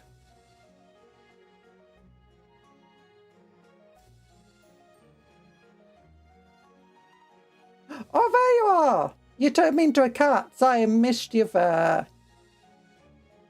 Oh. I'm sorry, Saradwin. I missed you there. Like always. No, I tried not to miss you. I'm sorry. I'm sorry. No. Well, thank you everyone for coming here today. I hope you have a good rest of your day. Big love hearts to you all. Remember, take care of yourself, be kind to others, and vice versa. Oh, wait. Is anybody alive? Like, is Bri alive? We need to raid her. Oh, no, she's not live. Okay. Well, apparently no one's live right now. Never mind. So anyway, yeah. So have a good rest of your day. Remember, take care of yourself, be kind to others, and vice versa. Work hard, but play harder. Eat good food. Did it say take care of yourself, be kind to others, and vice versa? I don't know. I don't think about what I said. But dream of cupcakes, but don't eat for cupcakes. The friends, not food. Goodbye, everyone. Love you all. Repeating myself a lot. Do. Smash. Yeah. How do I do this again? That button. Yeah. Love you all.